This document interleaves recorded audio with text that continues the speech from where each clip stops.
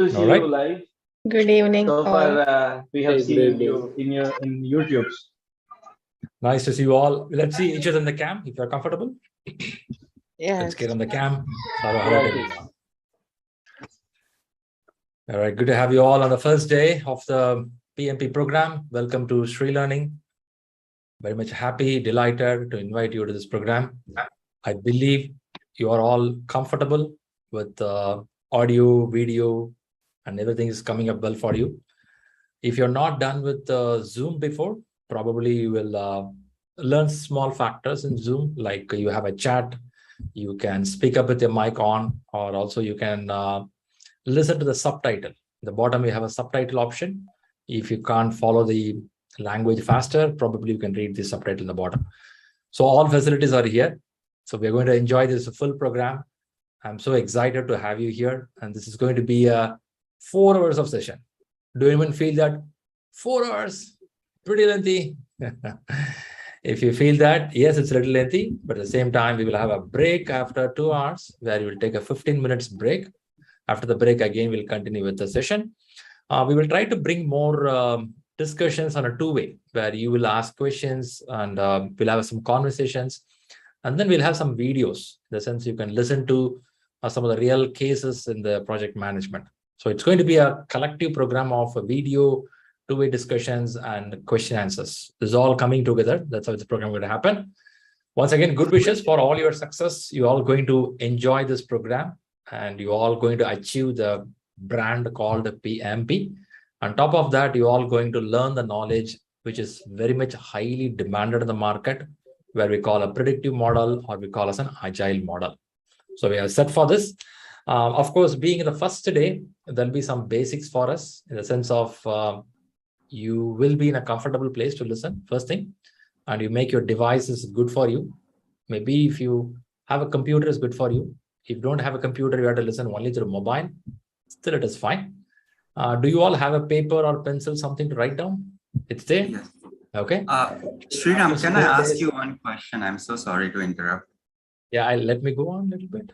Sure. So I'll get a little bit and come back. Yeah, you have all the time to ask questions. Yeah. Just to settle down with the basics, like as I said, paper, pencil, I would have given a short video before starting the program. It is something that you may not need to keep on writing. This is all just to put some notes because we're going to have some books to read. We're going to have some material to follow. So you may not need to write all the lines, but you will note down some key points. That's the reason I have asked for having a paper and pencil. All right, let's go to Manish. Yes, Manish or Manisha? No. It's actually Rishi. That's my wife's name. All right, good. Go ahead. What's the question you had? So the adaptive, you said there is one predictive and one agile, right? So the adaptive is like equal to agile. Is it same as agile, or it's something? Adaptive is it's one of the methodology or one of the way of doing project. Under the umbrella of adaptive, we'll have something called agile. Oh, okay. Thank you. Perfect. All right, with this, we'll kickstart the program. And I'm seeing only a few of them in the cam. I know you are weekend a little allergic to cam, but no need to be. This is a very free environment. You can be available to say hello to some of your friends. Do you see any of your project managers sitting here? Senior manager sitting here? Okay. You don't see that, right? If you don't see that, it is not your office call. So you can be free. You can tell that my network is not good, my cam won't load. So those all in office we can do. This is in a very private, free environment. You can be happy. All right, with this, we'll kickstart. Just confirm that you are into Zoom application rather loading from the browsers. Because sometimes the browser, it doesn't support some of the features, whereas we are on a Zoom application, works well. That's how it is. And people in the YouTube, thanks for watching here. You can post your questions in the chat window in YouTube, where we will listen to the questions and get back to answers. So that's how it's going to happen. How this program going to happen? I'll be available in the cam. You all can put your cam on mic off mode. So first, you can put your cam on mic off mode right now. We will have one other place where we will have an introduction. We will all start talking to each other. That's going to happen. For now, you can do this. And I'll be available in the cam, and I'll be sharing some content as a slide where we will having a conversation. That's how it's going to happen. Okay, with this, we'll get it. All right. I'll bring up some slides. Anyone here after a long gap, you're getting into education, maybe 5 years, 8 years. After a long time, you come for the classes like this, where you have to listen to the subject. Anyone here after a long time? Yes, yes. Yeah. Yeah, yeah. Yes. You had- Most of them. 7 years. Okay. Se- Okay. How 7 many years years. later? How many 7. years later? 11. Maybe 13 years. Okay. Okay. Is this going to be easy to listen or read after 5-10 years, or going to be a little challenging? Very difficult. Challenging. A little challenging, right? Little challenging. You have to sit for a long time to listen, note down the points. Man, these all I did in college days. Now, after a long time, that too, you become a senior manager or a manager where you start instructing the people. Now you have to listen sometime. Do I really? Are you sure? Yeah. Also, we have some belief system within us, which says that probably this is what management is. We would have learned so many years, this is what management is. But when you PMI Institute or a books gives a different mindset, you will feel, is this right? And these guys are only theoretically talking about this. Shriram, these all books are good, man. Come on, come and see my office. I have one guy in office. Wow, you can't manage with the books. These books and all. That guy is a PhD guy. You can't handle him. So these kind of scenarios we keep hearing in office and real life, and we see that this is all practical, Shriram. This is not for practical, only for books, certificate. Shriram, I'm here, want to get a certificate. I know in real life something different. If you feel that, just a quick information, project management is not new. It's years and years it's happening. Before I say some years, any thoughts how many years it will be, project management? Any guess? Should be 5 years, 10 years old. How many years it is? 50 years. Okay, that's a good guess, good number. 1960, I like that number. What's the specialty 1960? Any Amitabh Bachchan movie came? Okay. Day people started to work. Okay. We heard it from one of your seminars actually. So it has been for a long time, right? One of the, sorry, I didn't get it. One of your YouTube sessions, I think, I heard somewhere Okay. around that time, it has been in practice for a long, long time. Right? Okay. 1969, the PMI Institute opened. But if not, I'm seeing a lot of numbers. One of the books says that 4,500 years. Seriously? Are you kidding me? What you're reading today is 4,500 years. Shriram, this is in Mummy Golden Book. This guy's in the Golden Book. That far it is. How they go for this 4,500 years is, it's the pyramid. The pyramid construction is considered as one of the best management model, which we know from history. Not only pyramid, a lot are there. Pyramid is taken one of that. You can tell, Shriram, why not in India? We have a lot of temples and churches here. Of course, but unfortunately, we don't have a data. Pyramid has a wall painting, which says how the work has really happened. Okay, let's not go too much there. But the message here is management is there for so many years, even before we are born. And now what is new here? The new here is with the technology advancement, with a lot of revolutions, after First World War, Second World War, after COVID happened, the way we look things are changing. When things are changing, when the advancement in technology, the way we work as a team also changes, the dynamic changes. You cannot expect the same master control model which we were following in industrial world years back.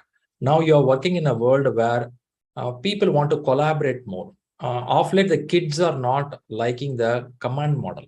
Even in your home, if you try some commanding, it doesn't work. In the corporate, the kids are joining. When I say kids age of 21, 22, they join the corporate. They don't like to be commanded by somebody. They want to be free enough. They want to think broad. They have to work. I used to tell that when we joined the job years back, it took months to ask some question about the leave. We'll be very scared to go and ask manager, sir, can I take a half a day leave? I'm in probation. It's okay, man, go ahead, take a leave. Thank you, sir. This is a career starter for many people. Off late, kids, the first day ask how many leaves I can take. For the leaves, will they pay some money? So the kids start on the first day with such kind of questions. I'm not saying it's wrong. The nature of life has totally changed. If that's the case, you cannot use the same management model which you followed 4,500 years back, where a king is controlling something, an architect is designing, and somebody does the work as a slave, beaten with a slap. That's not the way we're going to work. We're going to work with the intellectual people who know what to do, but they need to know the vision, they need to know the goal, they need to know the dynamics of the system, but we have to organize them. So we are going to see in this books of PMP, both the management model, which we followed 4,500 years back, still continuing. Also on top of that, we'll see something called adaptive or agile nature, where it tries to put some of the dynamics of current trend, where the technology advancement, in the sense of people want more freedom to think. They don't want to be forced. They have to be given a task, leave them free. They will do that. They call us a self-organizing team or agile mindset people.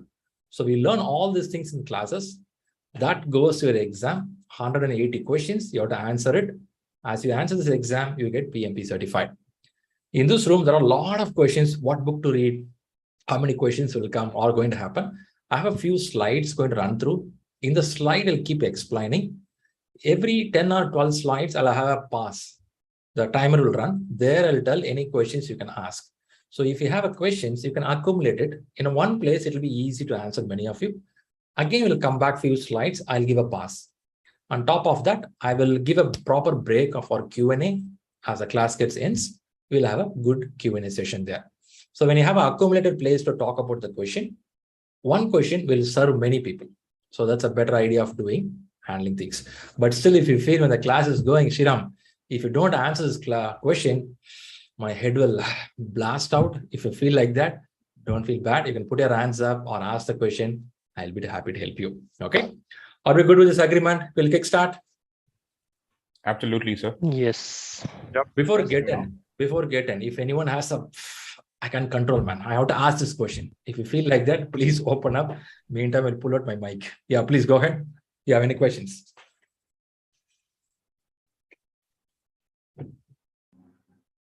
Yep, I'm here.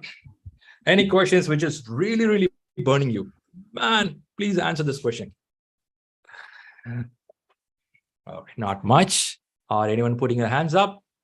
I see a couple of them hands up. Chetan, Deepti, want to ask something? Chetan, Deepti. No, nothing. Oh, really? Okay.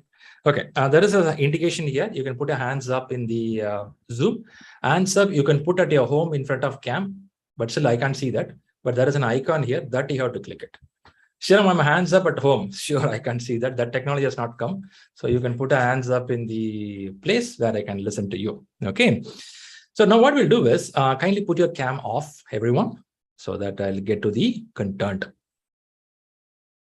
If you feel my pronunciation is not clear, I'm going pretty fast, you can let me know. But first, one day you will have this trouble, then we'll get back. Now, you have to confirm me something. You have to confirm that audio video is good. And also in screen share, you are able to see the content, what I'm sharing. Is that happening for you? Yes. Yes. Absolutely. Yes. Okay, it's happening, Yes. right? So in Zoom, there is a facility. The facility is something like this. What you have to do is there is something called side-by-side speaker view. See if you can get that facility. I'm going to share again to get that facility for you. So leadership. Okay, just a minute. Some of you may be new to Zoom. You have not used much of its feature. We have something called subtitle, which is also one of the good feature to learn. All right, good. Now, in the Zoom on the right top corner, you will see side-by-side speaker view. With this, what will happen is you can see the content. Also, you can see the speaker. Is it happening for you? Yes. Yes. All right, Yes. happening, right? Good. Yes. All right. Nice Yes. to see. Nice to know. Yes. Yes. Good. Fantastic. Let's get inside. Let's get inside. Nice. I have people who are very fresh to management. I have people who are much experienced people, 10 years, 20 years, 35 years. Sure, are you kidding me? 35 years? Yeah, we will get people, but this batch, I'm not sure. We'll calculate it later. But I have seen people with the 3 years up to 30, 35, 36 years of experience. People are here. So this is one of the most reputed course in the world for project management. There are other institutes also available. Many institutes offering project management, but this institute standard is high. because it is very relevant to your day-to-day job. And also it's one of the certificate, all your resume needs it. So we'll talk more about it as I go deep inside. First, we'll start with the content. First, we'd like to welcome you to ShriLearning. ShriLearning platform, we are conducting programs on the weekends, and then we'll talk about Agile, we'll talk about project management. We have our own practice exams. We have regular follow-ups until you clear the examination. Some of your friends would have done it close with us, who would have given some information, but still it is good for you to learn yourself. That's very important. As a kickstart, people in the Zoom, can I assume that you all have received the communication board access? Do you? Yes, Shri. Yes, Yes. we have. Yeah. Yes. Yes. Okay. Yes. Okay. Okay. If not, in this chat, we have Rahul Gupta. Just select his name alone, message him. You didn't get it. An email will be sent to you to get all this detail.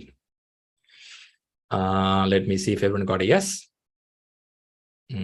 Okay. All right. So this is good. Most of you got it. So now the main part of this having this access is you will get the content for the class. It could be of your study material. It could be of your plans, study plan. It could be the class recordings will be uploaded there. So the people who are the paid users of the system, you will get access to the material and also paid the YouTube videos or videos of our classes or our Q&A sessions. Everything will be loaded there. It's a one place to check everything. I'm not sure really you would had a time to read a whole web page. It'll take some time. So, but please keep reading the web page. You'll have more information. This first thing you have to do. Next thing you have to do is you have to see all your material is comfortable and ready enough to kickstart your learning. So how do you do that is in the class, I'm going to explain you which book we have to read.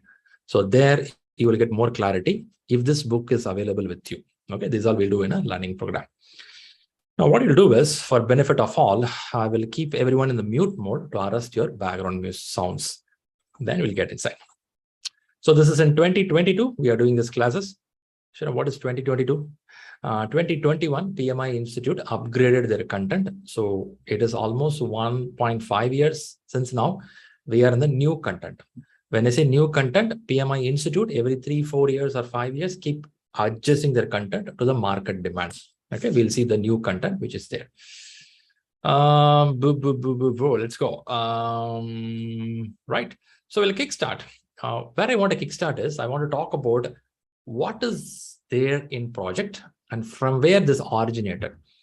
Sometimes we have to know why we do this and what kind of institution we are learning. There is a video which talks about project economy. The organizations are doing projects, governments are doing projects, and at the world level, we are doing projects.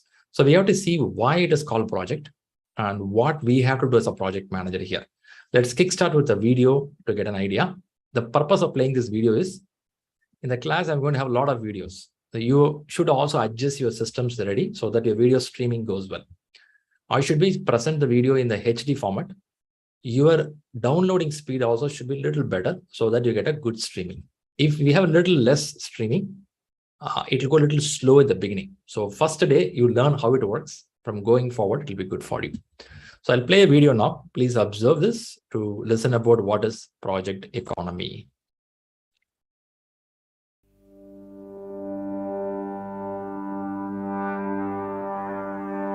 When the Project Management Institute was founded 50 years ago, project management wasn't a thing yet. It was a small group of people talking about new tools and processes that were changing the way work was being done. Benefit of all, I'm holding it at 1 second. Do everyone getting a real good audio there? It's coming up for you. It's happening. All right, good. All right, good. Let's hold on the comments now. Let's get back to the video. Many of those tools helped with planning and scheduling, to the point that we were almost named the American Planning and Scheduling Society. However, as founder Jim Snyder later explained, we decided we might as well call it what it was going to be, even if it wasn't that yet. We have always been forward thinkers at PMI, advancing a profession and leading others into the future. And today, as the world of work changes faster than ever, we are carrying our founder's vision. It's clear that how we will work tomorrow isn't like how we work today. In fact, 79% of executives agree that the future of our work will be based more on specific projects than roles. We know that one reason for this change is technology. Whether it's the computer in our pocket or the software on our desktop, technology is accelerating faster than people and organizations can adapt. And another driver is people. We're shifting our behaviors as fast as we can to adapt to technology. As a result, the skills people need to successfully deliver value is changing. And like the world around us, the Project Management Institute is evolving as well. We're broadening our focus from project management to a world in which people and organizations take on various roles and approaches to deliver products, projects, and value streams. PMI calls this the project economy. For individuals, the project economy means they need the right skills and mindset to turn ideas into reality, no matter what type of initiative they are working on. For organizations, the project economy means decision makers need to understand how to staff teams with the right skills to deliver value and drive strategic outcomes. For PMI, it means we power the project economy, strengthening society by enabling organizations and empowering people to make ideas a reality. Not any organization can do this, but we're a different kind of organization. So who are we? And how do we power the project economy? We're fearless. Fearless means that we're unafraid to try new approaches. We learn from our failures and move forward. Our behavior paves the way for others who are brave enough to do the same. We're bright. We enlighten and energize people to make a difference in their careers. And making a difference in their career means making an impact in their community. And finally, we're nurturing. From chapters and volunteers to our members and employees, PMI has an incredibly strong community, and we understand what our community needs. We help people get to where they want to go, and we celebrate them along their journey.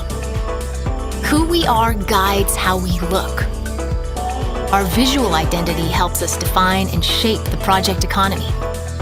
It begins with a design language that represents some characteristics of the project economy.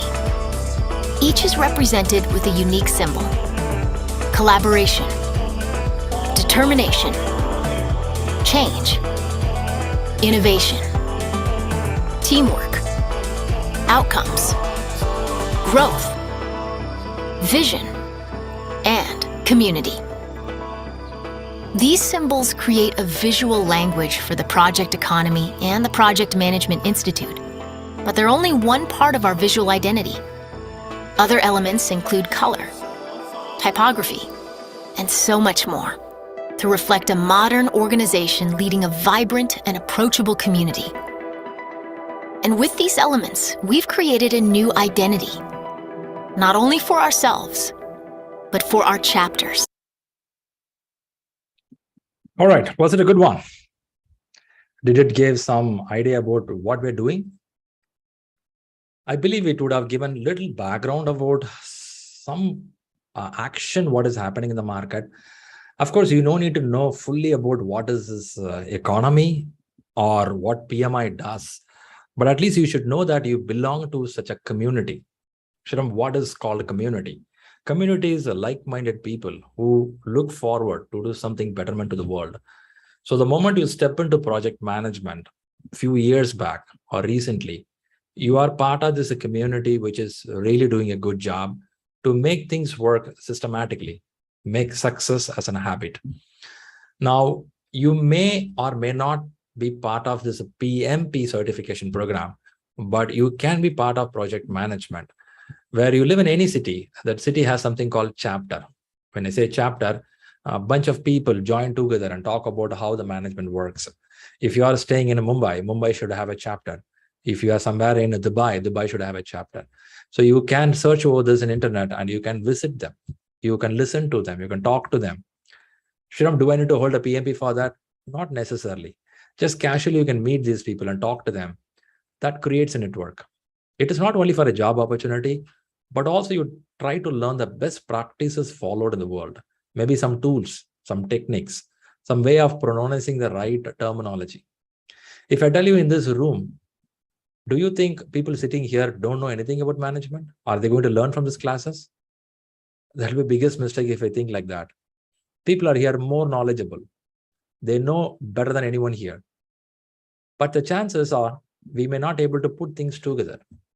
The chances are we may not know the jargons or actual terminology used in the international market. So these classes could help you to learn the terminology. These classes can help you to put things together what you have seen.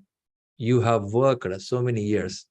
When you can organize it properly on right order, when you can use the right terminology, you become a better person.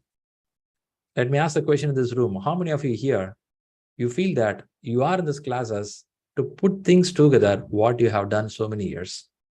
Do I have some number of people here? Do we have people around here who say that, yes, yeah, I'm getting a lot of yes here. So it could be that you know management here and there. You have done some management here and there. Now you want to connect all the dots and see that, oh yeah, it looks like this. All right, fantastic. So the message here is management is not new to anyone here. Management is not tough. But how do you put things together is a little challenging depending on the situation where you are. A cricket match can be a project. A doctor doing a surgery can be a project. You are relocating from one place to another place can be a project. A software development is a project. A building construction is a project. COVID medicine could be supplying is a project. So many variety of projects we have around the world. You may be totally involved in the project from the beginning till the end. Sometimes you may be part of the project. Sometimes you just give a requirement and stay away from the project. So it is not necessary that everyone in this room knows all the aspects of projects. But when you go to PMP examination, the PMI Institute expects you to be knowledgeable from a project start till the end. But Shriram, this is hitting me hard. I may not done all, but how do I? That is why you are here for learning. Whatever you heard so far, you're going to put all on the table and you're going to learn what PMI says, the international study, mixed together, and you practice a lot of questions on that. And one day you're going to hit the exam and you tell that, now I know my knowledge is very strong. Top of that, I have learned internationally what terminology they use. Now, if you go and sit for an interview, you speak better. Do you feel that you can do that better after listening to these classes? If you feel that, that is what we are going to do. Very good. A little background so that you should know that whom you are listening to, right? So Sriram Kumar here, I will be helping you on this program where the journey starts from today until you get certified, until you get a better job. Sriram, did you say better job? Will you be helping us for getting a job? Of course, in the sense of guiding you on the right direction. Every batch we get people who talk about how to get a better promotion or a job. So we'll be talking more. We also talk about career planning. We also talk about how to prepare a proper resume, how to talk well in the interviews. So more tips are on your way. I believe that will be an add-on for us if somebody's getting for interview. I too have people in this room who don't need job change. The current job, they want to perform well. There also we have a conversation. So Sriram Kumar comes with some qualification. Some qualification could be Masters in Computers, Masters in Business Administration, and Masters in Psychology. Somebody is asking me that this too looks sensible because it's related to the job, computers and Masters in Business. How come psychology comes in here? Do anyone have this question? How come computers and business mix with psychology? I think there is a connection, right? This connection should exist. But still, some of my friends will keep on asking why there should be some connection between these, right? So I was telling them that, you know what, doing MCA and MBA helps me to get a job. When you want to get married, I think you have to learn MSc in psychology. I gave these answers, and after that, the friends didn't ask me anything because all these guys are married people. So anyone here agree that when you want to get married, you want to learn psychology? It will help you. I ask this question, and many people say that, come on, man, you cannot. You may be PhD in psychology, still, come on, somebody fooled you, okay? Somebody fooled you.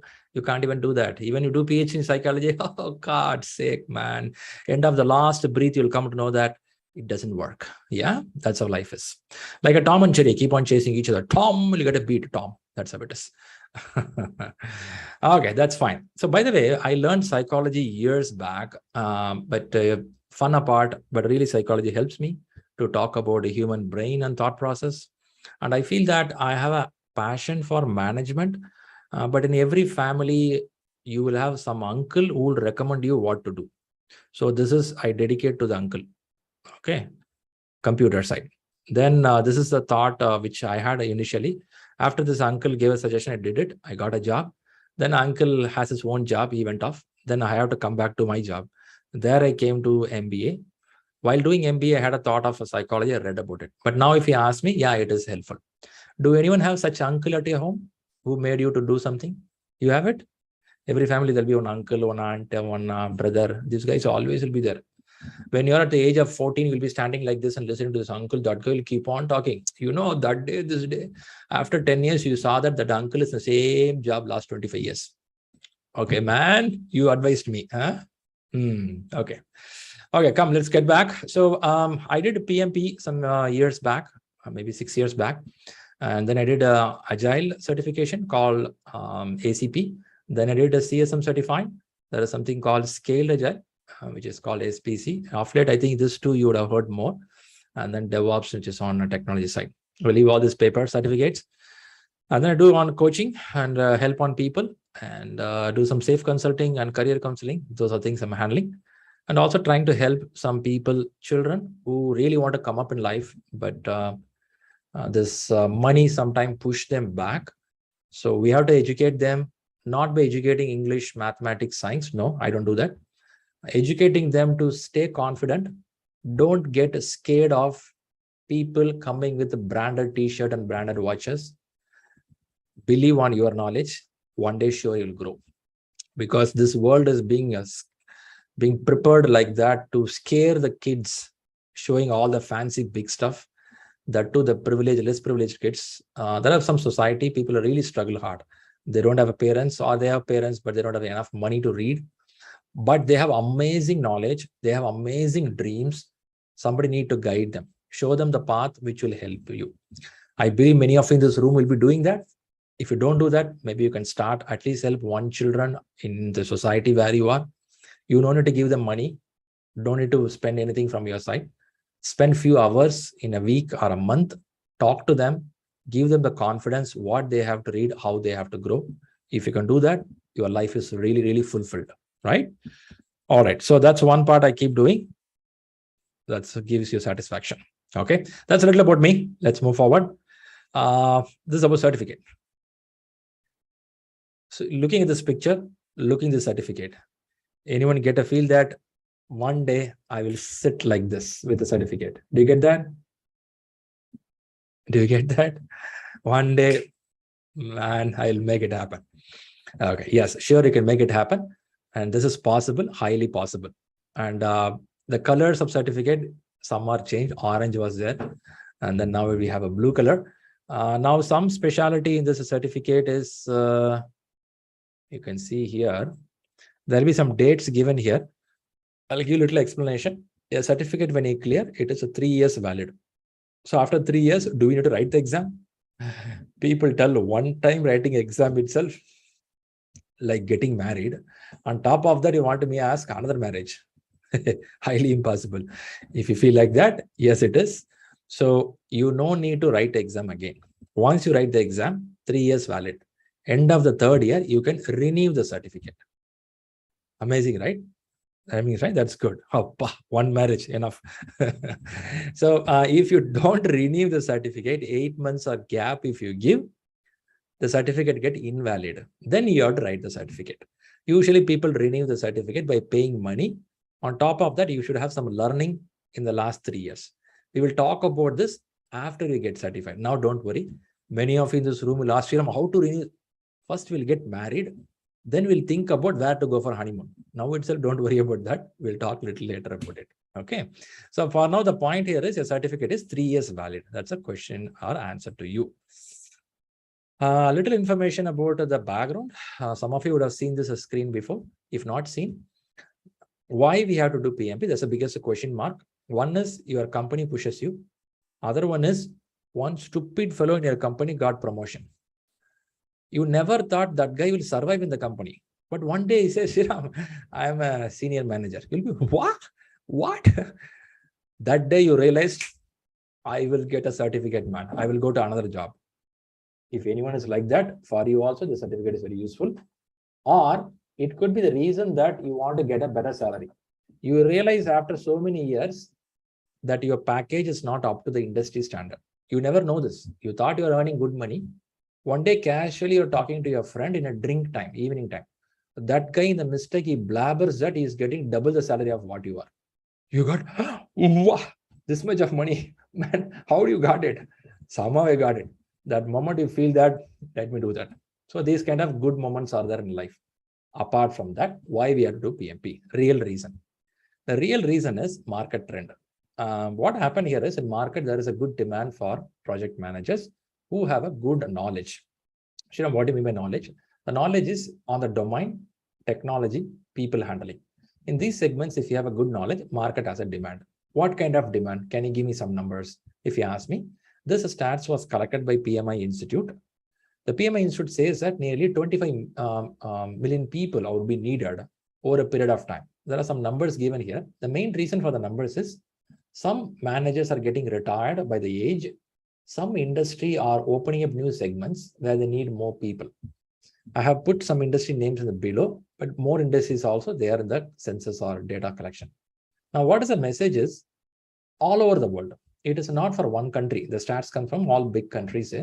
So if you are looking to switch over the domain, if you are looking over to go to a different country, you are living in a golden period.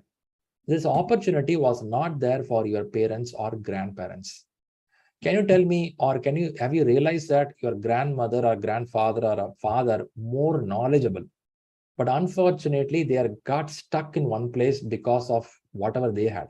Did anyone felt like that? You felt like that? I have felt that. I spoke to my grandmother. She's no more now. I felt she's so knowledgeable, but she couldn't go to schools. She didn't have an opportunity to see what is around. Even my father, mother could be the same reason. In 1950s, 60s, who had all these things? They don't have an opportunity. Even if it is there, they don't know. Because the medium of communication was not there. Nothing was there. But now, you and me living in a golden period. The golden period is anyone can compete anywhere in the world. You all agree that anyone can compete anywhere in the world? Of course it is, right? Even though we have some difference, some people are coming from top university. You and me maybe from a last bencher and Almora University, but still okay. But the message is you have the opportunity, but it is up to you. Now choose it, what I have to do. So this PMP is a platform which will make you to learn what is management, and you can compete in the open market. So why I want to tell you is there is an opportunity here and there is a demand for qualified people. Shriram, what do you mean by qualified? Do you mean PMP certified? I will say no. If I say that, it look like marketing PMP. We should not do that. Qualified could be of knowledgeable people. There are some people without going to schools and college run a big business. If you are such a person, yes, you are needed. Sure, I am not such a person. I need to read. I need to work hard. Then only this brain works. This is not a so sharp brain. If you are like me, who comes from a very normal background, definitely we have to read to something, right? So if that's the case, the PMI Institute stats, I believe strongly, there is a great demand in the market. But now you have to take one step forward, read these courses, certify, and open to the bigger market in the world and try and get a better job, right? Will you do that? Does it look positive that you can get better in future? I feel good prospects are there. I mean, it's pretty good prospects. All right, let's go a little more. I really respect PMI because they keep sharing the stats and data all over the world, right? That's important. So now, other important thing here is don't worry about your background. Shriram, I come from operations industry. I come from this industry. My English is not good. I come from very poor segment. My marks are not good in school days. Those are not at all a criteria nowadays. But Shriram, you mean that everyone get a job? Of course.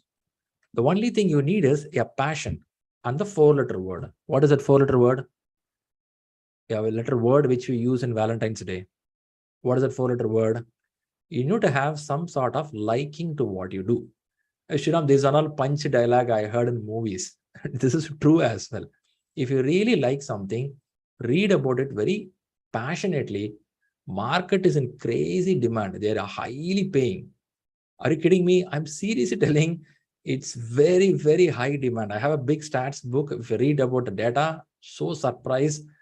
Every country is looking one country for people to come and work. You know which country is that? You know which country is that? Every country is looking one country. These guys can come and work for us. Who's that? Who's that? India. They're looking all these guys from India. You know, unfortunately, you know what is the stats? You know what is India's education system ranking? You know India's education system ranking, where we are? Top or the bottom? We are top on the bottom. Where are we? We are not in the top rank. I don't know to tell bottom, but we are not in the top rank. But still, why these countries are chasing us? They want us. You know why? You have some inbuilt skill with you. At least this country, people coming from India, they have inbuilt skill, right? It's their potential of doing things. They have an adaptability. Your origin, thousands of years back, people did great things all over the world. So these guys are so knowledgeable, flexible. They can learn faster. They can grow faster. So countries are looking for it. It's up to you whether you're going to stay in the same place or you want to open the door. Doesn't mean you have to jump out of the country. I'm telling that opportunities are high. Okay, let's go to the main area. Let's come back to the point. Okay, these are story good, Shriram. What to read? Tell me what to read. Okay, let's come to the main area. What to read? So in PMP, in the management books, what you're going to read, they're divided into 3 boxes. What you see, 3 colors here. Okay, your whole book is meant of these 3 things. Some area talks about people. Shriram, what do you mean? People means people are handling. I won't tell people handling. It's all about how people behave in an organization, the behavioral pattern, or how people collaborate with one another. How, as a manager, I have to look into people, their skills. So we are coming out of the industrial model of command and control, and we are getting into the world of how to be with them, help them, so they realize the success. So that related people, process, I believe you all know that in a company without process, you cannot move. In project also, we have a time-related process, money-related process, risk handling process, vendor management process, all will be there. And finally, there is something called business, which talks about what is the value this project will give as an outcome. We talk about the business. These 3 things are a proportion in a project. And below that, there are some numbers given. Can somebody make a guess why these numbers are given? 42, 58, anything on that? Any thoughts on that? 42, 50 exam. Okay. Most of the time it's an exam. Oh man, you guys are so good, huh? So knowledgeable. All right, guys. Pretty good, guys.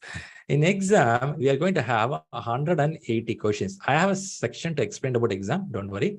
I'm just giving a hint. In this 180, 42% of the question from people, 50% of the question from process, 8% from the business. So in Shriram, in exam, will they divide like this and ask me the question? Answer is no. 180 questions will be there. It will be mix and match of all these things. Of course, right? It is not a school exam. More exam questions will come. Let's park it for discussion later. Coming back here, it is not only for exam. Even in your day-to-day job in your office, you may have a proportion of time spent like this. But Shriram, how do I know this? In 8 hours, 42% with the people, 50% with the process, not like that. It's a mix and match of way we do a work in a project. So the weightage, more than the exam question, I will tell it's a weightage of how a project look like. That's how they put it here. Okay. I'll go a little more. I'll have a place to park for question. Before that, I'll share some basic information. Okay. Basic information, one I gave three. Three is 3 domains. They call as a domain in PMP. 3 domains you should have knowledge. Just if you tell domain, Shriram, how do I learn it, man? Can you please properly divide it? That's a good question if you ask me. Yes, properly can be divided. What is properly divided? So now, when you say properly divided, the people further I'm putting into slices. Process further into slices. Business further into slices. So what do you mean by slices, Shriram? Now, PMI Institute, what they did is they took this 3, further they sliced it. That is called lessons. So you will have lesson 1 to 5. We have 5 lessons in this class we are going to learn. In this 5 lesson, you can see that creating a high performing team. It's about people. Starting the project, how to kickstart the project with the planning. We'll talk more on the planning side here. Okay. Doing the work, it's about the executing the project. And keeping the team on track, again team. Then you talk about keeping the business in mind. The moment you say business, it could be value and it can be a dollar sum stuff. Okay. Now, if I say people, can I say lesson 1 and lesson 4 are talking about people? Just you read and let me know. Do you think lesson 1 and lesson 4 has some connection with the people? Do you see that? So this has some connection. Very good, right? Then I have lesson 2 and lesson 3, which talking about process, how to do the work. Can we say that? Lesson 2 and 3. So if you have lesson 1, lesson 4 talks about people. Lesson 2 and lesson 3 talks about process. Now you can question me. Come on, Shriram. How come process will work without people? I think it's a very valid question. If you ask me that question, it's a very valid question. Without people, how a process will work? Process and people are blended. Do you agree on that? Process and people are blended to one another. Yeah, it is, right? So in the classes, what I have to do is, first I have to take a chapter about people, which you all like it. I will talk a lot about people. You will enjoy that for 1-2 weeks. And then I will take you slowly to the process. In a company, how process works. In a project, how a process works. How the planning works. When a new vendor to be onboarded, how to vendor onboarding will happen. How risk handling will happen. In agile way, non-agile way. We will talk all these things. You will slowly start seeing that there is a connection between people and the process. This we'll discuss. Okay, these are all good, man. Why we do this whole thing? To get the revenue or a business. So we'll talk something on revenue. But the problem in the last 8-9 years is, in project management and corporate, they're not talking money. Instead of this, they're talking another word. What is that word? Starts with a V. What is that word? If you are currently reading more management books, you maybe understood this word called value. Shriram, come on, man. You don't play. Any day, these guys want ROI, right? We want ROI, but we can't explicitly tell that in the world, right? We have to tell, we have to get value out of it. Okay. But also true as well. Nowadays, how the market is looking is, yes, we need money. I'm not saying I don't want money. I need money. But for this money, what value are you going to give? Shriram, what is the difference between money and value? Value means really somebody satisfied with something, right? It's not only earning money, right? If I give something to the people, when they go home, they have to feel worth it, man. Of late, I heard this, there is a new movie. What is that movie? KGF, right? KGF. They felt, after watching the movie, they felt, wow, great movie, man. Worth the money. So it's not about giving something about only the money. It's beyond that, how people feel happy, delighted, excited. And this is also one of the criteria. Now, okay, this is good, Shriram. 3 domains I understood. 5 lessons I understood. Okay, I'm going to explain all these things in the classes. For now, are you getting an idea? In PMP, we have 3 and 5. Did you all got that? Done. You got that? At least you understood there are 3 and 5. You don't know full detail, but at least you know there are 3 and 5. But now, one thing you have to learn. There's a number called 36. Again, one more number. Man, you are kidding me. There is something called 36 tasks. This 5 lessons further subdivided. At least you can call it as a topics. 36 topics are there. So hardly 3 domains, 5 lessons, 36 tasks. This is what you're going to read. It's very simple, right? 3, 5, 36. Come on, man. I will just read it overnight. If you feel like that, yes, you can read it. But the digestion time will take a little extra, maybe 2-3 weeks. So the number what you have to remember is 3536. Does it look a fancy number? Does it look a fancy number? But don't keep this number as a credit card PIN number.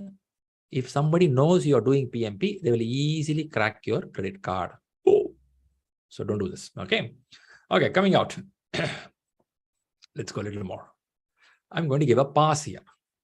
The pause here is to listen to your question. When I say I want to listen to your question, so far what we discussed, we'll talk because I have more topic. So far what we discussed, we spoke about 5, 3, 36, a little bit on the subject. I'm opening up your mic. You don't type and struggle there. You can open the mic and ask questions. So far what we discussed. People in the YouTube, if you have a questions, you can type in the chat. I'll answer a few of the questions. Then we'll continue the classes. Please go ahead. Any questions so far? Shriram, hi, this is Arun here. Yeah, Arun. Yeah, this 36 task which you mentioned here. I mean, I saw that in the chat board, the connecting board. Should you need to do that every day or every lessons or every chapter? It's going to be tough, right? Every day if you want to write it, man. But you have to do that. Okay. Okay. Coming back here. Okay, before I answer you, I'll inform everyone. This 36 is called as exam content outline. It's called ECO. Okay, ECO, exam content outline. 36 will be bullet points. Bullet points. I'll show that in a few minutes. I'm going to show that. What Arun is asking is, we have one bad habit. Shri, what is the bad habit? Bad habit is we request people at least weekly twice write this 36 item in a white paper so that you understand what you are reading, why you are reading. So Arun, answer your question. Every day you can't write that. Then you can't go to office. At least weekly twice if we can write, it's good for you. That's the way it is. Hope that helps you. Yeah, thanks. Right. Good. Next question. People have a question, put your hands up. We'll talk about the subject quickly. Please go ahead, Manjunath. Where can we get these 36? I'm sorry, I didn't hear you properly. Go ahead. Where can we get these 36 to read or practice? It is in PMI.org. You have to go to the website called PMI.org. You get all the stats. All right, next one. Okay, Geeta is asking in the chat, what is 35? 3 domains, 5 lessons. That's called 35. It's not 35, 3, 5. All right, Sridevi, please go ahead. Hi, Shriram. Shriram, when you said the tasks are divided, I mean, the domains are divided into people, process, and business. May I ask one thing? Isn't business the, the total perspective of what we are looking at? Doesn't project management come under business? Yes. All are together. It's like biryani. In biryani, you cannot separate rice and what you have there, right? So, but for reading purpose, they have to divide and show you what it is. When you do a business, it's all mixed together. Your business is done for that reason only. What they are telling is correct. But how do you read it as a subject? You have to bring something out and show them. This is called ROI. This is called value generation. This is how a business works. For that reason, they divide. It's a logical division for a reading purpose. When you do a business, yes, it's all mixed together. Hope you get it. Yeah. Thanks, Shriram. That answers. Perfect. Good. If not much question, let's move on topic a little more. All right. Good. Thanks for the question. Let's go. I put some timer. This is what exam content outline. Okay. As I said, some questions we'll answer and then we'll move on. Sometimes, you know what, when the class gets over, most of your question would have been answered already. So we'll give a try. We keep moving. This is called exam content outline. So, you know, what is this, man? Please explain me properly. So ECO stands for Exam Content Outline, published in January 2021. So every 3 to 4 years, PMI Institute will look around all over the world. They go through nearly 200 countries. 200 countries? Are you kidding me? They don't literally travel. They have representatives all over the world. They collect the data. What is currently happening in the project management world? What can be next 4 years of future? They predict certain things and upgrade the content. Upgrade the content. So now by upgrading, what I mean is there are qualified people sit and talk about, for example, managing conflict. What is expected in managing conflict in the current trend? In future, what is expected? When you say manage communication, how to manage communication? So I just put certain, I didn't put all the content, but like this, you will have a 36 item that's called 36 task. In the class, I have to explain you one by one. In the next few weekends, I'm going to explain how to lead a team, how to communicate effectively in project management, how to execute the project effectively. The classes goes by 36 points, one by one. So now, how do I remember this, man? Will I remember it? I have to memorize it. There are questions there. I will answer about it in some time, but quick information is these all understanding information. No need to memorize. It's not a mathematics. It's not a chemistry or a physics where you have to remember all those things. But you have to know that there are certain best ways of doing communication. There are best ways of handling conflict. Those things we have to understand and remember. That you can't deny that.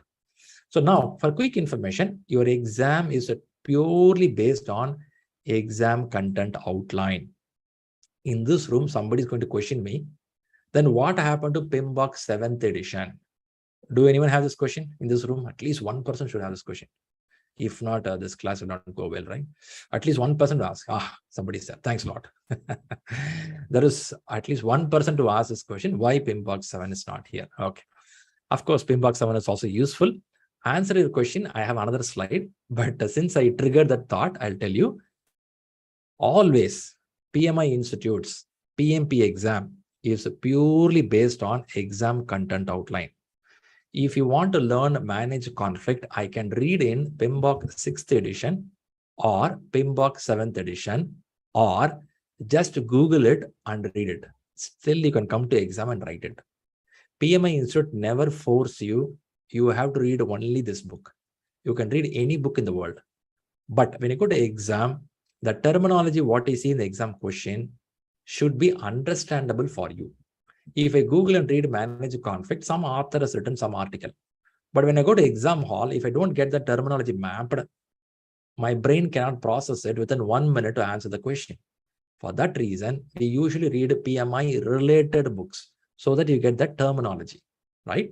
So for the people who are worried about PMBOK 7th edition, your exam is not based on the book.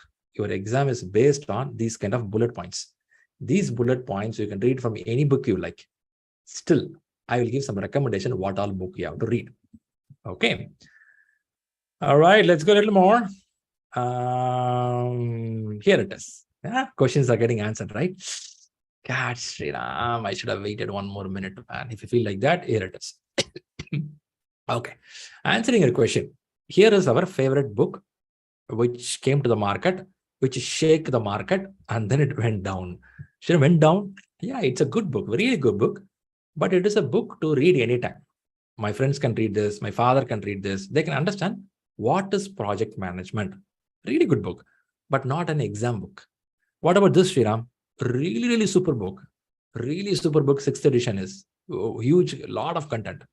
But is an exam book? No, it's not an exam book. These are amazing book to learn management end-to-end. Okay. Then what is the exam book? Exam book is some third-party private companies in the market. They publish it. One of the private companies is called Rita. This Rita community, what they do is they go and see these books. They read these books, take essence out of it, put it in a book in a way where you can read it for your exam purpose. So if in this room, I have 90% of the people are exam oriented, they want to clear exam next 2 to 3 months, they will go for this book. In this room, if I have 10% of the people, ShriRam, exam is not my focus. I want to learn the whole thing slow, steady, next 5 months. Then they'll pick up all these books, read by referencing here and there, they read it. So message here is you can read any book, but when you read a Rita 10th edition book, it is a very good book close to the exam. People who read this book, Plus, they read something called Agile related, called Agile Practice Guide. These 2 books sufficient enough to clear the exam. Also clear the knowledge. So Shriram, if I take a 1 week leave, continuously read it, I'll clear the exam. You can, but no point, no use. You have to digest these ideas. You have to observe what management is all about. You will get it, but doesn't make sense at all. You will clear the exam, but in an interview, somebody questioning you how you handle a team with a conflict, you will read, you will reply a book answer. The digestion time would have not happened. So the message here is these books are all meant to observe, understand, and then go to the exam hall. So now I keep this topic open for everyone, whatever book you want to read. The recommendation, what I will give is read Rita 10th edition plus Agile Practice Guide for examination. While you read Rita 10th edition, you get more doubts. I'm reading conflict management, Shriram, but still, you know what? I'm not getting the clarity. I need more. If you feel like that, open this book or open this book. Some pages will be there. You can refer it. You can use it for reference purpose. So message is have all these books, use 2 books for exam preparation, other 2 books for reference. Or if you are a person who want to be a lifelong reader, you can pick up and read PMBOK also. Okay. All right. So let's get some thoughts here. If somebody has any questions, we'll listen. Because that is a big area, book area. Ask something good question which you feel that will help you for examination. Please go ahead. Hi, Shriram. Yep. Shriram, Rohit here. How are you? Fantastic. Please go ahead. Go ahead, Rohit. So Shriram, quick question. Now I've gone through the Rita's the PMP exam prep 10th edition, but the 36 topics that you had mentioned earlier, right, is somewhere I think not completely showing up in those topics, because I know you said it's a combination of Agile Practice Guide and Rita's PMP exam prep. What I see in Rita's book is 14 chapters. So my question is, how do we correlate the 36 topics with the chapters given in the book? I understand. First, you have to listen to the class. Also, when you said you've gone through the book, look like you have to properly go through the book, because it is there. No, I've just gone through the chapters. I mean, the summary of the chapters. That's it. Yeah. I understand where you are, because you're a starting stage. Take time. You will get it. It's there. Okay. It's there. Don't worry. It is there mentioned properly. As a class progress, you'll start getting more idea what we are talking. But for information, it is given there in every chapter. It won't be like 36 tasks in the book. It will be only by the knowledge area, right? We'll talk about it. But for now, for information, book has the information. I'll help you. Thank you. So, right. Shriram, this is, this is Guneet here. So I personally have taken one attempt already in May this year. And I've gone through Rita's. I have gone through PMBOK 6 as a reference, as you mentioned. I had also referred to it for certain topics, not for the, I had not gone through the entire book. I had not touched upon the version 7 though, but I've gone through the Agile Practice Guide. I have done many mocks, and I had gone through a lot of other subject material as well. But somehow the questions that I faced in the actual exam were not even similar to the simulation exam that Rita offers. So we received this simulation, Rita's simulation questions as well. But even those were, if I say the difficulty level of Rita's was around 50. So the questions that I faced in PMI exam was around 100, 90 to 100. Above head. So yeah, Above head is yeah. Yes, Okay. exactly. So I mean, with that, what is the recommendation? Where should I get those kind of questions to practice, or what kind of book should I go through for that? But first, sorry about what happened, and appreciate your willpower to come back again. We are happy to help you. Thanks for getting into ShriLearning for that.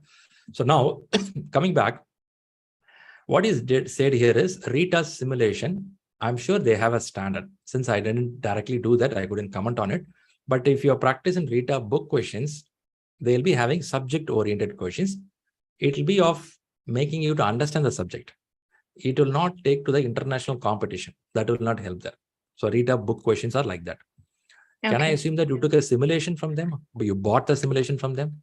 Yes, we bought the simulation. Actually, our office gave us that access as well. I couldn't comment because I didn't see the question paper there. But let me help you there, because we do get some people lost the exam. The main criteria is not practicing more questions. It is all about how you practice also matters. When you take a question, after the question, major work is here. You have to sit and see what I read. Did I read the question properly? Did I understood the word properly? For example, Rita, I'm taking example. You got 65%. We are very focused on 65%. But what happened to rest 35%? Or this is 65% itself. Did I answer with my knowledge, or some of them went by luck? So if you do analysis like this on the exam, this 35% lost plus the answer what you made, if you do proper analysis, chances are you'll see a lot of gap there. But anyway, we will talk more about it in the classes. To answer you, books no need to change. Question paper no need to change. The way how you look the question has to change. No, So I was actually trying to. I was Hmm. actually trying to look at the questions that I was not able to perform either well on, or they were going incorrect. But even I mean to bridge that gap, but even that did not help in the actual exam. No worries, no worries. We'll rock it this time. Okay, so don't worry. I'll guide you. We will have Q&A session. I'll guide you on this factor. Okay, don't worry. But material is the material. You cannot go and read something else. The whole world, this is what you have. Okay, I'll help you back. All right. Anything on the books? Question? Hi, Shriram. Okay, go ahead. Sunay here. So Shriram, the folders that have been shared from Google Drive, it has a lot of content. You can talk about this with Rahul. We will talk something on the material, which we'll read for the class. Yeah, the same about the material, right? There are 4 books and there is a lot of other material as well. Yeah. Let's go through that properly. Message with Rahul. He'll help you on this material. Okay. Don't worry about the material factor. Everything will be given to you. Have a chat with Rahul. You will get it. Thank you. Yeah. Right. Great. Hi, Shriram. I have one query. With reference to the 6th and the 7th edition, what is the difference between both those editions? Do we need to refer both, or one will have all the content into it? See, there is some difference in the sense of 6th edition has the whole content of management, which was written in 2017. They published it. Now, in this, Agile was written specifically as one of the chapter called Agile Practice Guide, but it is not whole blended inside the book. In 7th edition, what they did here is they made an addition to 6th edition and written the content, including more agile factors and more hybrid model of project working. This is what written there. So when even you see the book reading, you will get an idea. They keep referring to some of the content to 6th edition. So you cannot tell I will throw 6th edition, I will read 7th edition, will not work. You may need to see both the book as a reference. So to answer your question, anytime when they bring a new book, they'll give a little addition about the previous book. They will not say that is bad, this is good. If I say management is 4,500 years old, because of one edition of book changed, the whole management will not change, right? It will be the same. So a little addition on top of that. That's a message. Understood, Shriram. Thank you. Perfect. Shall we see something about the plans for the study? Let's go for that. Okay, let's get in. So now we'll talk something about the plans. So what is a plan? Now, what you see here is a success map for you, what you have to do. So now when you see success path, can you take a look of the steps, step 1 to 5, and tell me, is this steps looks reasonable for you? Is it reasonable for you? All right, I'm getting is a reasonable. Reasonable, yeah. So now, what do you mean by reasonable here is, first thing you have to listen through the classes, live classes. Yeah, few hours is going to happen. Every Saturday, Sunday, 6 to 10, Indian time is going to happen. Book reading. Book reading, don't worry about the books, you will get it. So for now, understand these 2 books you're going to go through.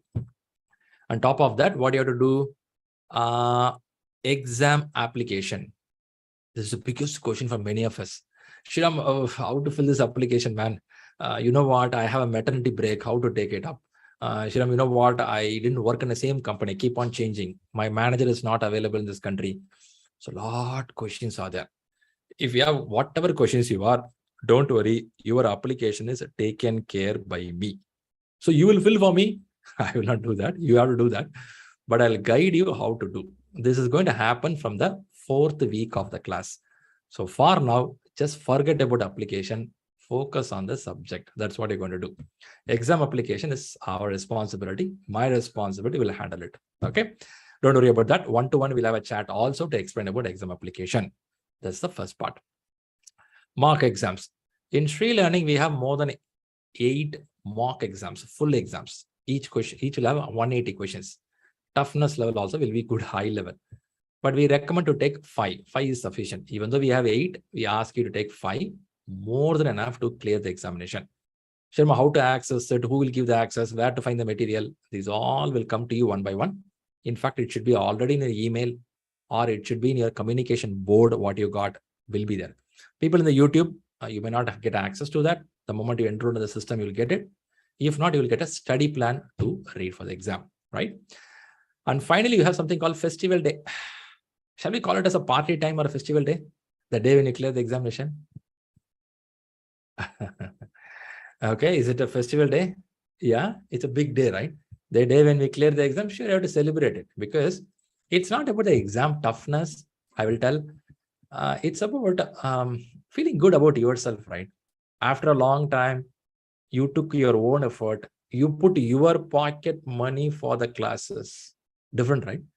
When your parents put the money, we sit in the classroom in college, throw the chalk piece on the lecturer. Now what happened? When we pay the money, we sit in the front row, we ask every family, nobody has to talk. Switch off all the TV. I'm going to watch a program, right? So when you pay the money, you are very conscious of learning. Yeah, we do that, right? So now, at this stage of your experience of age of 25, 30, 35, 50, getting a certificate is not that easy. It's not about the exam toughness. It's about the pressure what you have. You're tied up with the family. You're tied up with the office. You're tied up with the personal issues, a lot happening. Irrespective of all these things, you have to buy some time on a daily activity and sit and read, focus on it, and clearing exam is challenging. If I give this exam to the age of 15, 16, 20, they'll easily clear it because they have all time in the world, but they don't have any experience like you. You have every experience, but lesser time with you. Do anyone agree on this, what I'm saying? You have all the experience, but you have a lesser time for yourself. Your time is very less. Very less. You may be in office, or that too, mom. Mom is a toughest character, where you have a kid and you have to go to office, take care of the kid. Man, in top of that, if you celebrate it on this day, it is worth celebrating because you have done something big in your life. And definitely it will help you for your upcoming jobs. I will not deny that. But don't think PMP will only give you a job. The guts, the preparation, the mindset, the journey you make on a PMP will give you a push that you can do big in your life. That will make you a better person. That's very important. See, some of the very big spiritual centers, it takes 4 to 5 hours to go to the main spot to see a spiritual statue or praying spot. You would observe it. Any big center, it could be mosque, it could be church, it could be Tirupati, that's how it is. The whole journey of 4 hours, when you're on the line standing, you will keep thinking about the God in case. The moment you go to the main spot, you feel enlightened. You know why? It's not because you are there. It is because you waited for 4 hours. That journey made you to feel enlightened. If you directly go there and see, you won't feel that. It's okay, man. That's how you'll get a feel. So there's a journey of traveling through makes you a better person, which will help you to try for new jobs. Give the self-confidence that you can achieve better. At the age of 35, if I can clear the certificate, why can't I clear an interview? That guts you will get. This is what the goal of PMP. On top of that, you learn the terminology. Are you in what I'm saying? Does it make sense for you? Yeah, right? All right, let's go. Let's go. We've got a lot of philosophy. Let's talk about the exam. Exam, daily questions. So what all happens in ShriLearning? If you see the communication board, you have something called a WhatsApp group. You can be part of WhatsApp group. The message of being WhatsApp group here is every day you will be posted with one question where you will answer and people interact with you. You will discuss with one another. What is right, what is wrong. It's very important. But Shriram, I didn't read the books at all, man. How can I answer a question? It's very variable, right? If somebody tell me, Shriram, come on, man, I didn't read the book on how to answer the question. But I'll tell you, try it. Even if you fail, that's okay. The reason is the more you try to answer the question, your brain starts thinking well while read the book. If you read the book and then start writing the question, that's also fine, but your brain reading ability is very poor. When somebody asks you how much in cricket these guys have scored, with the question, if you read the paper, when you read the newspaper, you'll exactly read that number. Oh, this guy scored 75 runs. Because your brain knows you have to answer that question. So if you keep answering every day some question, even though you fail, but your brain come to know what kind of questions coming. Now, when you read the books, your brain start connecting better. It's a one way of reading. Other one is we have something 5 full exams, but you won't do it now. You will do a little later. And we have a weekly test. This is a very interesting area. Every week we conduct a mock exam, which are 40 questions or 60 questions. And interesting factor is after this exam, we will sit and analyze the important questions. Why it is right, why it is wrong. I think this is a main area. Many people get a good clarity so that when you go to main exam, the ball will not bounce on your head. You'll get an idea. Oh, this is what they're asking, why they're asking, how to read the keyword. Because in exam, you get 1 minute or 20 seconds for one question. You can't keep on seeing the watch. 1 minute, 20 seconds, I'll answer it. It's an average. But within 1 minute, if you want to make a decision, your brain has to process faster in a better way. How to process it? That we have to work together. And I'll be helping there to see how to see the keyword, what to read, how to read. So these all we do a regular process. Okay. All right, that's good. Let's keep moving. Moving. Study plan. Now, do you think a study plan is needed for the preparation? Shriram, you said I'm tightly packed. Father, mother, still you need a plan. Without a plan, it's going to be disaster. Do anyone believe that after years of experience, without a plan, it will be a disaster? Totally disaster. You may think that it's okay, yeah, somehow I'll read it. This is somehow will not work after you getting married or getting into the job. This somehow is not yours. If you don't have a plan, somebody will have a plan for your time. Is it so? If you don't have a plan, somebody will have your time in their plan. So you have to be a little careful on that. That too, you know, married people know well about it. So, so message is you have to have a plan. So how to create this plan? In ShriLearning, we have a plan which you can customize it and create it. I will explain these plans later. A lot of content here. If I explain now, you'll run away. So I'll explain slowly, step by step. But for now, there is a plan. People staying in the YouTube, I will ask Rahul to help you with a link. You can fill your details so that you will get a plan for yourself. You can start reading by there. Okay, that you can do. So people in the Zoom here, you all have access to the communication board. Whenever you want, you can create a plan. I will explain about the plan in a free timeline after the class. All right, let's go. So far, any questions? We're ready to go to the subject. We're still in the basics. So any questions on this so far?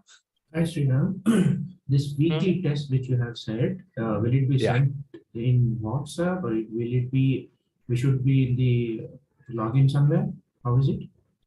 Yes, you will be given the access to the URL, the link which you have in a communication board. You will get a user ID password. You can go inside. It's for you there already. All right. Hi, Sriram. Pankuri this side. I have one question. So you talked about 5 full mock exams. How much do we have to score in the mock exam to come to know that we are ready to attempt for PMP? If I say 99%, will you be happy? Is it realistic? So, but first we don't know what is the exam, right? That's a good question to ask. Now, let me clarify something so that it will be easy. That's a good question. Are we aware that what is the passing score for PMP exam? Do anyone have this question? There is no passing score. No There's passing no score. passing Okay. score. So how do they decide then? 80. Okay. They check our body weight and height. Good height, good body weight. You pass. Maybe by answering all the domains, percentage of answers. Okay. So in exam, they have a domain called people, the domain called process, domain called business, environment. They're going to mix this and give us 180 questions. Until now, we don't know what is a passing score. PMI has not published it. If they're not published it, then how they're declaring? When you write an exam for 4 hours, end of the 4th hour, when you click the last submit button, they will give you the word called pass. Along with this, they'll give you one more information.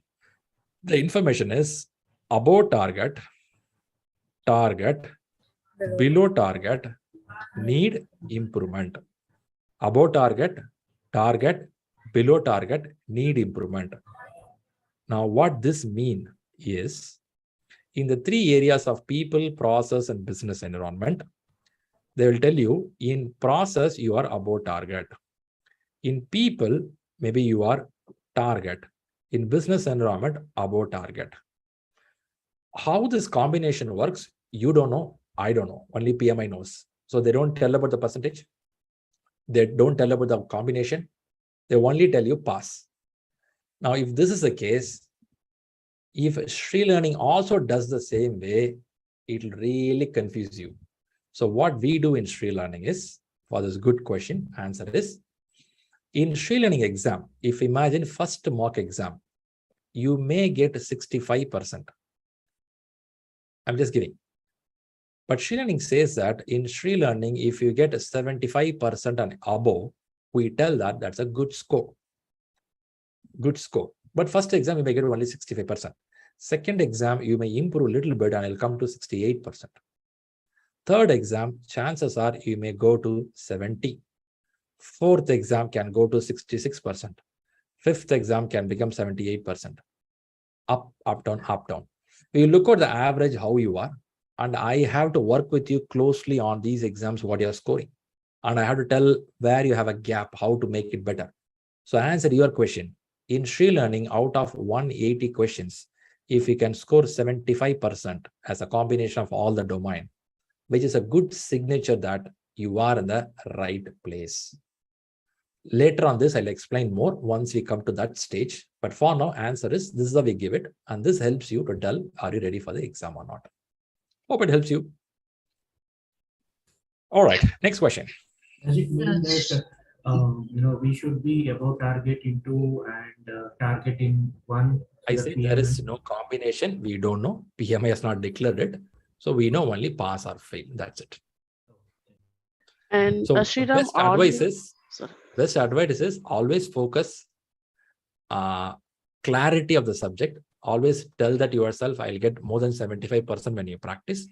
So we see mostly people get above target and all. So in exam hall, you cannot think, am I getting above target? You may not even know. Only when the exam gets over, you'll be surprised, wow, I'm above target and all.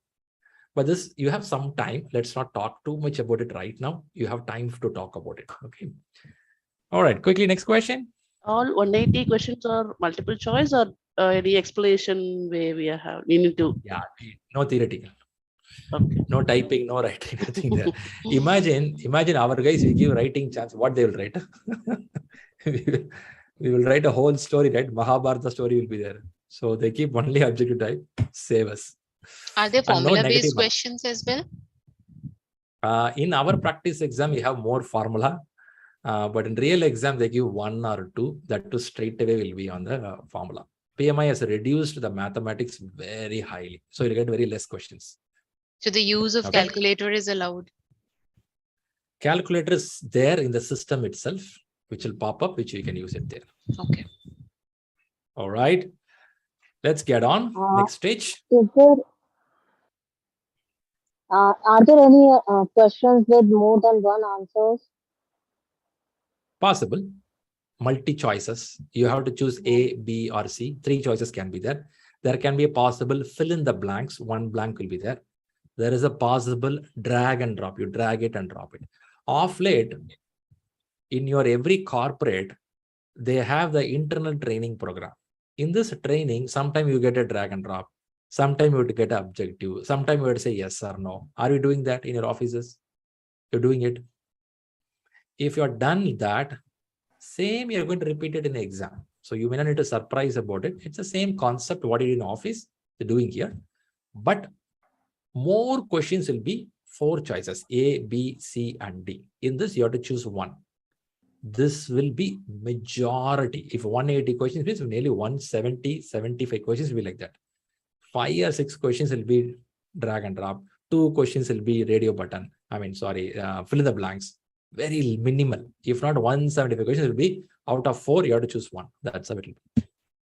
Hope I answered you. Sriram, I'm so sorry. I have one question.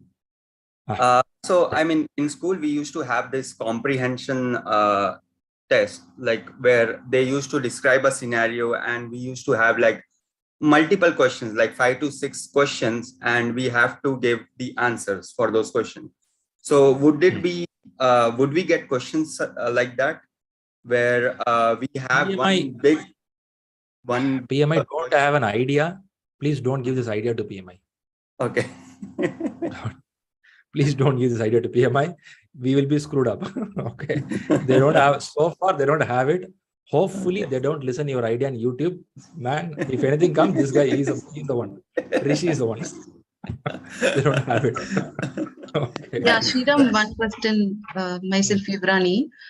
So this mock exams, which you said, say we are scoring a 60% or 65%. And you said when we score 75, it's like above target on all the 3. So will we get feedback saying, say I'm above target for 2 and I'm below target for 1 or something, a feedback? Yeah. We'll help you. We'll help you on that. Don't worry. Okay. We'll help you. Shriram, Megha here. Sorry. Okay. I've heard people say that, there are kind of some dummy questions, whether or not you answer it properly, you get your marks. It's there. Not dummy questions, called pre-test question. They have 5 questions out of 180. 5 questions, they use it as a testing question inside your 180. They plot it here and there. This is for the research purpose of PMI. Okay. Imagine they give a question and you easily answer it. PMI will remove it. You struggle hard with the question. That's a question, man. Put it for next exam. So they will use you and me as a rat in the exam hall to put a test on them to see. Okay, that's how they do. So you should attempt all the questions, then ensure don't leave any. You don't know, right? You don't know which one is those questions. It's a mix of 180. You have to answer it. But PMI, being very honest, they want to tell that we are using 5 questions as a research question inside yours. They will tell you like that. Okay. Thanks. So is it decided based on the timing we use for those questions? Yeah. What I do is I'll tell you that in one other place about the exam factor. But to answer your question, exam, they give it as 4 hours. It's up to us how to plan your timing. I believe that's your question. Yeah. So you said, right, there will be some out of syllabus kind of questions which they use. So is it that I'll explain. I'll explain another segment. Okay. I think we're jumping out of the topic. Okay. Yeah. Okay. All right. Let's get back. So now back to the topic here. Now request to you. You all have a paper pencil to you, right? Next to you. So what you do is, I want you to write down the date when you are planning to take your examination. The date could be in the month of August end or September. If anyone here who prepared already for PMP, you can even plan middle of August or end of August. For the people who are very new here, keep August whole month for the class listening and reading, and plan somewhere in August, September, or beginning of October. So plan something like this and mark a date. Look at your calendar. Please mark your date and write a sentence like this: I am PMP certified. Don't use the word I will be. I am, which means you know it's happening. So that's the way you have to write it down. Please do that and give me done. Let me give you 2 minutes of time. People in the YouTube as well, pick up your calendar, look the date and mark it. It may be It may be your marriage day. Seriously, maybe a birthday. Exactly. Weekends, I'm not seeing some centers are open to write the exam. Two ways of writing exam. One is at your home with your laptop, you can write exam, online exam. That is available all the day, Monday, Sunday, all the days available. If it is a center, plan it Monday to Friday. Saturday, Sunday, some countries are having, some don't have it. So better plan Monday to Friday. Okay. Good. I'm seeing a lot of done happening here. When you give a date, are you giving only date or giving a time as well? If I am telling 12:30 p.m. I am certified, which means 8 o'clock is my exam. We have a slot by 8 o'clock, 12 o'clock, 4 o'clock, if it is center-based. If it is the home, you can write in the middle of the night. You can write 3 a.m. Anytime you can write the exam. Why I'm telling this is, I have a picture here about your mind. We call conscious and subconscious mind. Subconscious is the most powerful segment of our brain. I'm sure everyone knows this, right? Subconscious mind. So beauty of subconscious mind is once your subconscious mind believes that this is happening, this is going to happen or will happen, you start behaving accordingly. There are some people who prepare for the movie actor role. For so many years, they behave as a movie star. And one day they became a star.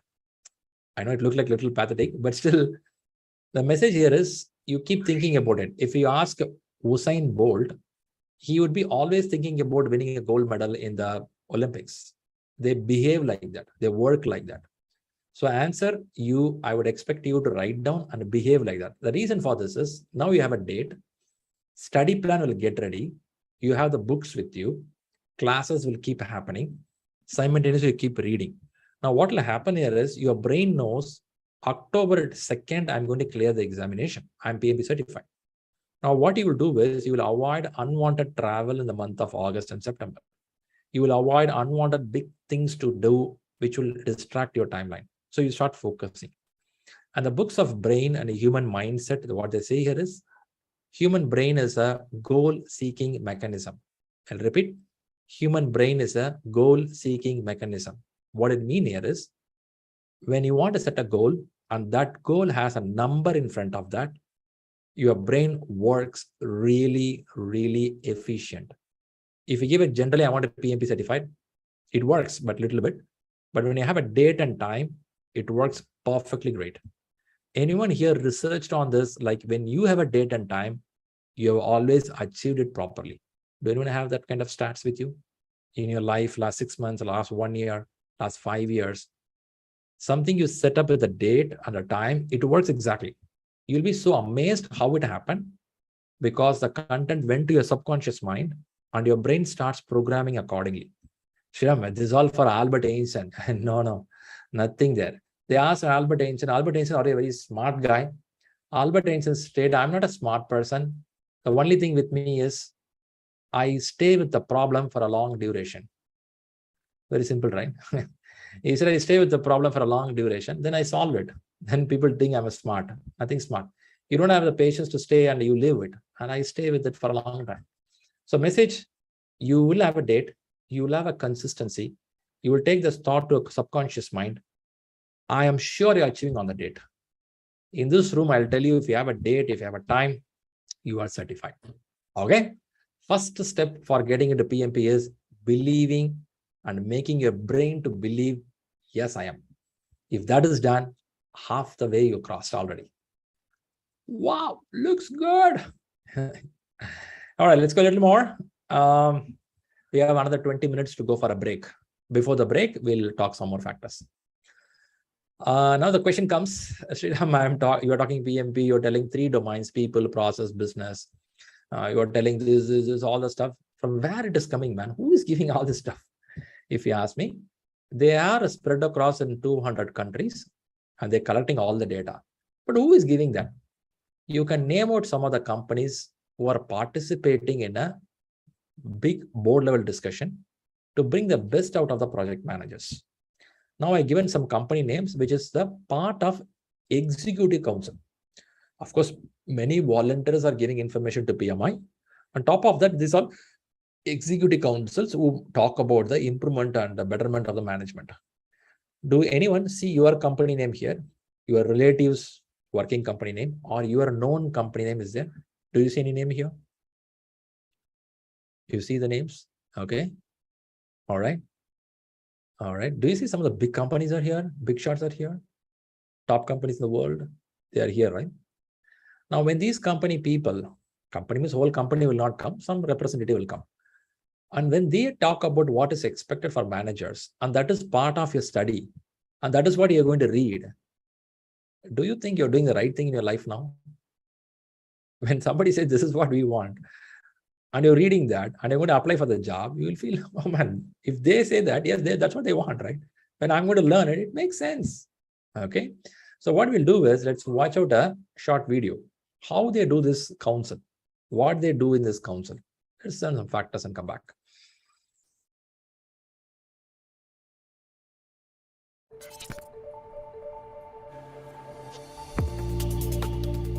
It gives us great pleasure to be in Zurich for the PMI Global Executive Council meeting, bringing together more than 60 senior executives from leading organizations.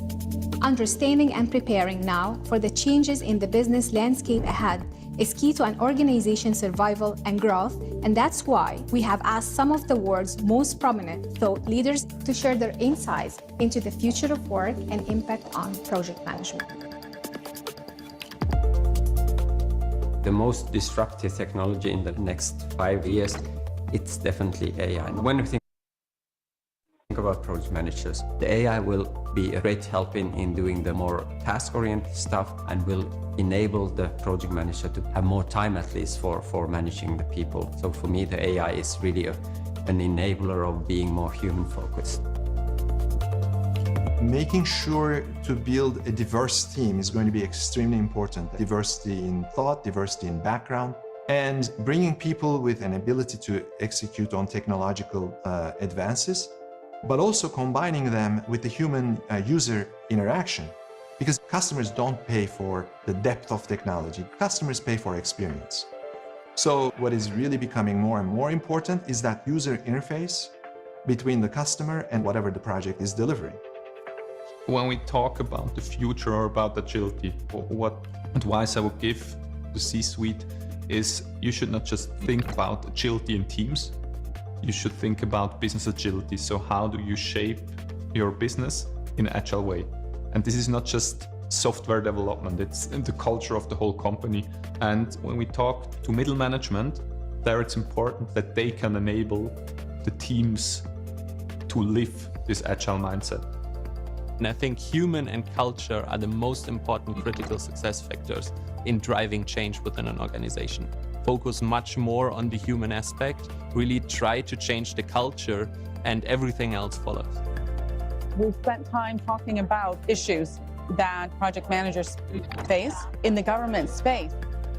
The future really is about the project manager as potentially an entrepreneur. So what we came up with is a startup toolkit to be able to create the ideas, to be able to manage in a way that enables a window into the future using AI to create metrics that are not only real time, but also predictive. It's really about the team and the heart of what it is that we're trying to accomplish. So here's the present state. If people don't know what's going on, get rid of that thing. At the heart of everything is a value delivery. That's what we're about.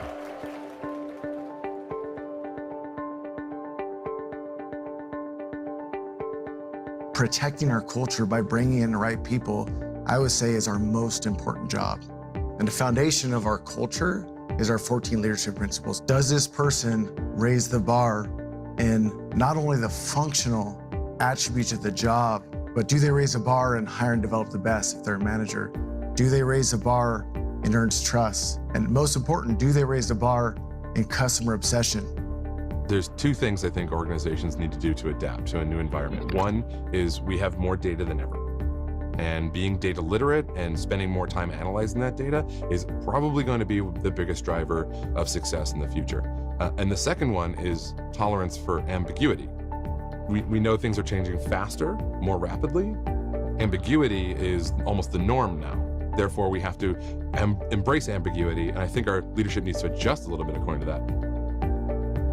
We are probably relying a lot on project managers to drive and lead transformation. What do you think about their ability to change? I think it's my obligation, for example, and my teams to help people to navigate, because they say, okay, I could learn AI, I could learn blockchain, I could, where do I start? But this is a learning curve, and we will roll out now what we call an IT academy, that the responsibility also is to some extent with them. So that self-learning agility is required. Today we're here at ABB, seeing what they do in shipping, trains, and transportation. You know, you come to a factory where Lean Six Sigma may be the methodology that they care for, but they also appreciate the work of the project manager, coordinating all the effort and making sure that the customer gets exactly what they need when they need it. They have to, like any other company in the world, looking forward to the future, because nowadays it's the only way to succeed.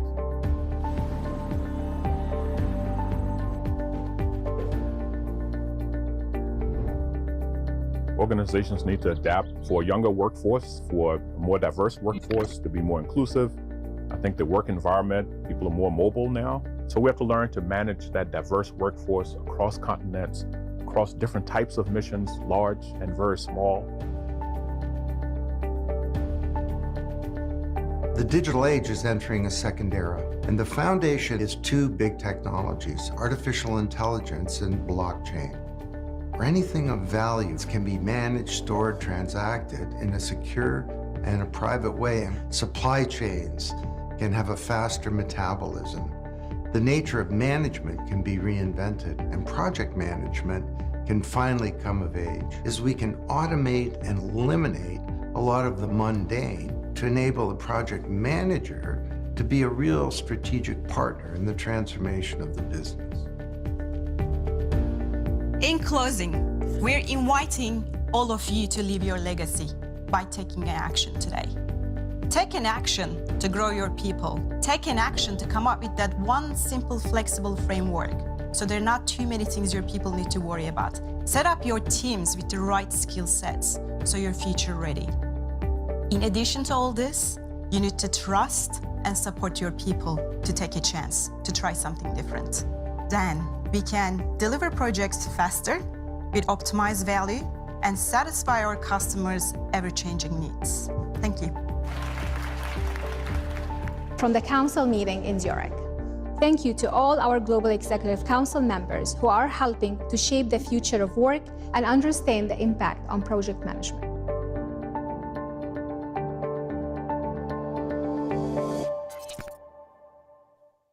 Interesting. Did you find it interesting? Found a lot of things that are happening around the world. Big companies are thinking something broader than what we think. It's good, right? Good to see. You may be something surprised that such committees exist, what they do there. But always the companies are looking better way of improving their organization. Because they have funds, trillions of dollars, billions of dollars, doesn't mean they'll grow automatically. They need people like you who can be there, who can make the company grow. It's all about the people factor. But how do you develop it? You should know what you need for next few years. And these are the executive councils. Today they're executive council. Tomorrow they'll be retired. They'll be out of the system. You may be there. You may be talking for this executive council. But the message is what they're looking for in future. They see that in the books, what you read here. If they don't put a seed here, you won't get it there. So they have to do it.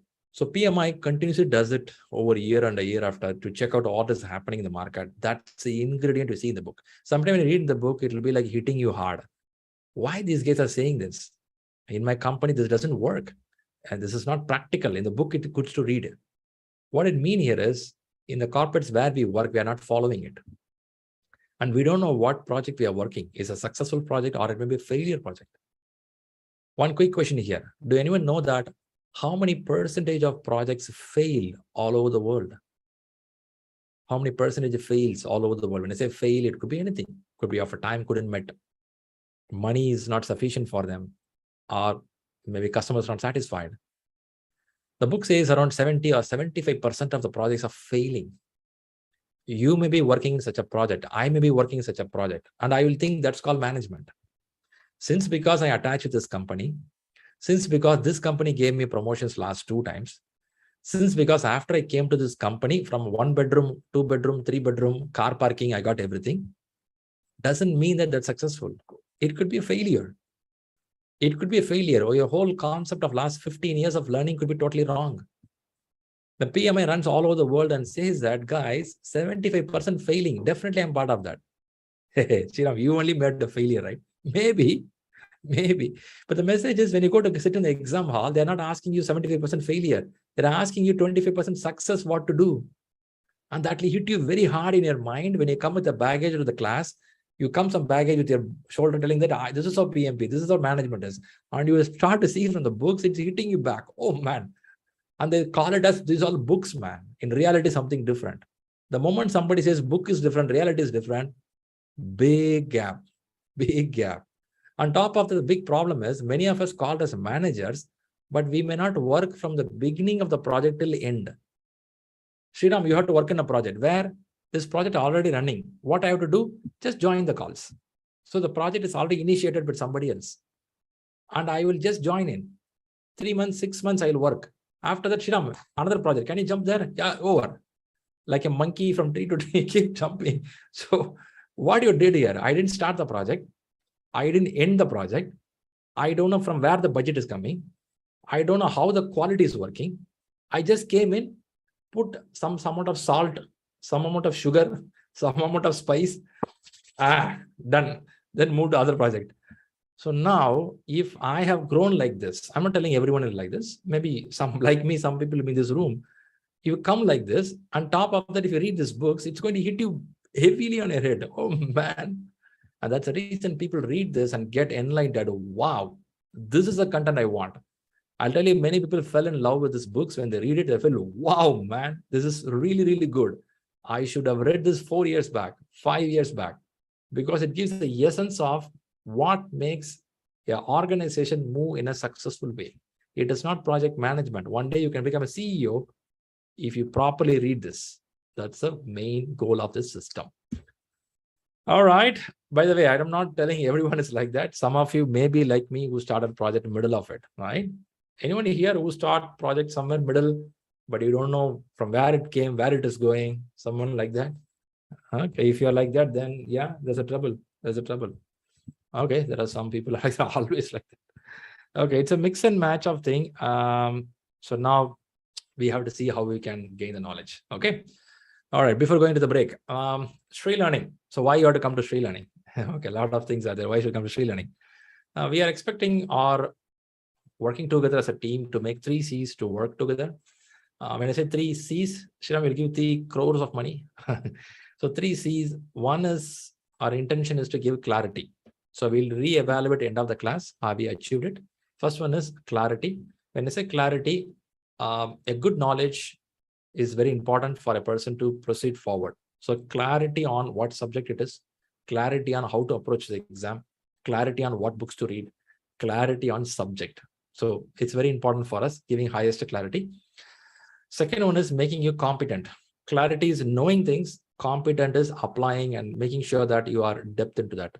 So these 2 C's are very important, clarity and competence. It's not only for the classes and exam, for your corporate life. In the job, what you're doing, you should have a clarity of what it is. You should have the competence of doing it effectively. 2 C's can happen only when the 3rd C is applied properly or taken care properly. Any guess what could be the 3rd C which can help you to be more clear on what it is? Any guess you can make for 3rd C?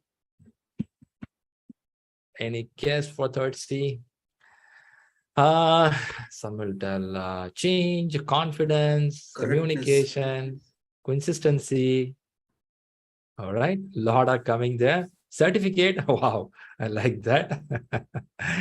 All right, let me go. Read this word and tell me how many of you are struggling to get this word in your life with the too many things around you. Anyone here? Anyone here struggling? You want to do, but oh man, fed up, man. When the day ends, I feel shakes. I thought to do, but the time is not with me. I want to, I could not. When I open the book, my brain is not here. When I'm working in my office, my mind is somewhere else. Anyone here? Oh, a lot of people, right? So concentration is one of the biggest problem for many of us. Unfortunately, in our school system, it is not being spent time. People are not spending time to tell that how to concentrate. So what we'll do in this classes, we'll include some philosophy, some psychology. Pushinam, what you read, you are practicing on us. If anyone feel like that, maybe. So we will try some psychology and philosophy. Are you ready for that? Psychology and philosophy to get the concentration? Whatever it is, man, give me the concentration. Okay, right. So now we'll work it out in this class to bring the better concentration on PMP first, and then on your profession, then on your personal life, how to be a better person. This is a combination of 3 things we are planning here, and we'll evaluate this on the last day as a retrospective to see have we achieved it. Okay, that's a goal. Are you ready for this goal as a team? We'll do it. Yeah, we'll achieve it. All right. There's a break going to happen. Before the break, I want to see the PMP exam. Okay. Because so far we are talking only about the background of PMP. We didn't get to the main area. Let's get to the main area. I have a question. Read this question. Let know what is your answer. People in the YouTube, you can give your answer. We will see what you're telling here.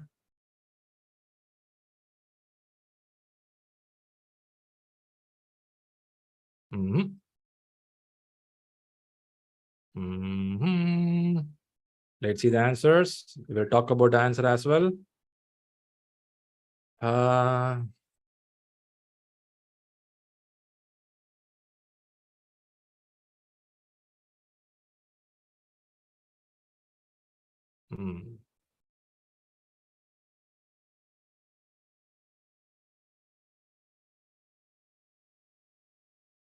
All right.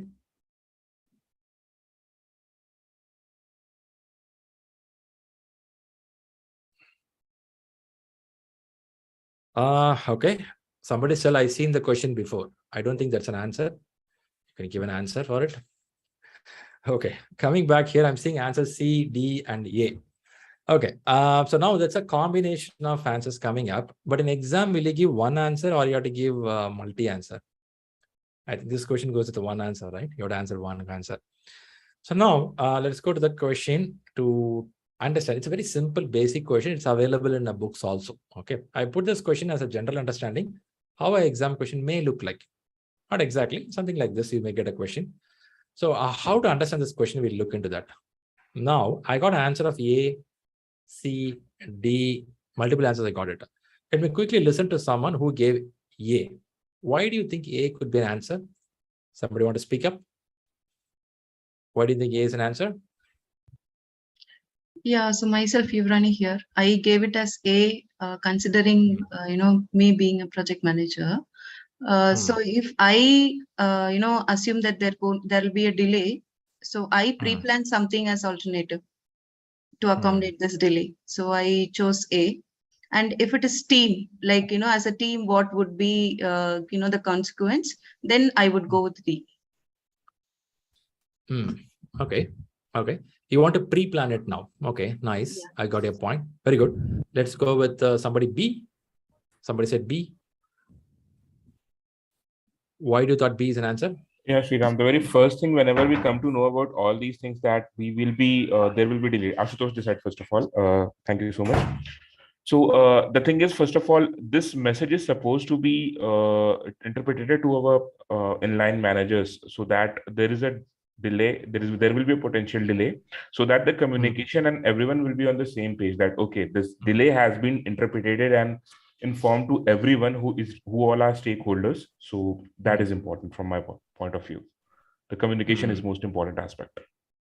So do you think your manager will be very happy to get an answer or a problem? No, definitely. But as per the first, I can say a prima facie, very first response, I should go with it. And it's not just about the notifying the problem. I think I'll have to put some solution accordingly to it. Oh, okay. Yeah. I hear you. Very good. Nice. Good answer. Let's go with the C.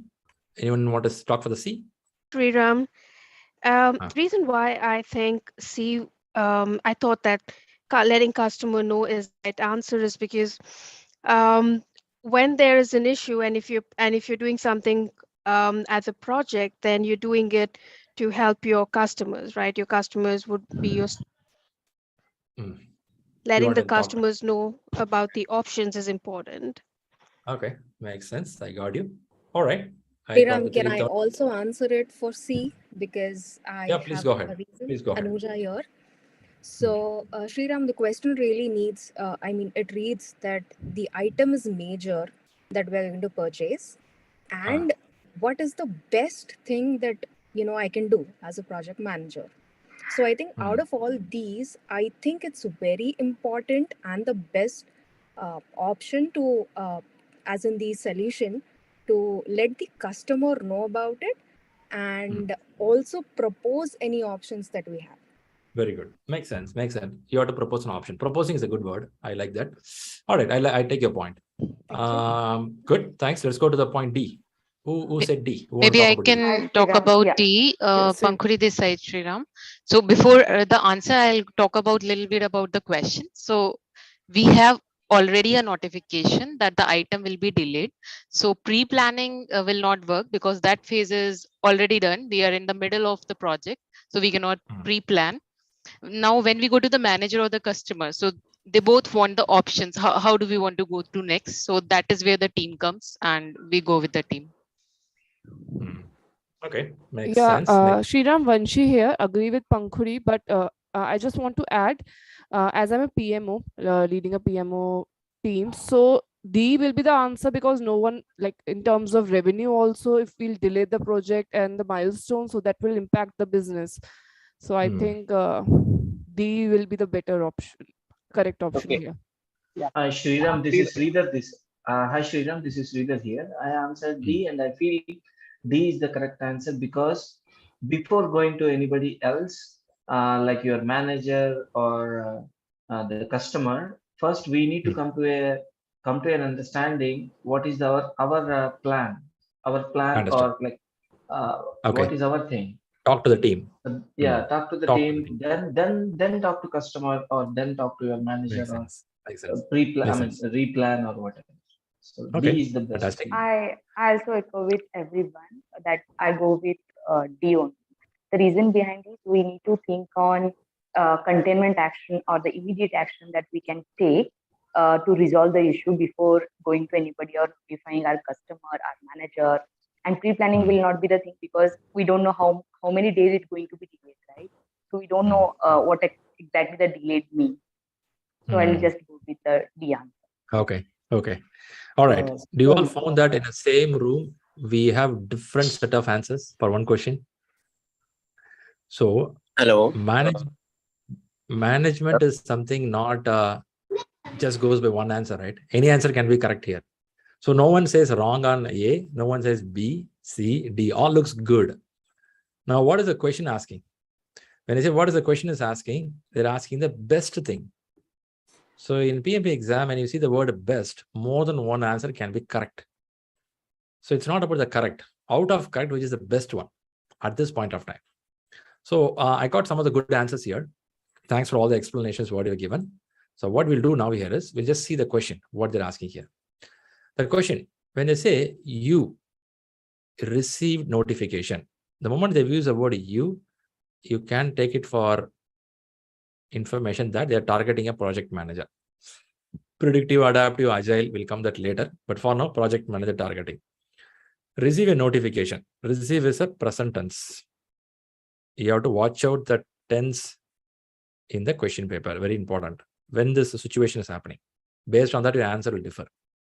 A major item you are purchasing for a project will be delayed. Going to happen in some time, not now, will be delayed. What is the best thing? So first thing is targeting the manager. Then you have a situation of currently happening.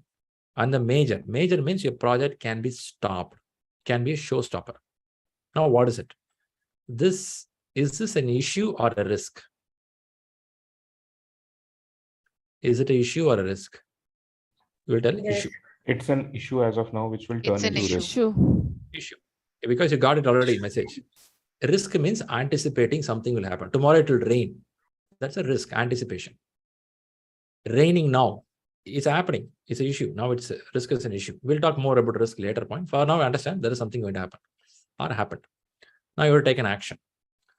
Now I heard first question, first answer, pre-plan your project to accommodate this. Fantastic. It's actually good. Pre-plan should happen. But the question is, at this point, what you'll do? Present tense. Now what you do? When you say now what you do I need to go for A or I can strike it out? You will tell no, pre-plan, maybe next time, not now. Maybe next time, right? Not now. Because pre-planning can happen for the next set of work, not for this work. All right. So let's go to the next one. They're asking again best. Well, let's see what is the next best. Notify your manager. Sounds good. Notify manager. I just gave it. No, managers may ask for more answers, but still there are managers who can listen to you. I'm not asking anything for the manager right now because I may have better answer, but I'll park it here. I don't want to notify right away. Let the customer know about it, and talk over options. This also looks good, but I'm not sure what this customer capability is. Is this customer part of my team? Is this customer capable of really giving options? Maybe, but I can see my stakeholder list, what it is. I can understand them.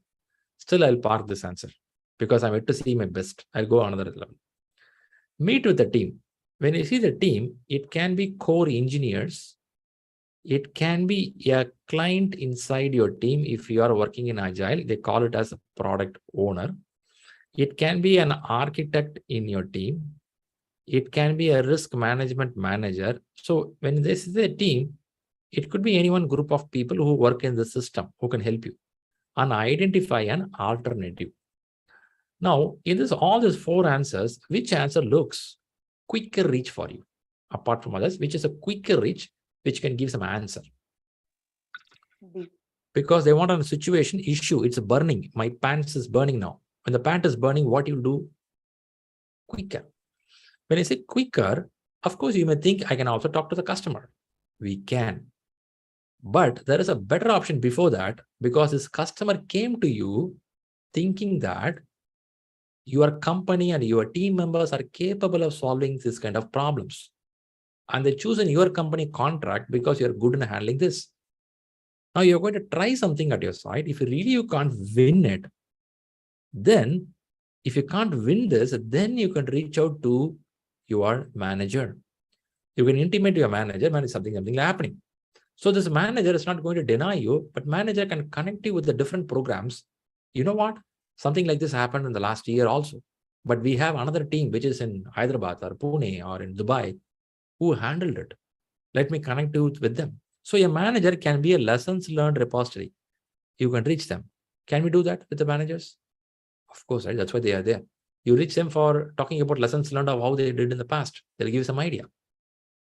Also, you have another choice. If this all doesn't work, I can talk to my customers straight away, be very transparent and open. You know what? Items are getting delayed. So we look like our project timeline may change. Meantime, do you have any change in the requirements or thought process? Not necessarily they have to give an answer for this issue, but I can keep them informed. I can tell them what's happening. They can also give me an option. They can also tell me, why did you purchase from? If China is being blocked by India because of a border issue, why don't you buy from Brazil? They can give me an option. But before that, they may ask you the question, did you try with your team? Your team consists of even the client representative sitting inside your company. So now the message is, even though all the answer looks good, the answer which can make you to really think and collaborate with your team will stand top. And that doesn't really work out. Definitely I'll go for a customer, definitely go for a manager, but pre-planning I will not do. Does it make sense for some of you? You feel that? Could be, isn't it? Could be a choice where you can go for it. But somebody can debate it. We can keep on debating. Someone will tell, no, Shriram, I will first go to the customer. Yeah, it can be. But there are some ways when they look at the management, better way of handling things. These all comes in the better way. How to better reach it. So if you come from an Agile world, as I said, in Agile world, a team includes a customer. In a non-Agile world, in some places, customer is outside of the entity of their corporate. So you may have experts in your company. Your customer gave the business to you. They thought you will do it and deliver it after 6 months. Now you're going to run to your customer, knock the door. Hey, it's not working. And then why I gave you? Question can come. So we'll see all factors. If it is agile, it may be first customer gets to know what is happening. So we are trying to see what is the best at this point of time and the issues are burning to solve it. Now, I'm not worried about the answer here. Okay, answer may be right or wrong. We can debate it a whole day. But the intention is looking at the question. Did you found that in the question, the words should be watched carefully? Do anyone got that? At least when you observe this, what I'm discussing here. You have to see who is being targeted in the question. Who? Is it a project? Is it a project manager? Is it the team members? That's very important. If you learn this trick, whatever question comes in, you know how to think as a manager, how to think as a team member, how to think as a client. So you have to see who is being targeted, on what a tense. Is it a past tense, present tense, future tense? What kind of situation is happening? And in the last sentence, there'll be a question, what is the best? So you come to know these guys are having some better answers. They're asking me the cream answer after that. When they say cream answer, something should solve the problem. Of course, you're not going to get the same kind of questions. It could be higher, lower, all going to happen. But message is, reading question is very important, more than answers. If you can read the question carefully, answers happen smoothly. But I'll tell you the problem also here. Many of us are not native English people. So, Shriram, come on, man. I speak English like yo. That's different. But when you go to exam hall, when you read a question, that language is different. So we are not a native English people. So the word has to get into your brain, and your brain has a Google translator that will translate to regional language and will understand the meaning back of the mind. And again, you have to pull out the answer, again translate to English, and you bring it up. So this yo will not work in exam hall.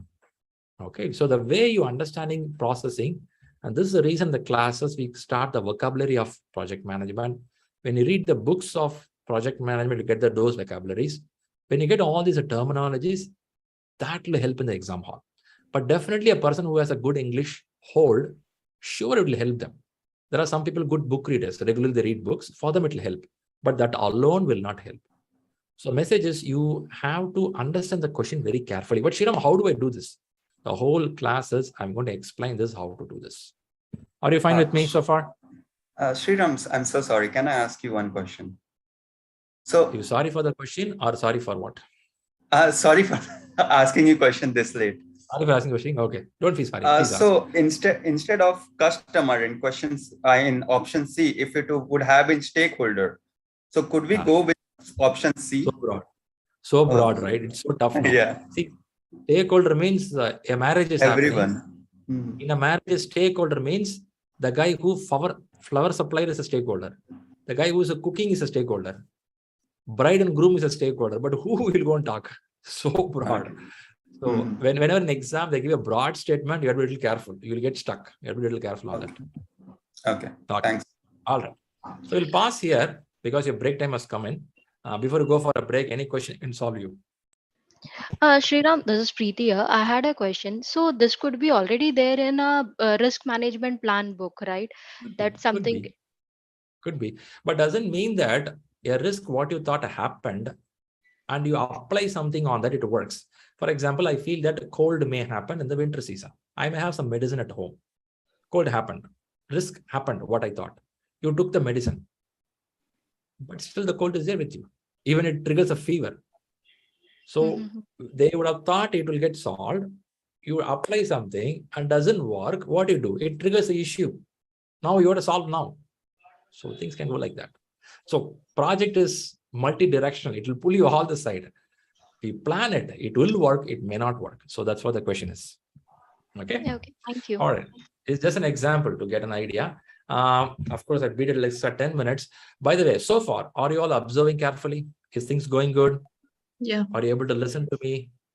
All right. Yes.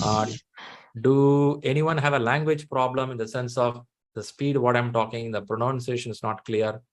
Do anyone have trouble of that? No. All right. So I do have some people from different country. If some of you have trouble, because in Indian nature, we speak a little fast. We are used with this nature. So we have to be a little fast because we have 1.5 billion population. We have to be a little faster. So what you can do is, if you have a little trouble there, in Zoom, we have enabled the subtitle. You can choose that subtitle. So what I'm talking here will come as English words in the bottom. Even if you miss it, you can catch it there. But I have changed, I have improved the way the speed I have reduced a little bit, but still, if you feel a little faster, let me know. I'll try to work it out. So if not, thanks Sriram, all for people being here. Sriram, one small question, please. All these recordings we are going to get, right? These class recordings for our Class reference. recording, you will get it. You will get it. It's part of that communication board. You will get it. Now, what I'll do is, post this break, we'll come back. I'll open the communication board. I will show you what to do there. That way, you all get an idea of what it is. Okay, that'll help you. All right, fantastic.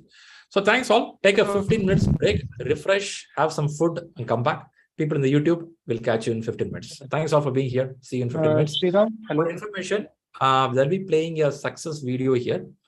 What do you mean by success video? When somebody clears the exam, they come and tell how was the exam. So we're going to play one short video here in the break. While you're having food, maybe you can listen to this video also. It'll help you. Okay. All right. Catch you soon.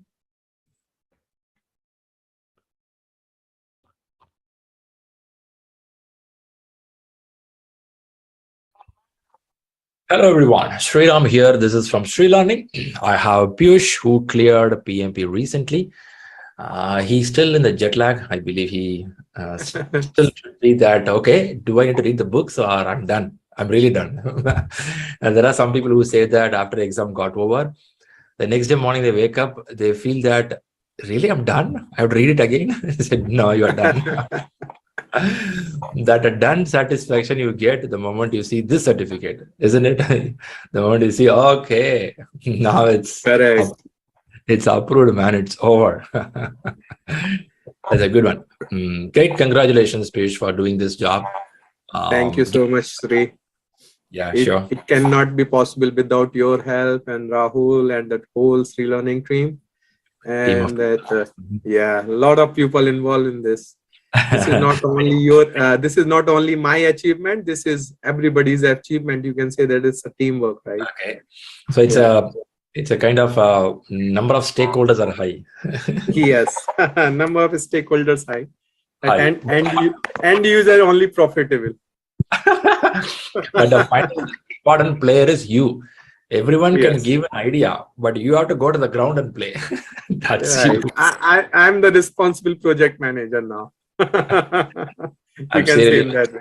I'm really happy, Piyush, the way you prepared. I have found you keep cross-questioning in exam, I mean, in the class, certain topics. You are active. I've seen you being in a different time zone. Of course, you are an EST. Maybe you can talk some background about you, why you came for PMP, where you are living. So that story was pretty nice. Like, it is kind of motivating. Like, I'm in this, my current job profile is almost 9 years. And I learned from my father, like, don't stop your learning. My father was a teacher. So I learned from him, like, don't stop your learning. Keep motivating yourself. So it will help you to grow. But last 9 years, I stuck in one job. Okay. First few years, I learned a lot. But after that company utilizing you, right? It happens, right? You stop, the growth stops, and you become like a source of utilization. So it is happening with me. So I thought, okay, this is a time to move out from this company and that start learning something new, or that grow in the same company. Depends how it will react. So this is how I start thinking what to do next. So I have few friends who did clear that PMP. I tried in 2020 also, but nothing in, because that time I didn't know much about that PMP and that how the PMI Institute works and what is project management overall. So I didn't focus on that time. And 2022, I decided, okay, we'll start the project management activities because I'm more enthusiastic on that human process management and that customer relationships, because my whole career of 16 years, I spent more than 10 or 12 years of experience. I have that overseas experience, dealing with the customers, dealing with the different kind of cultures, dealing with the different countries people. So I'm more interested on that resource management, stakeholder management kind of stuff. I'm not a technical guy much, but yes, I am working in the technical field. I understand. Understand. So So one question, the industry where you come from, do you see, I'm sure you're from, maybe you can give me automotive, right? So in automotive, you are in the digital segment, or in automotive, you are in the research or a machine segment? So I work on the research and that manufacturing sites. I basically design the cars. So if you heard about the CAD CAM tools, so I basically work on that. So it's more on the mental jobs, your thinking ability. So basically I work on that side. So how you design and how it will manufacture. So basically completely mind game. That's interesting. That's interesting. Yeah. So it's pretty interesting topics. Yeah. So now, do you see, I'm sure you're from US, right? Right. Yeah, you're from US. Being in US, working in this kind of top-notch skill area, do you feel already a company follows a systematic approach, a management model is there? Yeah. Okay. So everybody knows like US is very much in the management.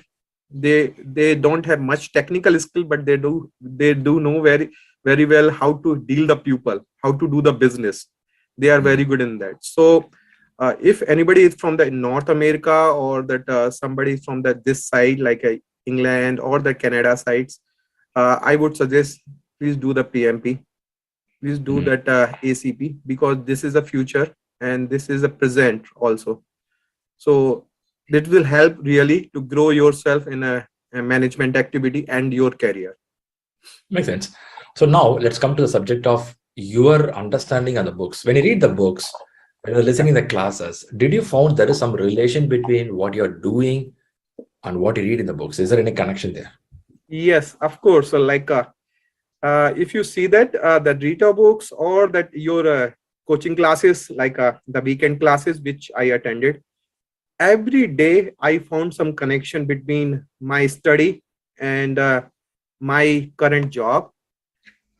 That wording are different, the culture may be different, the process may be different, but there is always be connection. If you relate each other's like a point to point, you will find out you are in that process, you are in the management, but you don't know it. That's all. Like from the day one when you join the office, and that last day of your career might be in that end of that 65 or 70 age, you are in the management. Either you are in a technical or a non-technical, or the business or the process or the people, you are in that pool, but we are not aware about this because technical terminology are different, your practical life is different. So that's the only difference I feel it, and that has really helped me to understand what is really PMI or PMP. So you have to relate your work, others' work, whatever the videos you shared with me, that the project's topic which we seen in the live in our classes.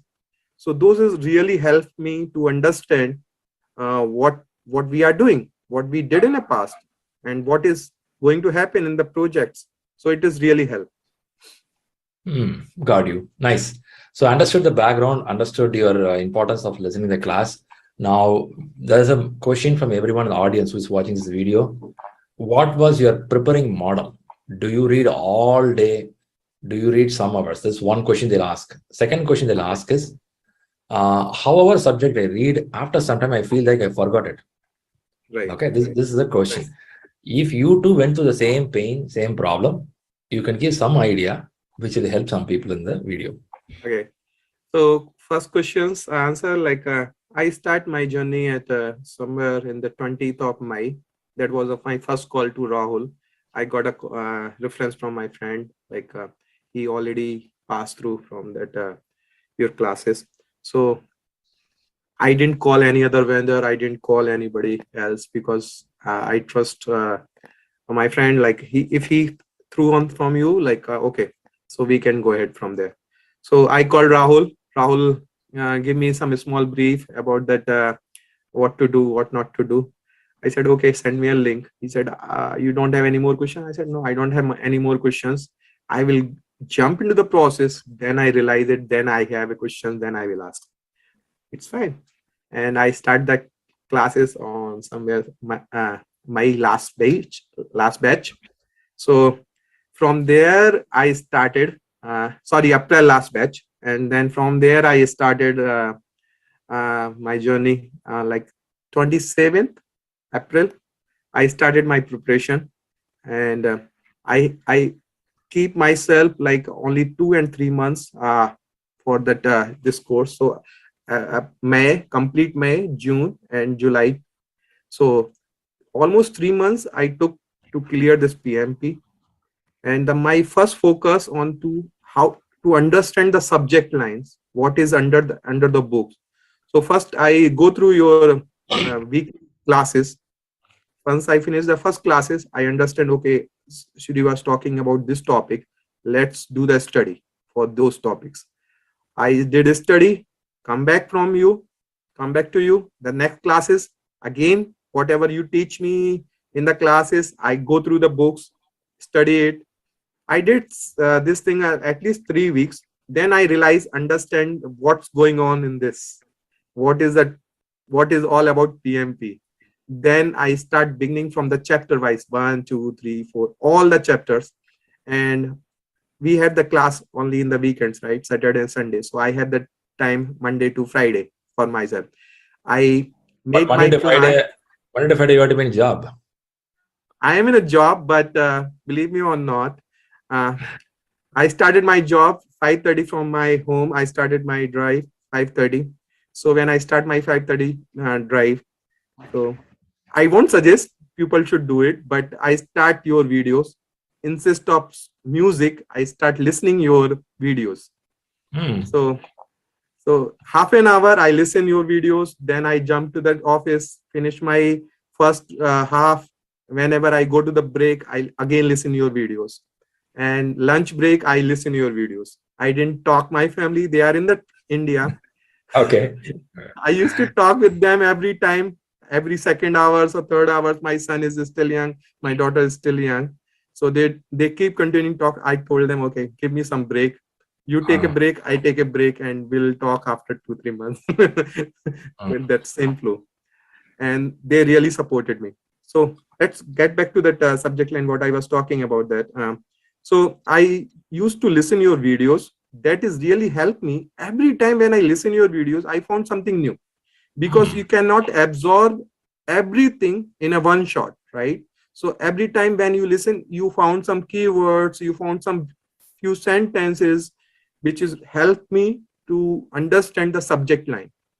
I'm not saying that question answers. I'm trying to understand for the subject lines. And the same thing when you read, go back to read your Rita book or the PMBOK, whatever. I would suggest that Rita is best for clearing an exam. PMBOK is best to understand, to increase your knowledge of PMP. So when you go back to subjects, you will get more. So I come back office after 2:30. I take a break of 1 hour, 3:30. I take a nap, afternoon nap, because it's needed. My body needed, because I used to wake up at 4 o'clock. So middle of the night, 4 o'clock, middle of the night. Middle of the night. So I took a break at 2:30 to 3:30. 4 o'clock, I again start studying, and that is my peak hours. 4 to till 8:30, like around 4.5 hours or 5 hours, whatever is possible. I do that, my silent hours. No friends, no phone calls, because India is everybody sleeping that time. So nobody is disturbing me. No US friendship that time. No social activities, only study, because my goal was set. I have to clear my PMP exam before my son's birthday, and that was on 23rd July. So that was my target. So I fixed myself. That's interesting target. I like that. I want to give him a birthday gift, actually. So I give him this time my birthday gift, how to do the study. I teach him this thing, how to concentrate yourself. What's his age now? He's 7. He's 7. So he's aware that what you're doing and how you're reading. Yeah, he's well aware what Papa is doing. Papa is doing some something for his study. Papa is doing some management activity. Did he don't know other than that. Did he ask you, Dad, maybe you didn't read properly in school days? That's why you're reading now? No, he didn't ask me. He just asked me, Papa, you are doing very good. You are doing very hard work. I will learn from you. Positive. That's positive. Yeah, that's positive. I really appreciate him. What he sometimes he also motivate me because he is doing abacus in that in his study, and this time he scored first in whole group, and he told me, Papa, I did it. Now it's your turn. I said, yeah, I will do it. So, interesting. Yeah. So get back to that subject line. So morning 4 a.m. to 6 like 5:30, 1.5 hours. I just put for study books because that is a good time when you can concentrate. And your break times, free times, like a morning walk or the evening walk, I utilize that listening your videos that makes you concentrate, that makes you motivate. So that is really good helping things, really. And that afternoon times, I put break up like 1 hours. I used to do the subject test every day, and whatever I'm reading on that particular subject, I do that subject test, and then 15 to 20 minutes I analyze it, where I am, what I'm doing wrong, and then this is whole activity takes 1 hour around that, and then I jump onto the another subject which I have to read next day or that early in the morning. So I just go back and what is in the subject, what is the index is saying, what is all about, and this is what I do in the afternoon. This. Welcome back. Hope the break was useful. Let me see everyone is back around. A quick view in the gallery. You all want to show the face one more time, say hello to each other. We'll do that. Okay. Okay, nice. I'm seeing people around. Nice. Anyone here felt that 15 minutes went in like that? You went pretty fast, right? All right, that's one part. It was a very nice, sorry, it was a very nice, the recording, it was really nice, the one that you chose. That's good, Piyush, right? You recently cleared. Yeah. Do you found any keywords in that? So what is the tech era? What you found there? What I liked about him is that he, he said that he was continuous on a job for like 12, 13 years. It's a long time, he said 10 years. And still after that also, the persistence he had, and even having a language barrier, he still did it. And I was amazed by these two things. Like somebody, he was in a rut, I felt, and along with that, the language, still he's managing, he's struggling to speak. Still, he did it from April and his kids' birthday. I was just sitting here and listening to it. It's amazing. I think you took a right thing. Yeah, this success story is good. Right. Also, we found something about his reading pattern, which I thought people can listen through. He has some break and then he read it for some hours. Right? 4 a.m. Yes. Yeah. Right. That's how it is. All right. Fantastic. Thanks for the inputs. And do anyone found something he spoke about the books also? Does it help any of you in this room? Anything on the books you listen to that? Okay. What was the book he's recommending? Rita, right? And chapter-wise revision is yes. Yeah. Right. And your recordings. He said he heard it while he was writing, and he's not recommending it. Right. Good. Fantastic. Nice to know all this stuff. Good to see. So now what happened is Rahul has shared it in the link here in the chat box, where you can go to this, which will help you an idea about how people are writing examination. So we keep posting success stories and some subject content in this YouTube channel. Probably you can have it subscribed. Benefit is when somebody clears, it pops up and it makes you to think, oh man, one guy from our team is cleared. The people whom you see here a name, one day it will come on YouTube. Cling, he cleared. I said, oh man. So the story is also nice, Shriram. Everybody has a unique story, whatever you posted till now. That's very interesting. Yeah. That's nice. Super. Good. Let's get back. So what you can do is you can put your camera and mic off. Let's get back to the subject. Okay. All right, quickly confirm audio, video, and screen is good for you. Do anyone have an internet streaming problem? By now, you should have settled down. Anyone here liked this game? What you see on this screen? Have you played this game years back? There are some people, right? Road Rash. This is one of the interesting game on the days when we don't have these kind of sophisticated games now. And I'm sure playing this game, some of you would have even broken your keyboard keys. Does it happen? You have to hit the space bar when this guy want to hit the next guy. They keep on hitting it. Yeah. And do anyone remember there was one old lady? She will cross the road here. Anyone remember that old lady? She's still crossing. Still crossing. Even you and me got old, but still she's still crossing the road. All right, that's a point. All right, let's go to the next question. All right, there comes Mr. Bean. Let's go to the question. Another small, simple concept question. The relationship between leadership and management in agile methods.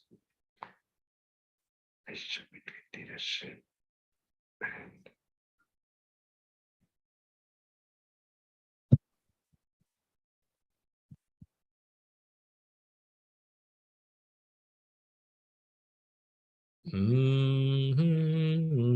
Okay, I'm seeing all answers are going good. By the way, I specifically put this question. Do you think you need a great thinking process for this question, or this is a conceptual understanding enough?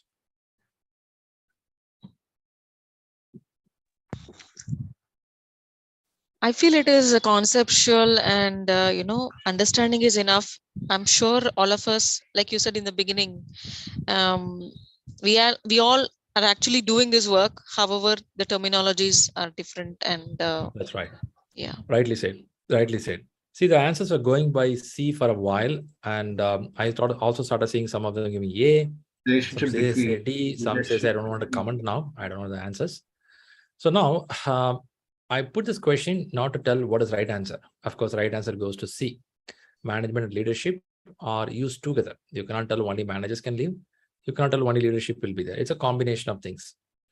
Now, for this concepts understanding, you have to read management books. Of course, these all comes in our LinkedIn post, or could be somebody keep in a WhatsApp status. What is leader? What is manager? Is that sufficient? I would tell no. That's just a hint of it. But when you read the books like PMP or Agile books, they'll start talking more about how a leadership should work. Ingredients of leadership will be explained. Managers' qualities and the way of working will be explained. It's not about one word. Management and leadership will go together. It's not like that. It's about reading the concept. What all characters make a leader? What all characters make a manager? There is a wrong assumption sometimes. Managers means wrong. Leaders means great. It would have started somewhere. We don't know where it started, but not like that. When you work on a day, you will have a combination of both. A day, you will have a good amount of leadership proportion high, managerial proportion will be less. Another day, you will not have both the proportion, a blank day, flat day. Another day, you will have more of managerial proportion, leader is less. Do you agree that that's how you do in your office? Even though you're in a managerial position, leadership position, you cannot tell all day you will be super great. One day it's a flat day, nothing will happen. You tried a few attempts, failure. Utter failure. You tried present something, people don't like it. They say, man, it's a blunder blank. Can happen. So, but the message here is it's a mix of things. But how do you understand this? Only when you read the books, you go through these questions, you get an idea. Oh, management means these all they will do. Leadership means these all they do. Only when these two combine together, it can become a good process in organization. So when you're reading the books, you get an idea about the concept that also helps you to solve the question. All right. By the way, Bean does a good job, right? Imagine women sitting there injured and this guy is playing around. In exam, if they give this kind of picture on the right side and then they could give a question, will you be distracted or can you focus? The real exam. Distracted. Distracted. A few seconds is distracted, right? All right. I just put it up to see how you're able to focus. But anyway, but about let's get inside. Let's see something about the future project management. Sure, what is future? How management will be in the long run? What all expected in project management? Let's watch a short video. Please increase the volume from your side if in case you would not get much from here. What I have to do? I have to play this video. When I look ahead of the future, I think that the biggest challenge will be understand really the work of artificial intelligence and where is the place for project managers and people working in project. The changes of project management processes, the changes of the way project managers work will definitely be more reliant on technology. And that's going to increase the importance of how people work together and collaborate. And it's going to grow an increasingly important component of personal skills, collaboration skills, and leadership skills that go above and beyond the traditional technical skills of project management. But we need to prepare the machines to deliver our projects better, so we're not doing the repetitive tasks ourselves. So we're not reactive to the market, we create the next market of project management. The future of project management is, I would say, disrupted. Fast delivery, compressed cycles, as well as fast failure, if that is the case. Leading business with agility. Any future development should reflect that. I think in future of project management, it will be more agile and more business related. Because these days we talk about value.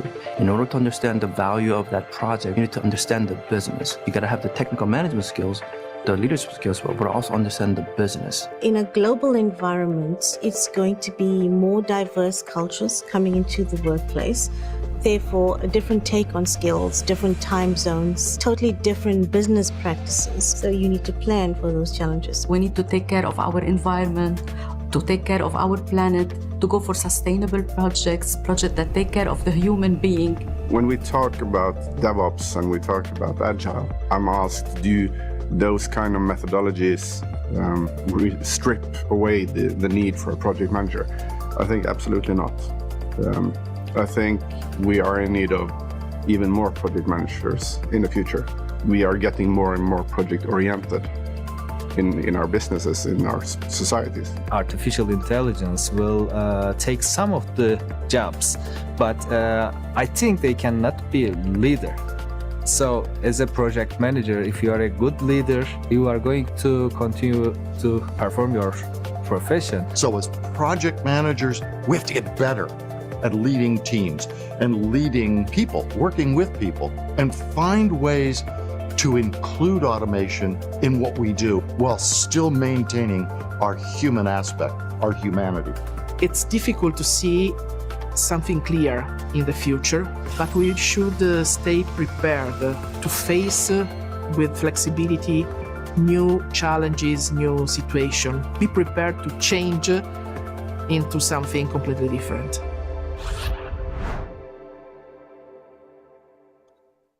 Interesting. I'm sure many words are known words to us. Let me get to you. What is the catchy thing for you? What do you see as a future, what they said? 1 or 2 words you should find. Yeah, even I thought the same. You feel that something? You would have thought, oh yeah, makes AI, agility. Isn't it? That's nice. Okay, change process, agile, DevOps. I think DevOps is there for a while, right? I don't think it's not new now. I feel it's for a while. Business improvement, leadership, collaboration. All right, I'm seeing more coming about. All right, good. So they're given a more focus towards the human people, and they say that more amount of agility going to happen. Yep. Do you feel that we are marching towards those changes in the corporate where you work? Or at least the job market, when you're searching for the jobs, some of the job titles are looking for these changes. You may not see changes just over the day, but you can slowly see things are happening. When you would have tried managerial role 5 years back, the market trend would have been different. Today, when you try, it'll be different. 5 years now from it will be different. So how to get upgraded? That's why these institutes are there to give knowledge to us to get to that. Don't think PMI is the only institute in the world. There are a lot more institutes available. But PMI, it stands at top in the market because of their content. They're very strong content. Also, they make sure somebody reads it properly while clearing the exam. With these two combination, what happened is it makes better. Shriram, do they fake out? There are people. In PMP also, there are some people make a fraudulent way of clearing the examination, which is not an ethics of this exam model. And also PMI has a way of understanding it and revoke their certificate and debar them. Both happens. But let's not go there. We'll talk about this later because there are some program. Because every time I see some people tell, hey, I got a message in LinkedIn, in a WhatsApp, give us this much of money, we'll make you to clear the exam. This guy will be very happy, give the money, clear the exam. And within 2-3 months, PMI will take out the certificate, debar it.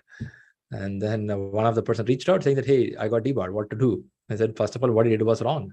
If the debar means, yeah, that's the answer for what it is. So the message here is that also happens, but let's go to the right side. The right side here is the content quality is really good. As you properly read it, take your time to digest it and go for the examination, it works. Don't do too much in rush, but if there is an emergency, you have to go for a visa, you have to get a job immediately, you can do a little faster, but don't excuse too much because you cannot digest it. It takes time. All right, let's go a little more. Now let's get to the subject. Agile. Anyone in this room, first time hearing the word Agile?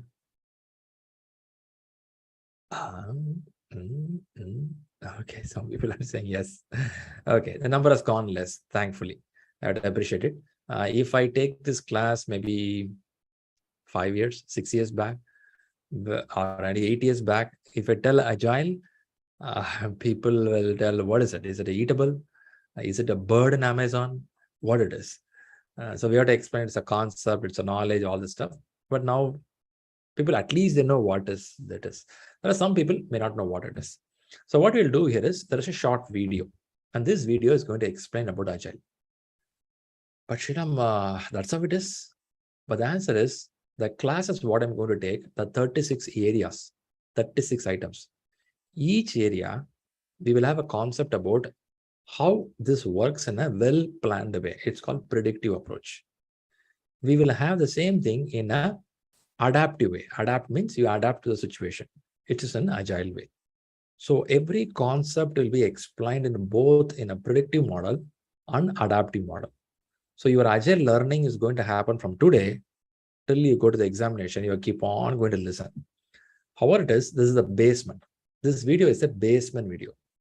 Don't try to understand everything in one shot, which is not possible. It can take time. So at least understand what they're trying to tell us Agile. Some examples will be given here. Please observe it. If you have a paper pencil, note down some points. Then I will connect to the subject in the next slide where I have to explain more concepts. Okay. So expectation from you is please listen to this video carefully. If the requirements are not known or not clear, it adds to the complexity. And waterfall approach may not be appropriate for the complex projects. Before I go any further, let's start with this weird analogy. Assume a project is initiated to fill this pothole. If we know the exact dimensions of the pothole or the requirements are known, then the project phases can be sequential. It starts with the dimensions or requirements, design and prepare the mold, pour the concrete material, finishing of the block, and fill the pothole. Sequential and easy to manage, isn't it? This is called the waterfall approach. As we know, it works only if all the requirements are known and clearly understood at the beginning. If we don't know the dimensions of the pothole, then it becomes a complex problem. In this case, how to solve the complex problem when the requirements are not known at the start of the project? In the same example, assume you don't know the dimensions of the pothole. Therefore, you decide to chisel out the shape to fill the gap. You go on refining the shape by carving and cutting it over and over again. This is called iterative approach. You refine or iterate until you carve the block to perfectly fit into the pothole. Therefore, even though you do not know the dimensions or requirements, you could fill the gap with multiple iterations. This is called the iterative approach. Now, let us solve this complex problem in yet another way. You create a square block and deliver it to the customer. Customer places the square block in the pothole and gives you feedback. You create more incremental blocks based on the feedback and fill the pothole. If I name these blocks as increments, then this is called the incremental approach. Here, the customer does not have to wait till the end of the project. Customer can start using the increments and gives out feedbacks towards the completion of the project. Therefore, even though you didn't know the dimensions to start with, you could fill the gap with incremental approach. Another smart way of handling it when the requirements are unknown. Yet another scenario. Here, you have absolutely no clue how big or small is the pothole. In this case, you decided to deliver smaller bricks. With continuous customer feedback, you could send the bricks in appropriate size and shape. You also chisel out some of the bricks to fit them in the pothole. Therefore, these smaller deliveries are incremental as well as iterative. This is a smart approach when you have too many unknowns or unclear requirements. And this is called Agile approach towards solving the complex problem. Okay, with this weird analogy, isn't it easy to remember the concept? So, we have seen the waterfall approach, we have seen the iterative approach, we have seen the incremental approach, and we have also seen the agile approach. Don't you think these visuals not only help to digest the concept quickly, but also help to remember it for longer? Now, let us summarize it with real-world example of website development project. When all the requirements are known and clearly understood at the beginning of the website development project, we can follow the waterfall approach. We execute the project phases in sequence and deliver complete functional website at the end. When the requirements are not known at the beginning, we can take the iterative approach. It starts with creating the website with very basic framework. We go on refining or chiseling out the website in subsequent iterations to deliver the final product. Iterative approach is all about refining the product through iterations until all customer requirements are met. Now, let us look at incremental approach to deal with complexity of unknown requirements. Here, we deliver functional website with few important features that the customer can start using. This is called the first increment. Then, we go on adding the new features in the form of increments.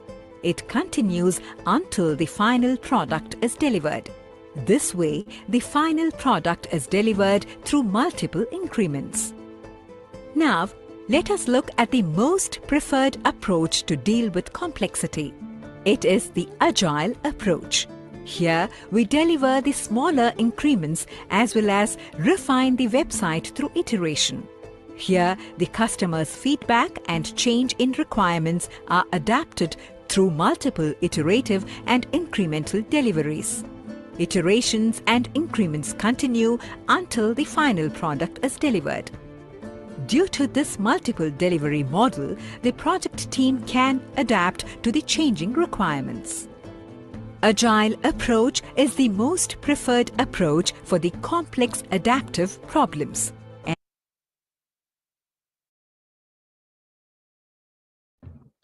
I believe it gives some basic idea. If you're just kickstarted what is Agile, at least you should self fairly you got what is waterfall first clearly. Even though you have worked on waterfall, even though you worked on Agile, you get an idea, okay, look like, makes some sense, something they're doing in an incremental model. But Shriram, do I need to get more essence of it? Of course, you have to get it, but you need some time. We'll work gradually over the subject where you get it. But can we say that you got at least a picture of, taking the road example, picture of how does the work will be well planned? At times, you cannot plan, but you can go ahead, keep adjusting. Did you find these two things? One is you could plan well and do it. Other one is you can shape it. You can see the picture. They keep shaping it, right? You have it. It depends on customers' expectation, market demand. So if this concept is going to be called as Agile, we will talk more about it. So what I do is I'll take to the next slide. All right. So now what we do is we'll address this, then we'll go for a question answer session where you can ask some questions. Now, first we'll understand two factors on the left and right. On the left, you see is a customer getting into a system, telling that I need this. On the right side, they have been delivered. Okay. So you and me may be working in an organization who is part of this overall program. On the left, when I say SOW, it's called statement of work. It will have information about what work is expected from the team which is going to do this. And the statement of work can help to sign a contract. Contract, I believe you all know that officially signature between two parties. Right? That's how it works. Imagine you want to go for a house construction. You sign a contract with the engineer or maybe a contracting team, and then that will help you to get a work completed. Now, let's quote an example of, let's say, government. Government want to come out with a hospital in one of the city in India. So do you think the government will themselves construct it or they'll give to somebody else outside? What is your thought? Construction. They want to do it for themselves or they want to do it to somebody else? Government will tell that let's do with somebody, then they'll open it a tender. They'll tell that guys, we want a hospital to be constructed in one of the places in India. So they'll open it. Many companies will compete. One company will get it. In India, which is the biggest construction group, well-known group for a long time. Could be ABC, XYZ, some company. Okay. Okay, I see something called L&T. Okay. L&T is a big group. They go for many things. So both the party agree to do something. And both the party agree, what it means here is government is giving the requirement to the L&T, and L&T agrees that they will do this. Shriram, how the contract get created, how much money getting paid, how much revenue L&T will get, those area, there is a different segment. You and me as a project manager will not involve into that. But in the books, you will read about it. But it's good to learn it. Good to learn what will be the return on investment, what will be the revenue for L&T, how they do this business. Yes, good to learn. But still, as I'm understanding and helping here, in management, in project management, you are tend to focus on managing the work within the time and money, but not about how much they will sell, who will sell it, because this all business case team is there, pre-sales team is there, portfolio manager is there, director is there. They are the people who take care of all these factors. Even PMO will also participate. We'll explain that later, but that's not part of your role. So now, how many of you heard about pre-sales team? Have you heard about pre-sales team in the companies? Where they go and make a sales pitch that we have this. Yeah, pre-sales, they are the one who will talk to the customer, do all these factors. Okay. So if somebody worried about revenue, profit, sales, price, yes, you learn it, but stop there. Don't go too much into that. Now let us not go there. Let's talk something about the project work. So now government is getting to L&T for a construction. Sure, why you talk construction? Why not other things? Okay, let's talk something. There is a company, let's say X company. X company want a medicine to be supplied in India. So X company reaches a supplier who can take all the medicine in this company and supply in India. Do you think that is considered as a project? Can be considered as a project, a consignment? Next 1 year, all this medicine should be supplied in India. Maybe sometimes you can consider as one. Continuously, if they're going to do, that's a different story, but you can consider that as a project also. Other example could be, let's imagine Citibank. Citi. Now, Citibank want to modernize their banking system. Do you think Citibank can themselves do that, or they can reach anyone in the market? Modernizing. When I say modernizing, they have to modernize their hardware. They have to modernize their software. Do you think they can do themselves? I believe some portion Citibank they can do because they have their own division. But many cases, Citibank is a very big company. What they do, they go to people like, they can even approach Accenture. If somebody knows about Accenture, why Accenture? Let's go for the Infosys. They can go for Infosys, or they can go for Wipro, for a software. For a hardware, whom they can go? You suggest me a name where they can go for hardware. Where they go for hardware? Hardware in the sense could be anything, right? A banking system will need a lot of hardware. They can reach many companies. It's not only computer. Don't think hardware means always computer. It could be anything. Do you agree that in a banking system, number of hardware will be there? Do you think that a banking system have, you have a ATM machines will be there, security systems will be there, locker system will be there. Lot of hardware system is there. On top of that, you have your machineries and also your computers running there, right? So now, message what I want to convey here is, there is always somebody says, I want something. Another person says, I have it. It's a basic logic. Are you hearing what I'm saying? What I'm saying here is, always somebody says, I want something. Other side, somebody says, I have it. If you understand this, that's a business. Thousands of years back, we used maybe exchanging some materials. Barter system happened. Then we started using gold coins. Then we using some grains and food items will give exchange for doing some work. Then came into contract, cash system, card system. Now we call bitcoins. So medium of exchanges keep on changing. But now it is end of day, somebody says, I want this, I will give this. Okay, this is a story of that. On the rightmost side, look at the rightmost. So now on the rightmost, what you're seeing, can we consider as a deliverable or deliverables? Singular, plural, both are there. Deliverable, deliverables, both are there, right? Is both possible, first of all? Is both possible? No, Shriram. Always a deliverable should be only one box. How come multiple boxes can be there? If somebody has a question like that, I will tell that it's possible. Because some projects tend to get in pieces. I took Citibank, right? Citibank want to implement a security system in their banking. Security system, setting the CCTV cameras, access card inside the bank. Do you think all can be done in one day, or they will complete portion by portion? What is your thought? Do you think they will do portion by portion? Citibank will do part by part by part, they will do.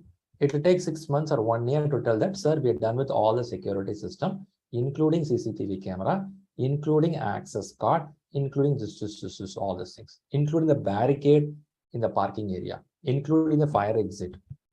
So some deliverables will go in one shot, some go piece by piece by piece. Okay, so multi-deliverable, single deliverable, purely customer specific. You cannot deny that part.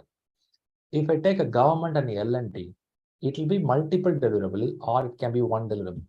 Hospital construction work. Could be one or could be two. In a hospital, they are having a general place for the building. They have a child care on the next building. L&T will tell, first we'll give you the general, and the 6 months later we'll give you a child care place. Is that possible? Highly possible. Or government says contract, no, you complete everything, give us one shot. That is also possible.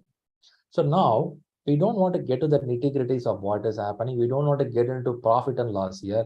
We don't want to get into who signed the contract. Let's not go there. I'll explain that later part.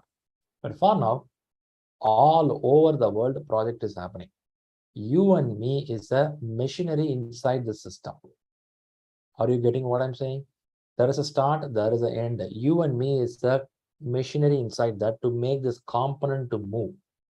I will play a role in the center. You will play the role in the center, not this edge, not this edge. But our goal is connecting people from left to right. How do you connect it? For that reason, you have different methods and ways of doing. Let's see that one by one. First thing, one I said is a lengthy plan-oriented process. What you see in the screen is a blue color, a big line, which says a lengthy line. Shriram, what is a lengthy line? It's going to become a plan-driven approach or predictive approach or waterfall approach. Have anyone heard about this kind of methodology? This kind of approach, have you heard or using it? Right, majority of us use it in the market. If somebody is surprised you have not done it, it means you have not seen it in the bigger projects. When you see bigger projects or massive works, still we have work on a plan-driven way, predictive way, waterfall way. There is some misconception in the market. Waterfall is a very old model. Plan-driven is a very old, not good model. Have anyone heard this kind of conversation in a coffee time, office places, that people tell that waterfall is bad? You heard about it? Okay. If you heard about it, it's good. You're also living in a place where people has not read it properly. We are spending more time to learn how Agile works. We are spending zero time to understand how waterfall works. And the people who comment in the coffee time are the people who never learned both. Okay. So now waterfall is the one of the best methodology, even now in construction or infrastructure, or could be a pharma research, or could be even in software, best. But there are some places where we can't go for it. I'll explain that in this flow, but nothing wrong here, nothing correct here. Both has own plus and minus. But we're going to see which is best, and we're going to propose some hybrid model. I'm working in a project mostly hybrid model. You may work in a project mostly hybrid model. So there is no point in arguing and fighting which is best. Rather, better reading about it is good for us. So now, plan-driven and predictive approach is pretty available in the market for a long time. We do in a way. So what is next one? Next one is the dots, blue lines become smaller. So why it becomes smaller? Because it's called a change-driven adaptive approach. Can I assume that you are all having a paper pencil, noting down some key points? Are you writing down? When the class ends, I'm going to ask you the notes. Are you writing down? Okay. Okay. So please write down. If you see some words like this, plan-driven, predictive, change-driven, if you never heard these terms, please write down.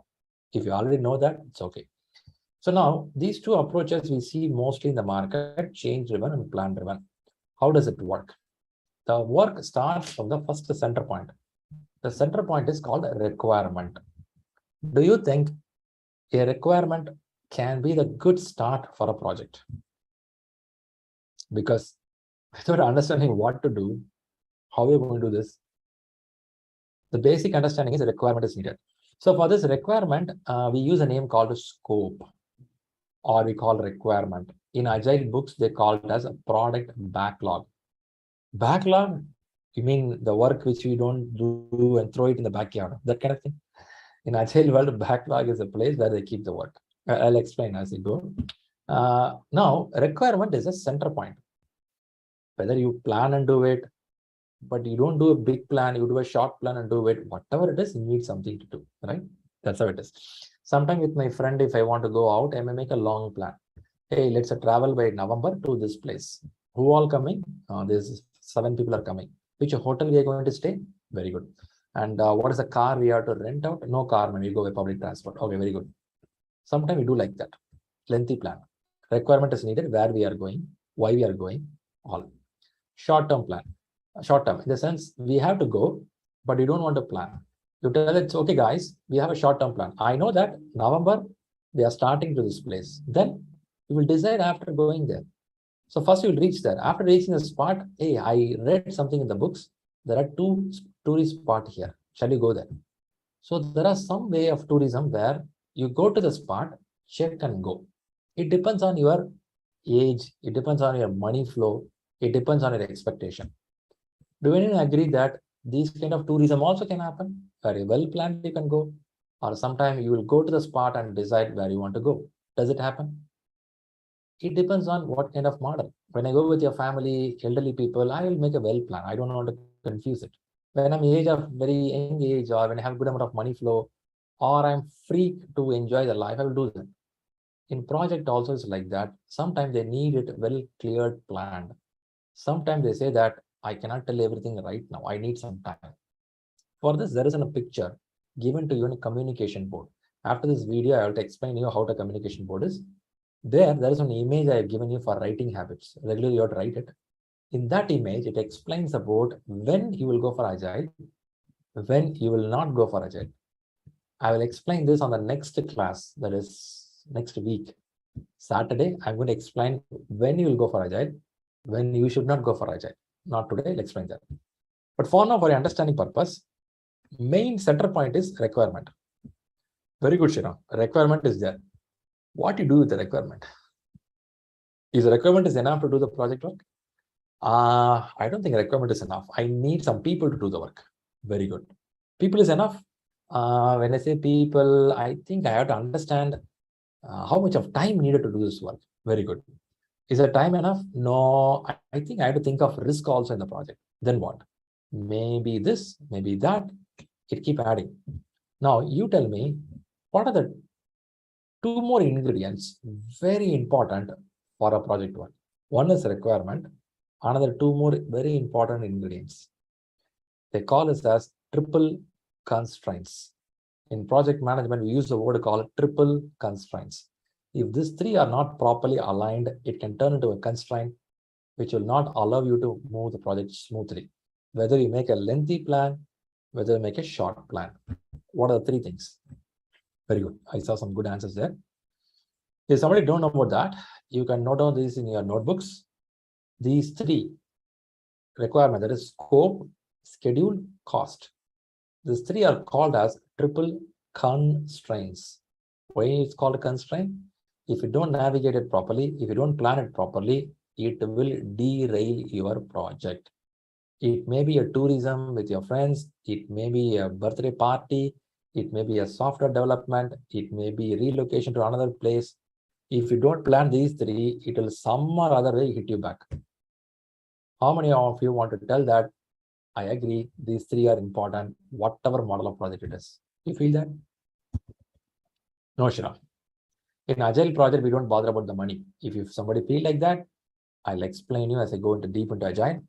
But whatever project model, these three will have impact. Only these three will have impact, Shri. Then you have a lot of white space in the bottom. You're going to show some more things, right?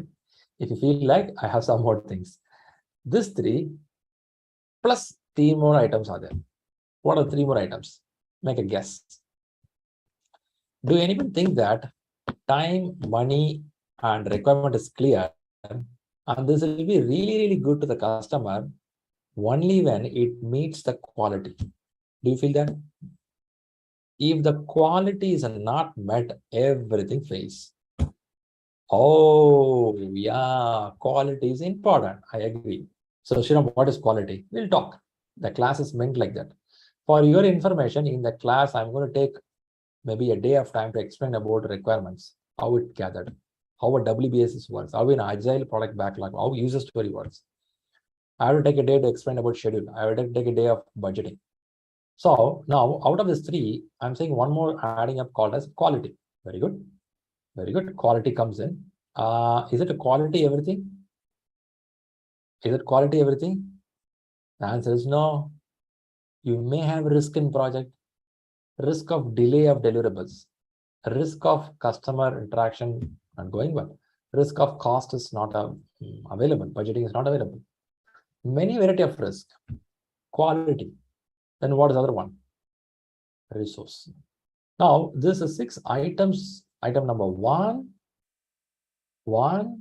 2, 3. I called as a triple constraint. Plus you have 4, 5, 6. So we have 6 key items. If we could not handle it efficiently, whatever model of project you do, it's going to shake. Very careful. Now in this 6 item, which one is the most complicated for you in your day-to-day job? Which one is, poof, this sucks, man. You feel that? I'm seeing risk, I'm seeing schedule, I'm seeing scope. However, it is many times I have heard that this one is more complicated because of one parameter starting with the P. Other one is machine.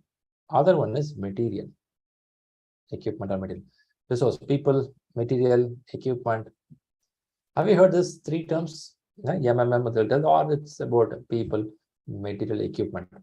Now, many consider this as the most complicated because it involves people. Of course, everywhere people involved, but this is very complicated here. But you cannot tell this is complicated, this is not complicated, because everyone has its own way of intention of getting depth. Now, apart from this, what all I should learn in management, Shriram? There is something called procurement. What is procurement? Third-party vendor. Somebody comes in, right? So now what happened here is you have to involve somebody in your project from outside to contribute. Let's take an example of this PMP classes. Do you think there is any vendor involvement in your PMP plans? Your PMP plans, you want to write exam, you want to get certified. You have any involvement of third party? ShriLearning is a third party for you. Am I a vendor for you? You have chosen that, okay, let's go for ShriLearning. Very good. PMI Institute itself vendor for you. Zoom you are accessing using it. ShriLearning would have paid the license fee and we are accessing it now. But still it is a vendor for you, right? Through them only you are learning things. Internet could be there. Some are direct, some are indirect. Do you think every project needs vendor? Without vendor, you can't do anything. Some companies say that we do in-house project. We don't need a vendor at all. Some say we need it. But mix and match, you'll always have somebody participating. Very good. Now we have 7 items here. Now let me ask you the question. Do you think these 7 items are pretty sufficient to make a project? Or you feel some more are needed?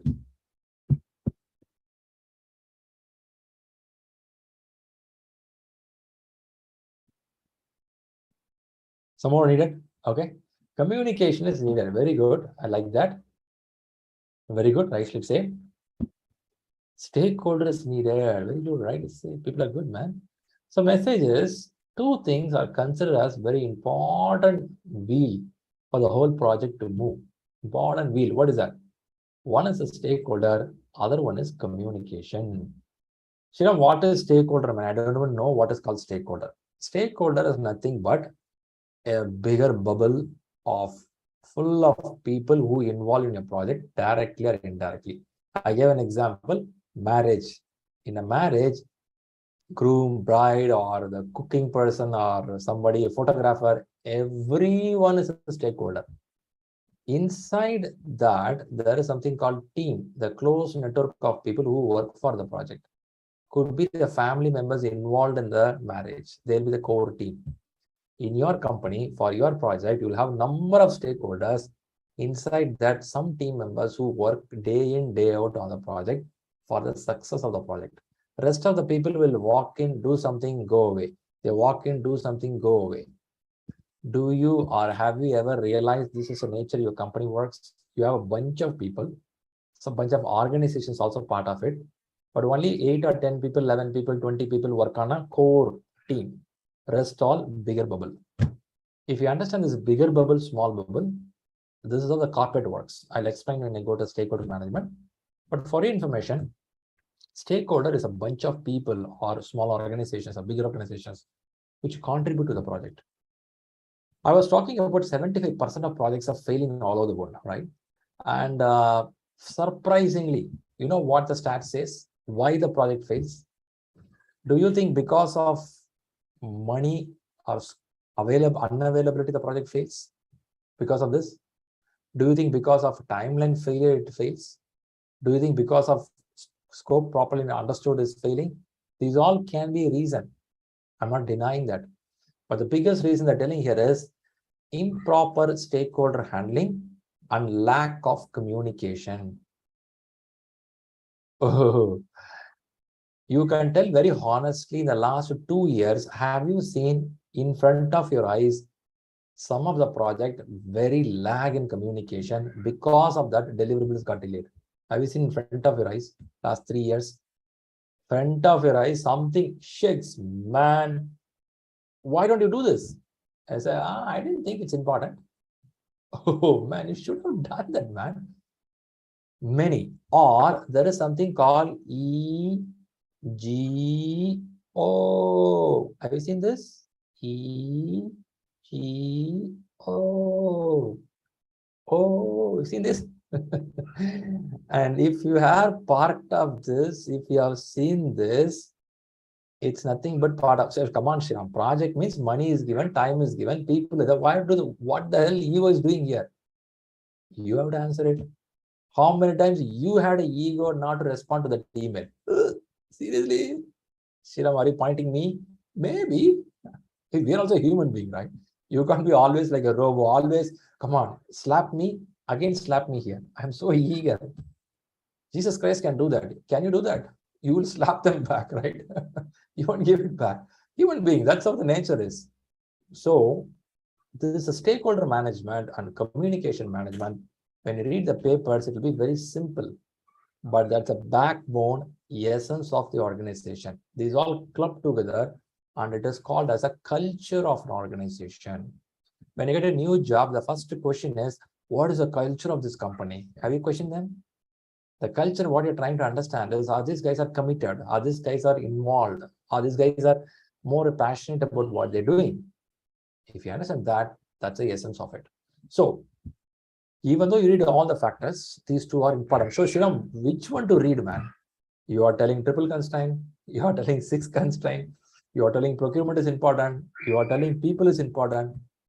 Now, which one I have to read? What is the answer? You know the answer better. Let me ask you, which one you have to read? You have to read any one area as a whole, as a whole, as a whole, right?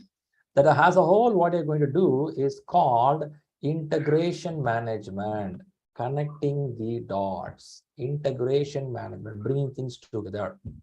So Shriram, I am a project manager. I have to be all integrating. Maybe if your model of company is manufacturing or a construction or where there is a more well-planned approach. If you're coming from an agile world, integration is done by the team members. Then what is my role, Shriram? You'll be part of them. You will help them. You'll be there with them. So Shriram, what do you mean by learning all? I cannot be specialized in one area. Risk, super good. Communication, fantastic. Can I be like that? Answer is no. Imagine somebody going to gym regularly exercising. This guy has one portion of the body well built, other portion I think properly built. Will you really say it's a good proportion, good body, good build? You would say no. You would say no for it, right? You would expect somebody who is proportionally properly maintained. So when you say project management, you learn it properly, proportionally well organized. So this subject is what I'm going to talk in the class, including predictive, adaptive format all over the classes for the next few weeks of time. Now, somebody new to management, somebody new to PMP exams, somebody first time learning, or somebody knows it still learning. Do you feel that this subject will make your learning and the growth interesting for you? Do you feel that? Looks good. Looks good. Right? All right. So that's the message. That's a message what you ought to get. And the next quick message. Thanks a lot for all the responses. Appreciate it. Appreciate it. Now, before I move to the next Q&A part, answer something question for you or tell more answers for you. I'll give 3 things very important in a corporate. This is not from PMP books. I'm just giving the thoughts to you. When you look into any management learning, when you learn something, always have 3 things in your mind. Your work will be more understood from people perspective, how people is going to contribute, what kind of work they will do, and when they will complete. So people, work, and time. If these 3 things properly come together, the timeline of deliverable, what kind of work they're going to do, and the people factor, and this will solve few things, giving back value or giving back dollars. So in exam, you will start focusing more about how people, how the work is organized, how you deliver it, in what order you deliver it. Now for this to make it happen, we have MS project. We have Jira, J-I-R-A, Jira. We have Teams. What else you have? Primavera, Excel sheet, Word, whiteboard, paper, white. Whatever you can do it. These are tools. These tools will help you to get this information, store it there, track it, manipulate it, look at the future, keep moving. Do you feel that these tools will really help us on a day-to-day operation? Only when you understand these concepts properly. If you don't understand these concepts, those tools will be fancy fit for us. You will keep it as a fancy fit to fill in user story, create work breakdown structure, do some UML diagram. So put some work packages. You'll start doing this. But why? Where it is connected? How it will work as a team? So this is all if you want to understand. First, you have to understand this basics. But Shriram, will you not take MS project? Will you not explain to me what is Jira? I can show how does it look like, but it is not part of your syllabus of exam. These are just tools. If you go to YouTube, if you sit for 20 minutes, you can learn what it is. You can do, surely. But this learning needs time. You have to learn how the requirement is coming in, why it is coming in this way. Once you understand this, any tool in the world you can use. Today is Jira, tomorrow something Bira will come. You will use it. But the point here is, have you understood the essence of why we do this? That's what important. Are you with me on this so far? Ah, man, already do we cross 2.5 hours or 3 hours? Are you comfortably sitting with me? Really? Are you? Shriram, please wake me up. Anyone? If you feel like that, what I do is quickly listen to questions, ask what we did, then we go for an introduction. What is introduction is, I'll tell about what it is before I stop sharing. You are going to talk about your name, your project management knowledge, and something on the domain where you come from. We're going to split as a team of few people, and we're going to say hello to each other. Will you be happy to say hello to somebody? Hello guys, what's up? Will you say? Will you be?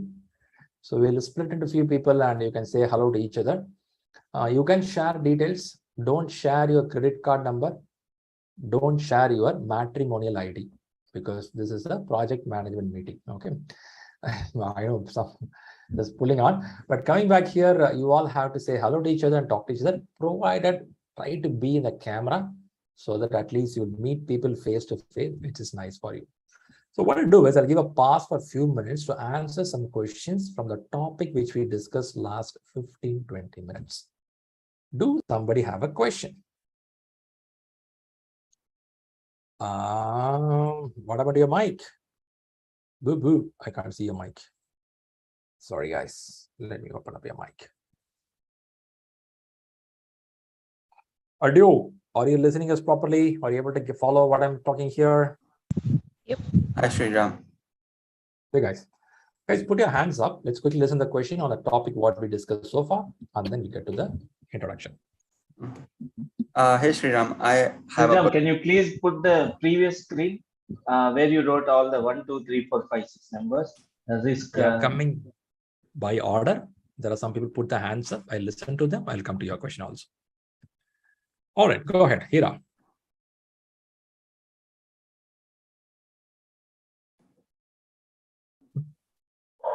We don't hear you. Yes. Am I audible? Yeah. Yes, Hira, please go ahead. So what you discussed is that majorly you were saying about the waterfall approach for basically focusing on infrastructure or construction, etc. So since I have my concern is that I didn't tell it is for infrastructure only. No, you were saying it is a project which has a long-term plans, which understand. is clear with the requirement, they can go for it. No, so my concern is, Shriram, this majorly infrastructure projects, to my experience, it go up to 5 to 7 years or even more than that. And they're very complex also. So I have seen a lot of time where years goes into dispute, years goes into not able to close the project. So my concern is that and definitely a project of that scale, one cannot basically design it or even plan the scope for 7 years. It is impossible. And every time it go through a change or even variation. It is 100%. I've seen it. It happens for all infrastructure projects throughout the country, big mega projects. So in this case, can we have a hybrid or a agile method for construction infrastructure projects of this scale? Is my question. Can happen. See, let's say there is a bridge construction going to happen. L&T took the contract. Because of land acquisition delay, because of the design has some flaw problem, your work can be delayed.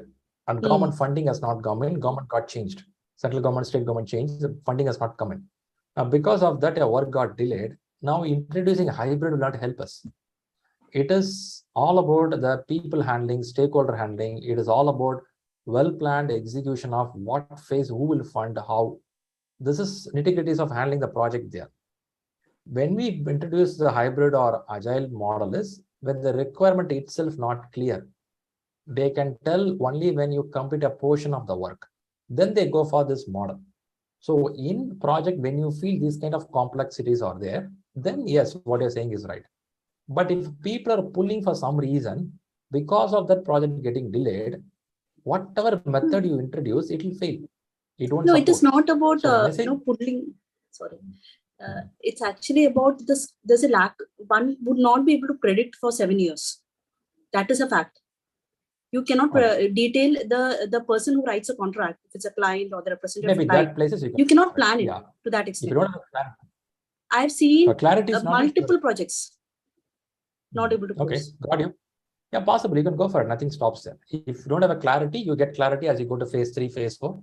Then you can enhance more on that. Possible. You can. All right. Good question. Let's go to Rahul. Hi, everybody. Sir, I wanted to ask about the risk. Okay, what do you want to ask? That thing was not clear, sir. Risk. Risk is fine. What is not clear for you? Like we have we have scope of work. Second is scheduling. Third is budget. Fourth is risk. Risk of what, sir? In project, you may get risk of where the funding cannot happen. There could be delay on the supplier things. There could be new requirement changes from the government can happen. So risk is anywhere, right? In this classes, you can have a number of risks. You may have the session get stopped because of power supply. But the message here is in the project, if you anticipate some risk, how are you going to tackle it? That's what risk management. Okay. We will talk more when you go to the subject for information. Risk means anticipating what may happen. For that, you write a mitigation way, how we will tackle it if in case that happens. That's called risk management. Thank you, sir. All right, Rishi. Sorry. By the way, I have a Q&A session after this class. We have to talk more. Something relevant to what we discussed now, if you can, we can go so that I can move on more subject. Yes, please, quickly we'll go on. Yes, just to understand my clarity on procurement. So procurement is basically the contract we form to get the resources, right? Yeah, quickly I'll answer you. It's a vendor management. You bring a third party who can help us, or we can give some portion of work to outside world who can do the work. Both is called procurement. Okay. All right. And one more question. So you said that the team is in stakeholder. So can the team be in resources as well? Of course, right? Without resource, how the team will be? Yeah. Resource is nothing but people, material, part of it. This resource can also be part of procurement. You have to bring some vendor from outside. So all so it's like interlinked. Okay. Thanks. All will be connected. Nothing goes alone. All connected. When you bring the procurement, when you bring the people in, for them you have to budget it. Cost money is needed. When the money comes in, people come in, they don't have a knowledge, risk pops up. Shakes, man. Yeah. You touch here, all will be in trouble. So that's how it works. All right. Thank you. So the next one, Saxena. Yeah, Shriram, my question is, we talked about triple constraints, schedule, scope, and budget. Now in the real-time project, something has happened and I have to compromise on one of the constraint.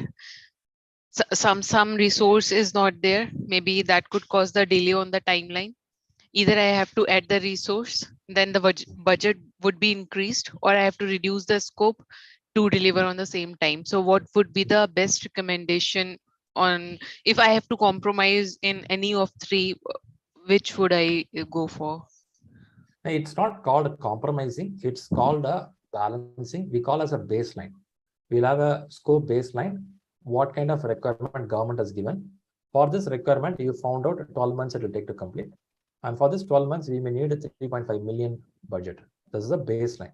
First, they create a baseline. I'm talking for the predictive model of project, where you baselined it. Then you start the work. As you rightly said, middle of the work, you come to know there is a disaster. Now you have to add more people. When you have to add more people from 3.5 million, it will go to 5 million or 4.5 million. One way is, it's called earned value management. They calculate and see how much we achieved, how much excess money we have. Can we complete the project within this money? If not, what we have to do? We have to cut down the requirement. We have to shrink some of the expenses. That's why in companies, they say, hey, we are cutting down the expenses. They do cut down the expenses. They cut unwanted things. They do parallelly certain work, which goes on sequentially. They try to do within the project what all they can do. Still can't be done. They reach out to their stakeholders or customers, talk about how can we enhance the budget more, possibly. So there could be some negotiations. How can you do that? It's a lengthy process. Before even you touch something on that, they do something called change management plan. CCB will come in, right? Change control board. They will start analyzing what if you change the budget, what if you had people, what will happen here? They'll do all the parameter checkings, and then they'll give a recommendation. If you touch timeline of the project, it will hit on your deliverables. It will hit on your cost. They'll do all the calculations and they give a recommendation to them. You can go for it or you can take back seat. So it's a lengthy process. It's a big process. If it's a very massive project in a predictive way, in an adaptive way, it's a very dynamic. I'll explain and go deep inside, but for now you understand. In dynamic nature, what happens is you may not have a lengthy plan, all the budget at the same place. As and when you do the work, the budget get released. As and when you move the work, they start understanding and resolving the problems. So a risk handling is better in adaptive nature if the project supports. So answer the question, that's how they do it. So is there any specific sequence? I mean, no. Okay. There is no, if there is one silver bullet, the whole world will have 75% successful project, 25% failure project, right? So it's end of it will come back to the people. If people don't understand and announce the risk in advance, it will fail. Many times people keep quiet until it fails. After it fails, if you ask them, yeah, last week I know that guy is going to resign. Why don't you tell it, man? Why should I tell you? So many companies, if you see the failure happens because of the people, they just keep quiet. It's okay, yeah. That is what the problem. Now, that's the reason PMP will see more people focus, because people, if it's not good, everything will fail. So that's a message.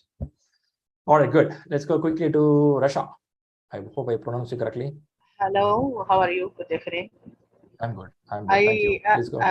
Yes, I haven't question, but I want to tell you I am a doctor. Okay, and from Sudan. I think all participants here from India. So it is first time to join for PMP courses. I haven't experienced before, and I think all or most of candidates here have good experience in the project management. So I am very interested. I don't like to be so far in information. Just I want advice from you and from my other candidate to how to start and find myself in the right way. Really, sure. I am very interested. You can understand my sense. I'm in this from the start. I see all people have good experience. I'm so far like you. I start from preschool and all of this in secondary school. The same sense. And thank you for this good way to teaching us about PMP. Thank you. Thank you. Thank you. And don't worry, everyone is like you and me. Everyone is in a learning stage. So people come here to enhance their knowledge. Maybe some people may be from B school also who have a better knowledge. But project management, whatever knowledge you are, you will get on the ground. Each ground is different. You may have heard about MS Dhoni, one of the greatest captain. He would have failed in 15 grounds. The same captain next comes and wins in a different ground. So it doesn't mean if somebody read it well, come from the biggest school, they can win the project. No guarantee there.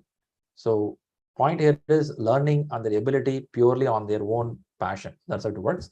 So welcome to the program. We'll help you more. All right, quickly, two more people I have. Sridevi. Hi, Shriram. Having given us the knowledge about the different approaches, to me at least, it feels like, a predictive approach to an agile approach could be an easier method when we are in a project, We may start off with a predictive approach and then move on to an agile approach. But the question is on the reverse end. If a company, say, for example, in my company, I have a project which was running on an agile approach. But what am I seeing? Sometimes the iterations are taking too much of time to go around and come back. And this adaptiveness is actually taking a longer time. So can the company bring in a predictive approach in between, like where I know what are my circumstances coming up? Yeah. Nothing stops us, sir. We can do that. We can do just a second.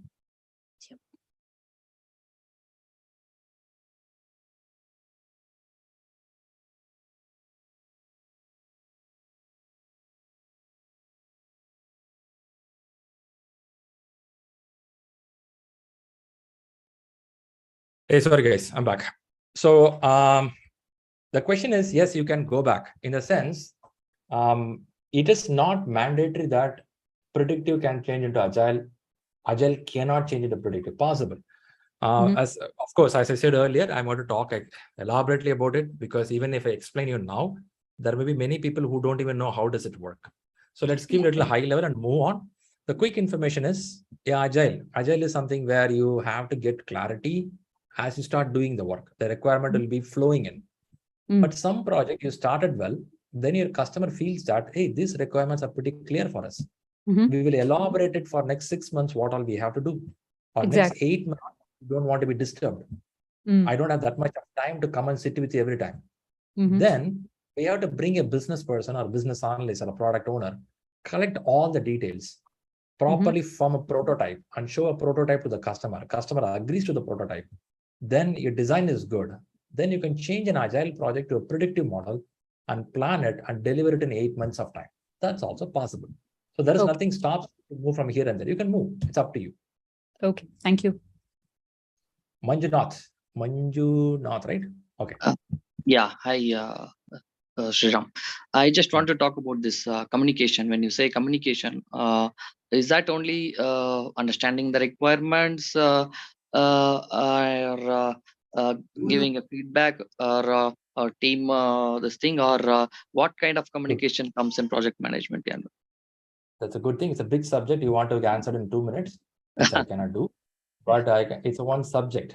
See, for your everyone information, whatever I showed in a screen, every subject we're going to talk. For communication, we're going to talk elaborately. For budgeting, elaborately. Risk, elaborately. So don't try to understand within 1 minute. The quick hint I can give you, Manjunath, communication can be even your deliverable is a communication to the customer. When you do a work, that's a communication. What you speak is a communication. When email is a communication. When you call your team members to come for 3 o'clock and you go by 3:30 for the meeting, that's also a communication. Are you doing that? It shows that you're not interested in the project. So communication is a multiple dimension, multiple form. We will talk more as the class goes on. Okay? Okay. Yeah, thanks.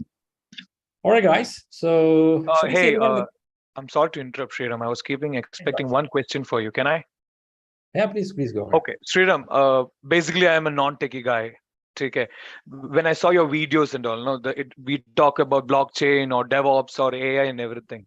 So it means that a project manager should have at least a minute sense of, develops or a blockchain or AI, something like that. Because my friends who are all there in product manager role, all are from computer science background. I'm a mechanical core industry. Of course, you should know. See, imagine I'm going to work as an admin in a hospital. I should know what a hospital does, what kind of surgeries they do there. If I'm telling that I'm admin, but I don't know what a hospital does, then I'm losing something there. If you're going to work on an AI-related project management, you should know what is AI. But I don't even going to work in that. I'm working as a project manager in manufacturing industry. Why should I learn AI? So you will learn something which is needed for you. So you will not run to all in the life. You learn which is important, needed for you for that project. Hope I answered you. Yeah. Yeah. Let's not beat too much. It will be heavy for us, right? Too many technology you can't hold with you. Tough for you. All right, guys. Can I see most of you in the cam for a few seconds? You want to come up, Cam and Mike? All right, good. Do anyone feel that? And Cam, I don't like to come. I'm a little uncomfortable. Don't feel like that. It's good. Just a minute. All right. So what I want to do is, I want to split the team into a few set of people. People in the YouTube, probably it will be a little blank for you for the next 5-8 minutes. You can say hello to each other, have a conversation with the people where they come from, but also give the time for other people also. Sometimes you'll get very enthused, you'll start talking, you know what, I come from you also come from the same street? Yeah, the black colored dog will stand in the corner of the seat. Don't start the conversation like that. Right, it'll be so into you'll start talking more. So you can be happy, tell what is happening and how they come from, what they want, and then we'll come out. We'll do one more introduction session sometime later again, where you can meet the same set of people again. Okay. What I do here is, did somebody ask something? Yes, sir. Please go ahead. Just one quick question, out of syllabus question, basically. Okay. So today I know you're doing a YouTube stream as well. So it's not happening tomorrow onwards, right? Tomorrow, no classes here. Tomorrow's a holiday. You can enjoy. Holiday, happy day. I know. I mean, what I mean is next classes onwards, it's not going to be on public streaming, right? Yeah. May I understand why this question? No, normally I don't go on videos on public streams. That's why. Okay. Don't worry. You'll be taken care. And this is the only day you'll get into the YouTube. Okay. Thanks. All right. Thanks for intimating that. So what I'm doing is I just formed the group now. I'm going to split it. You all get into the room where you can discuss for a few minutes and come back. Okay. Right. Let's do this. Good wishes. Catch you in the room.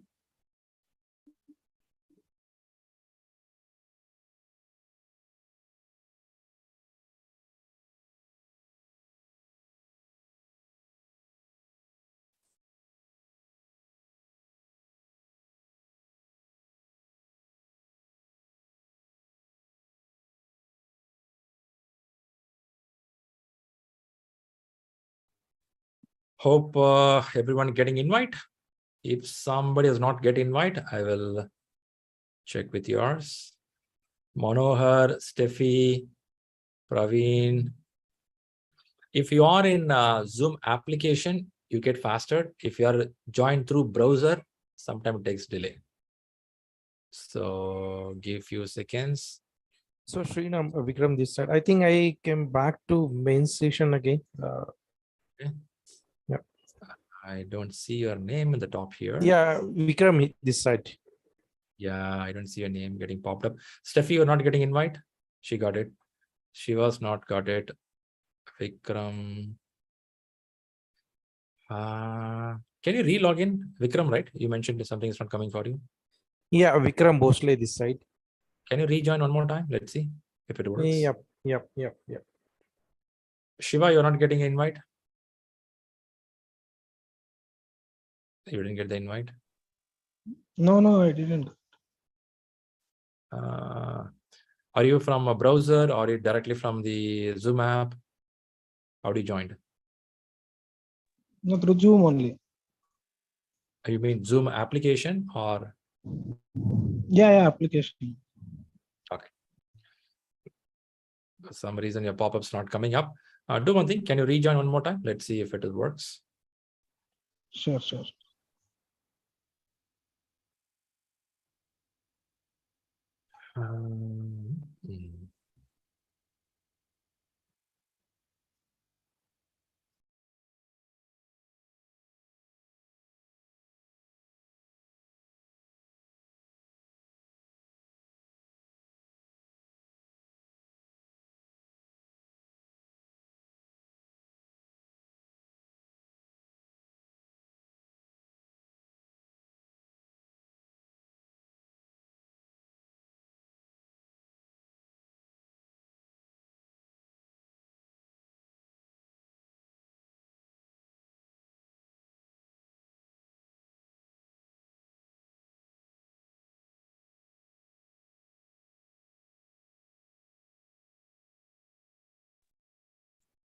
So Steffi, you are not getting the invite.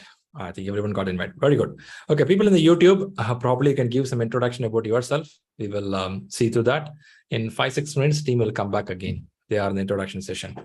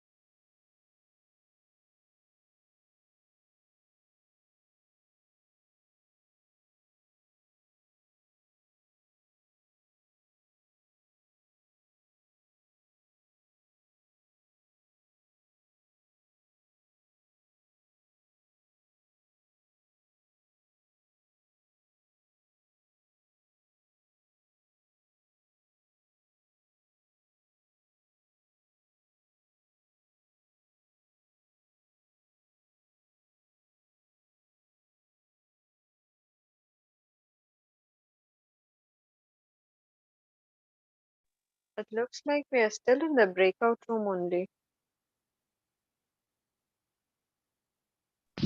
No, I think we are back in the main session. But only our team is back, is it? Yeah. Yeah, I Yes. think Okay. ours was a smaller group, I believe. Yeah, maybe. Only Did 9 we participants. hear from Ashish? I don't think I saw that name, but I see him again No, here. no, we did hear from Ashish, I think. Okay, fine. Maybe I missed it out.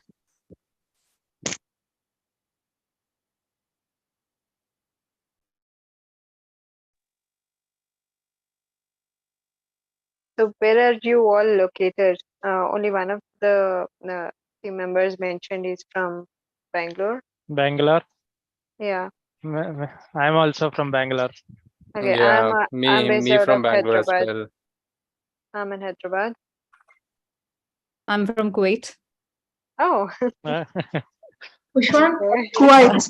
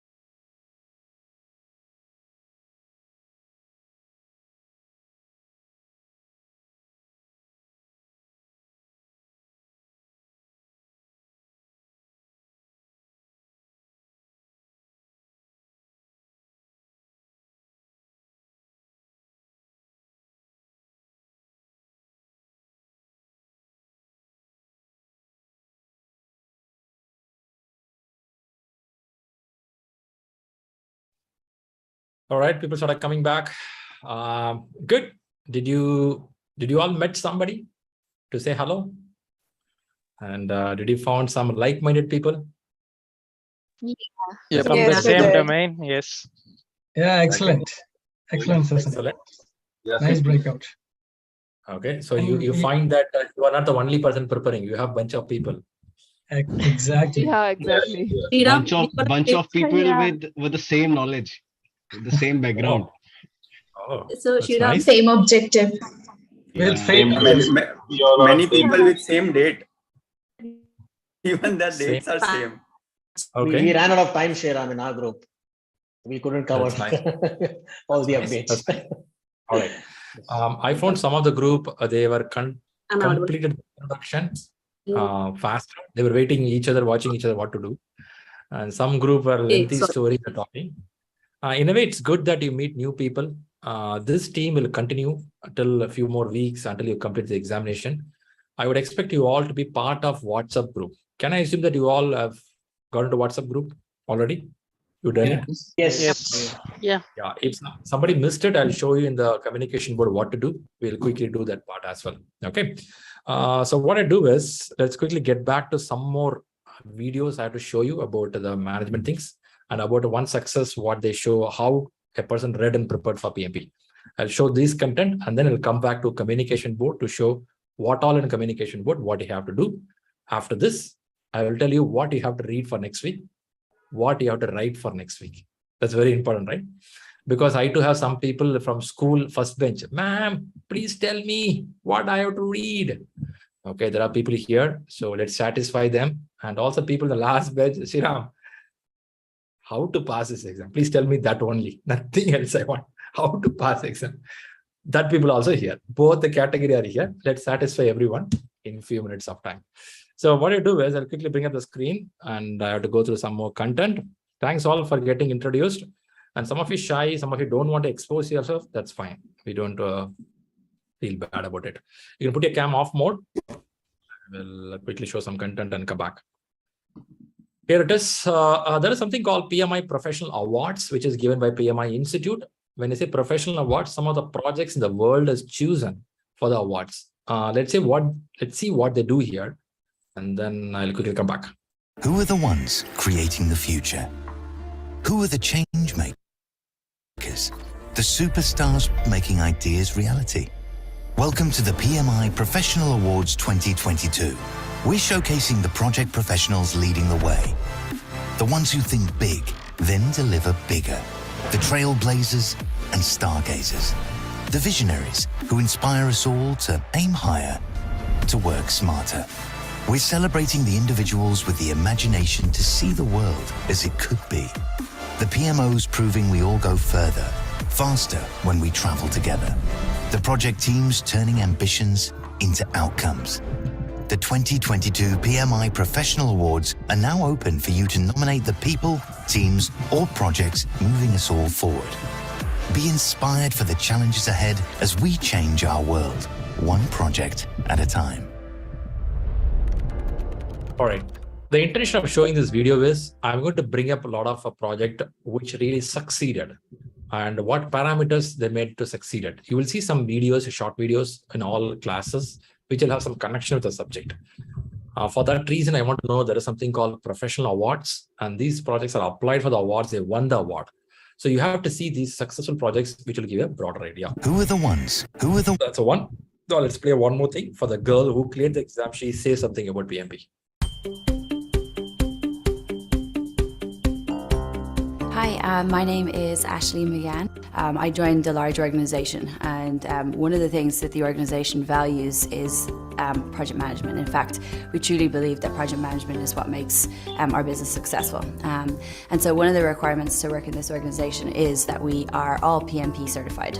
And from a business perspective, that makes sense because our clients want to know that they're working with the best in the industry. And so that's why we get our PMPs. So I recently became PMP certified. I feel very well equipped to be successful in project management.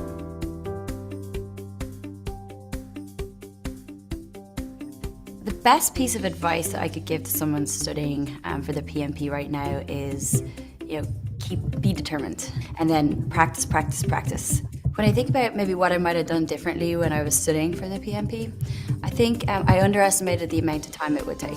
When I realized what it was going to take to actually pass it, I had to kind of re-establish my plan. So it was just kind of rearranging my schedule to make sure that I really had enough time to do the preparation that's required to pass. There's such a helpful community out there. We all want everybody else to pass. So there's a huge support system. So tap into that if you can. I think having the PMP, its impact on my career, I think from a confidence perspective, when you're every day in your job and you're faced with a challenge, you have, that PMP in your back pocket, you've done the work, you know what you're talking about. That confidence is critical when you're facing a challenge in your business and your daily life. I also think it's really important having a PMP that it does impact your salary directly, and I think the average is an increase of about 16% when you have your PMP. I think that matters to people. We work really, really hard. We typically work very long hours. It's really nice to see that increase in your paycheck. I'm a PMP. Tá mé a PMP. Any quick take from her when she said about how she prepared? So anyone found any quick take of preparation? Practice and time it takes. Practice. She's Okay. determined. Okay. It does the planning which she has done. Prioritize. Yep. Planning and rearrange is good. And practice. Practice. Yeah. And don't listen to any other advices. Okay, fantastic, right? I think that motivates us. On top of that, she said something about salary also. Even for that, something on the salary also. Yeah, Yes, it is 20%. Increase in paycheck. That's important, right? I'm not here for social service. Come on, guys. I want some agree. salary. Yeah. All right. Nice. Now, I'll give one last before we close the day. One last thing is I want to play a short video about leadership. Let's watch this video quickly, and I'll come back to this.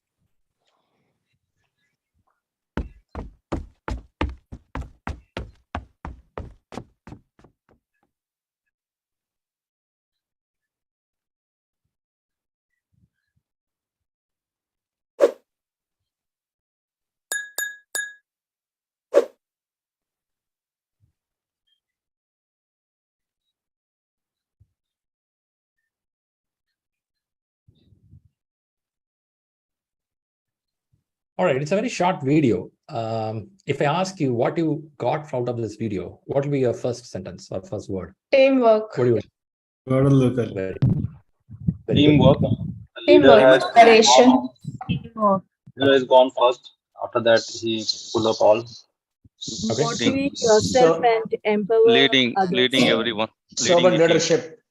Servant leadership. Leading from front. Nice, very good. A lot of good things. Thanks for all this. Imagine yourself the leader, the guy who runs in the first.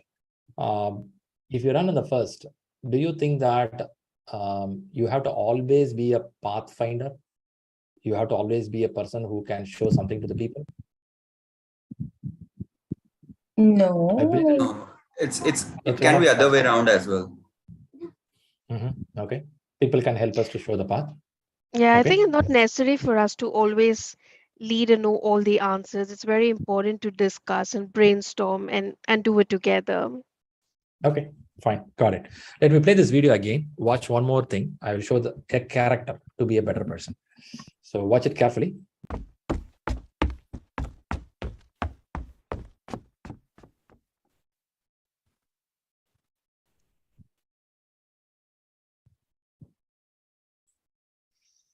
How many of you observed that this person has to jump and get the level?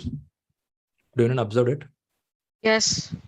Yes. Now, He had to take that now, extra step to reach. Yeah. yeah. So we may get a level of support up to this level in your life. It may be your parents. It may be your siblings. It may be your friends. It may be your education. It may be your certification of PMP. It may be something your office supports. But the last leap of getting on is with you. It's there in your guts, in your mind. So the last push you have to give. There are thousands and millions of people highly qualified, more knowledgeable than anyone in this world. Since they don't have this few inches of gap of guts, they stay in the same place where they are, and one day they disappear. Do you feel that what I'm saying is correct, which is happening in the market? Where many a times we find that people are knowledgeable, but for some reason, we don't know what is the reason, some reason pull them back. It could be a mom, it could be a dad, it could be of family pushing, it could be of some inferiority complex, it could be I don't have a good language, I don't look good. Reasons, ask for reasons, thousands of reasons. But if this person has given this push here, and that one gut could have achieved. But this person realizes at the age of 81, if in case he or she survives, and then they start feeling bad, oh my God, I should have done. Rather, now, today, you take a call that, yes, I know there is some level I have support. After that, I have to jump. I have to do this. Until you jump, you may not know whether you will fly or fall down. So you have to take this step. Don't expect you will have people who will support up to this, then I'll walk to leadership. Then I'll be very successful. If somebody's sitting like that, thinking in your mind, we may be a total failure.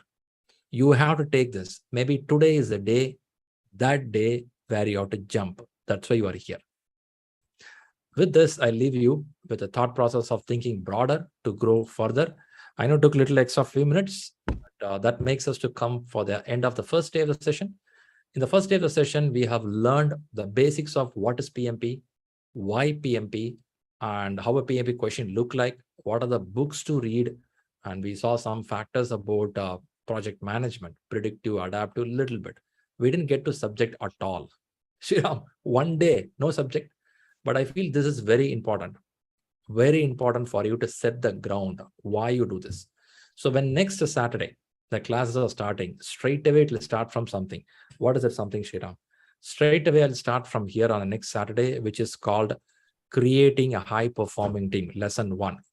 If I ask you, do you remember 3 domains in this class which you learned today? What are the 3 domains? Do anyone remember 3 domains? People, process, People, process, business environment. Right. Then we understood there are 5 lessons. We understood 36 tasks. 36. Right. So now, next week when I start here, I'm straight away going to start from here. Now, the first question somebody in this room want to ask me, Shriram, do I need to read something before I come to this class? The answer could be yes or could be no. It can be both. You can be just free, come for the next week, sit and listen. Great. Or if you have enough time to read, I would recommend you to read something. What I want to tell. Look at this first lesson, what I'm going to take. It's talking about build a team, set the ground rules, have proper agreements within the team, empower the team members, train the team members, talk about virtual teams, how to build a proper understanding. Do you think this all can be part of something called stakeholder management? Do you think that? This can also be part of a resource management? Yes. Do you think that? If you feel this is what we're going to learn, go to Rita or Pembroke book, you will see a chapter called stakeholder. Okay. You will see a chapter called resource. You will see a chapter called communication. This is one part in Rita. There is a book called Agile Practice Guide. Generally start reading an Agile Practice Guide from chapter 1. They talk about how a predictive nature of project works, how an adaptive nature of project works. They'll be explaining this. When you read these two things for next at least 2 weeks, you get your ground clear. In exam, in people domain, how many questions are going to come for you? How many percentage of question? 42%.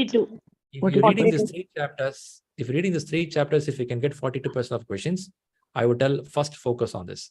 So next couple of weeks, we'll focus more about people factor. Once we are done with this, then I'll take to a place called process. Shriram, can you tell me what will be inside the process? Hey, by the way, guys, sorry, I'm pushing extra time. I know some of you want to, time getting delayed for you. Being first day. So now, process. If you go to process, you can talk about planning scope management, planning time management, planning budget, planning vendor management, and you talk about how to integrate all together. So this is a very biggest lesson, very huge lesson. Lot of content will come here, which I will start after 2 weeks of time. So first 2 weeks, you're going to talk mostly on the people segment. So Shriram, I have to read everything before I come to the class. You can come with zero knowledge. But if you read, it's good for you. You may ask some very productive questions. So both can happen. With this, I'll stop sharing the screen. Hope you got some info for the day. Yes. Right. More information. Thank you. Thank you. Thank you. Bye. Thank you. Hold on. Shriram, communication board. Yeah, I'm coming there. I'll explain this, and then people who want to drop off, you can drop off later. There is something called communication board. You all should have got it. If not, please check your email. Rahul should have sent an email. In the email, he would have explained all the information. If not, please reach out to Rahul. He'll help you in the WhatsApp. So first I'll go through. There are something for this board. This is only for July batch. You can have access. And there are more details here. I can't explain in 5 minutes. That much of details are there. Shriram, the screen is not visible. Oh, No, is it's it? I'm not sharing visible. it? No, you are For the sharing. last, No, it's visible for us. It's visible. Maybe you are seeing different screen. Maybe that is a television. You have to come to your no. Shriram, why you're not coming? Somebody in NDTV, they're talking. That's television. You have to come to computer. Okay. All right. Okay. Jokes apart, let's get down. So now we have question papers here for your exam preparation, and a lot of questions will be signed here. Main factors, you can check your PMP mock discussions, Agile mock discussion. What is discussions? We have regular discussions about how a question to be attended. Those all videos will be recorded and uploaded in this segment where you can come and listen to this recorded video. Somebody who solves the question, how they solve the question, we'll discuss it. So you have to listen to those videos for needed. You have a study material, a study plan, how to generate a study plan, click it, steps are there, follow that, you get a study plan. All the WhatsApp groups are here, go and join there. And you have a training feedback. If you want to talk something, hey, Shriram, can you add this, do this? You can give a feedback here. Blogs are here. You can read a lot of article of conflict management or resource management. A lot of article written there. You can read current trend to the market. You have doubts, discussions, and you have YouTube videos. On top of that, all your classes links are here. If you come here, you can listen to all the classes links upcoming. On top of that, in the bottom of that, you have how to fill the exam application form. Now you will not get there. We need at least 3-4 weeks of time. Let's hold on. Once you come there, I'll tell you what to do. You will just follow the steps. I'll tell you what to do, how to fill the form. On top of that, there is an FAQ. We always have an FAQ, but usually every website have FAQ, but nobody read the FAQ. They just call them, hey, can you tell me how to open the website? Sir, already you are on the website. Oh, thank you. So if you're like that person, please spend some time to read this FAQ. Will save your time, save others' time also, right? Spend some time here. All right, so this is on the communication board. You may have more questions. On top of that, I'll give one last one for communication board. We have week-wise writing habits here. Shriram, what do you mean by writing habits? In school days, we call us assignment. We don't want to use the word assignment, so we are using writing habits. So what do you have to do? On going forward from today on, you will open this website, click this image. You will just see this and draw in a white paper. Shriram, only white paper, not yellow paper. It's up to you. Whatever paper you have, draw it. Now, what you have to do is draw this, click a picture, share in the WhatsApp. So if I share in WhatsApp, will I get Amazon voucher? That I cannot give you. But at least you will get an interest of understanding what it is. First time you will draw just like that. Second time you will think why this guy is drawn like this, why it is. Your brain starts questioning yourself if you have interest on learning. In this group, some people feel I don't want to write. It's okay. We don't force you. But if you really want to go faster, go depth of knowledge, definitely you have to write it. Writing is one of the best skill. Shriram, I'll draw in the computer itself. It's up to you. But a high recommendation is have a paper, pencil and draw and write it. If you can do this, your learning can get faster. Like this, week 2, week 3, week 4, week 5. I'd expect you to start with the week 1. Also, you have something called 36 tasks here. This you will write at least in a week 2 times, not more than that. It will be a heavy load for you. At least 2 times you can write these as task. That's a little on the communication board. I expect you to see this. For writing this, you may not be able to spend time in office hours. You'll be pretty busy. I would tell park it, do 2 days later, or do somewhere you get a free gap, right? That's how it is. All right, very good. Hope you got some info. Let's get people on the cam. Let's say hello each other, and people want to drop off, say bye-bye to drop off. People have a question, stay here. We'll talk about that. By the way, how was the day today? Did you learn something? Are you able to sit for 4 hours in one place? Yes. Yes. Not really. Yeah, It was very nice discussion. That's how I feel. I feel proud of myself. It was good. Okay, good. Proud of yourself. Very good. Nice. Nice to know that. Good to be I back know in sitting in one Shriram. place. We Tough. learn and enjoy together. It's the Okay, best very way. good. Yes. Very good. Very good. It was So really before the interesting to class learn. started, after the class, can you tell you got at least 5% of knowledge now, what we discussed here? Even though... Shriram, I would Definitely. like to... Yes. Yes. Definitely. Yes. All right, fantastic. All right, so with this, we'll leave the people who want to go home and sleep. Pretty late for you guys. Good night. Sleep well. People in the YouTube, thanks for being here. LinkedIn or Facebook. People who want to stay around for the questions, please be here. We will listen to your questions. Thanks a lot. Bye-bye for the guys who want to go off. Thank you, everyone. Thank you, Thank you. Shriram. Thank you. Thank you, Shriram. Bye-bye. Bye. Bye. Bye. Bye. Junior Okay, PMP. right. Let's go to the questions. It's too early for them to. Put your hands up. Who have a question, please raise your hands as there is an emojis there. Please write out reactions. Then we'll go one by one. It'll be easy. All right, fantastic. Shri Lalu, good to see you after a long time, years back. Hey, Shriram, good to see you. It's a good session. Thank you for this. Great, man. Great. So I was listening very carefully. I was hoping people would be asking about exams. And I know you may have a separate session for that dedicated, but I would still want to break the ice and ask, what happens if you don't clear the exam? What is the next? I'm sure that's a question on everyone's mind, and I want to Attempt second time. bring that up. All right. We remember talking about it. You did mention, you did say that it's going to take time. You need a lot of time to sit and prepare, and it took 2 years for me to come to sit in these meetings. So Okay. Quick answer is exam. Yes, it's a lengthy process. When I say lengthy process, weeks, not years, not months, weeks of process. First thing, we will work out for at least 1.5 months to 2 months of time, minimum. A good long reading will take 2.5 months.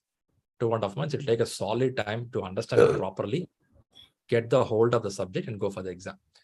Of course, as you rightly said, I have a different section to explain about the exams. But since we opened up, we will discuss this point. Now, it's going to be 180 questions, and for which you have to read at least one book fully, the Rita 10th edition, Agile Practice Guidebook, which will consume the time. Now, how to go to the exam? Shriram, will I fail the exam? This is the biggest question. Many have it because exam fees are high. It's not small. It's around 50,000 we're investing. It's not only the money, time. First of all, finding our time in the slotted stuff. Top of that, you found some time and some money put in, you want answers. Now, how to make sure you clear the exam, or why people come to ShriLearning thinking we'll clear the exam? The reason is, first you have to read properly by listening the classes, recordings, all you will do. Top of that, you read it.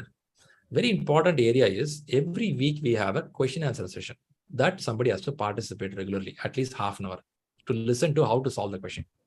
And very important area is when you take the full exams, a practice exam you will take. Until you get a good score, I would not recommend you to pay the fee and write the exam. So your money is safe. Your money will not go out. So until we get a bar level, okay, this guy is good. Shriram, did you say bar? It's a Friday, Saturday evening, man. No, not that bar. This bar is level of knowledge. Okay. So until you come to certain, for example, somebody is performing very bad. When I say very bad, goes below 40%, 45%. 53%. It's a little tough area. 53, 55 tough percent. Crossing 58%, better. 63, good. 68, good. 73, very good. So now if you don't cross this in any of the exam, we have 5 exams. I will say, hold on, don't write the exam. Shriram, but I've paid the fee. It's okay. PMI institutes give you more time. You don't need to rush. You can book the exam whenever you want. You can push the exam for 3 months from now, 4 months from now. But don't rush when your scores are low. So until I give a go, you will hold on. So your money is saved. But you went to the negative place. What if you gave a go? You gave a pathetic decision because of you, I failed. So what will happen? First of all, nobody fails. Even if it happens, PMI gives you have to go for a second attempt. Will they give it free? Nothing comes free. Okay. You have to pay money. 25% of something. Yeah, some slash in the money, but I don't discuss more about it because nobody fails. So if it goes down, some money will go down, then you have to pay for it. PMI tells 3 times you can write in a year of time, paying money. Still, 3rd time also somebody fails. PMI says, thanks guys. You need a break. Go to Goa, go to Las Vegas, have a good time, then come back. Still, if you want to learn PMP, you learn. So it happens if somebody loses 3 times. Happened. There are some people who lost 3 times also. But in our case, very rare of failure. So I have a filter that beyond this, somebody should not go to the examination. So your money is safe. Hope it's good. Shriram, I have a follow-up question to what you just said, Rohit here. Okay. So in my org, so I'm doing this course through the company budget. So I've been given a mandate to complete it by September 30th. Now we want to ask which company is that? Can I join that? So this is a part of the quarterly education budget. So they want me to complete the exam by September 30th, though I tried requesting for more time. Like October mid is because I wanted a good 2.5 months. So that being the case, and what you just said, right? Until you see a 75% or above 73%, you do not recommend anybody enrolling for an exam. But in my case, where I have to enroll and I have to show that I have enrolled, do you think we can do a reverse logic can apply? Where you apply enrolling, you can do. Yeah. When you say enrolling, you have to pay your exam fee. Exam fees, yes, that's right. They give 1 year of time where you can book your slot. Right. You don't need to book your slot immediately. You pay the fee and you wait for it. Right. They'll give 365 days. Within that time, you'll go and pay your fee. So you have time. So nothing to worry about it. Since the companies are sponsoring, get it, pay the money, and wait for time when you are ready. But September is a good time to crack. You don't need to worry about it. September 30th is what I've been told to complete. You can. Certification. You are lucky enough, you have a target now. Some push is there. If such a target is not there, what will happen is we'll push it. Maybe after Diwali, after Christmas, Happy New Year. Nothing This will happen. happened to me in It'll keep on ACP, going. PMI-ACP when I did it. It'll keep on going. So that's it. Okay, good question. So what I do is I'll go by Shriram, order now. oh, sorry. Okay. I'll start No, with I had Ashutosh. another follow-up question to that one Follow-up question. actually. Okay, go ahead. Yeah. So you mentioned in case you are meeting that percentage that you mentioned, like above 70 or something, 73, 78, then you think that it is okay to go ahead and give the paper, give the exam. So now with me in the past when I had attempted, I was getting around 78. I'm not going to compare. Maybe the question papers were different, but Yeah, we I don't know which had done it simulator. with Rita's as well. How is it that so once you feel it's 73, 78, and does the number of mock tests also, giving more mock tests also No. negatively influences? Because I've heard that Not okay, like that. you tried too many mock tests, and so you had that pattern in mind, so that got fixed or something. See, this PMP exam is something like even though number of exams you practice more doesn't mean that you will clear the exam, or you practice very less, still will clear the exam. No, that's not the way it works. It's about, I'm repeating the same answer what I said at the beginning, the understanding ability. If the understanding ability have to be improved, yeah, that is the way the question papers you have to work out. So if you tell ShriLearning, when I'm telling 75%, getting 75% is not that easy. It takes effort. Yeah. And crossing 60, 65 itself tough. I have many people struggle hard to cross 65. There are few people go above 75, very rarely. So when you want to come that level, definitely you have to understand the way of answering questions. So this is the reason you need a good simulator of exam. You need a good analysis of question. Both are needed. There are a lot of simulators in the market. I don't know some of the names also, but sometimes they could not match with the real exam. If it is not matching with the real exam, we would have practiced, but we would have not done the what market is asking. What exactly you would have done something. You go there and it will be surprised. You would have practiced for Asian Games. When you go there, it's the Olympics. Usain Bolt is standing next to you. Ooh, man, when you came here, they said, man, it's Olympics, yeah? Where are you from? Right? So that is where. So what we are doing here is practicing you to the Olympics exam and make you to play on Asian Games. So the question paper level is pretty high. You have to practice hard to get that score. Okay. That's the way it works. All right. Good question. I'll start with Ashutosh. Sorry, man, made you to hold. I want to go in order. But ShriLearning is my good friend for a long time. I met him after so many years in the camp. So I want to say hello to him. So I started with him. No problem. All right. I can totally understand that. Shri, the very first thing, thanks for the very insightful session. And trust me, I have been planning for this PMP since 4 to 5 years. I have even took a Udemy course for that, but unfortunately, I can say lack of determination and all, I was not able to complete that one. So these were the factors. That's why I thought to give a shot. And I have a couple of batchmates who have joined your session. I mean, recently one of my thesis mates from my college, he has just winded the session up with you, the last June one. So coming to the point, Shriram, the very first thing, I think there was some network fluctuation at my end when you stated that what all are the topics which I should cover for the upcoming session from the people's portion. So this was my first question. I'll answer first question. We are talking about some chapters called stakeholder. Other one is resource, communication.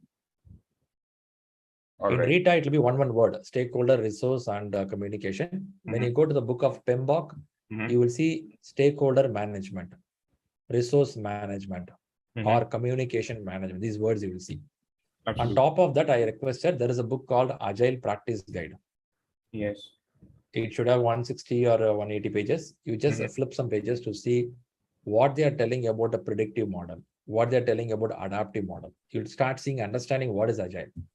Some of you may be already working in Agile. For you, it could be easy. For some of you very new here, at least learn the terminologies, what they say. Because if you say iterative, incremental, it will go above your head. So at least you have to see those words. Frankly, Shriram, I have been giving a lots of interviews these days and working as a project manager as well as Scrum Master. So I'm quite aware about these schedules. Shriram, there was a particular term which I wanted to speak to you because I searched a lot. I didn't got any insightful answer for that. It was someone during the interview, they have asked me that what is difference between agile and iterative waterfall? Iterative waterfall. Yes. Okay. So this was pretty, I mean, I was, okay, I can correlate it from my work experience that many a times what we used to do, we used to start couple of activities parallel or 3 of activities parallel in waterfall model also. But I was not pretty much sure that how can we define it, that it can be an iterative waterfall and how it is different from agile. I was not able to correlate that, Sriram. So can you please help me out over there? Is this interviewer looking for a hybrid model? No, he categorically called out that differently. He categorically called that out differently. He said that, okay, we have agile, we have hybrid, we have waterfall. And then he said this model, iterative waterfall model. And literally I have not found this answer since last 10 to 12 days. I mean, I have been literally seeking answer for this. Yeah. Should be some answers there. But again, we don't really follow all the methodologies in all the places. Right. But to answer your question, iterative is a very straightforward model of collecting the requirements on a need basis. If you say iterative, it's a repeatedly. Iterative word is repeated. Yeah. There is no very direct connection that iterative means always should be agile. Nothing like that. I have to go to the place to explain about iterative later, but quick information. Iterative could be looking for one final delivery. The delivery would be only final delivery, but for that repeatedly I will work out on to make it perfect. Okay. For example, imagine I want to come up with, let's say, a garden. I want to come up with a garden at my space. Now, for this garden is the final result. To achieve this result, repeatedly, I may check with my family, friends. I collect more details. What kind of plants can come there? I'll try to understand more repeatedly, again and again and again and again, and I fine tune and make it happen. That's an iterative model. Now, in a waterfall, we usually collect all the requirements and then we plan it, we design it, we do it, and we test it. Yes. Right?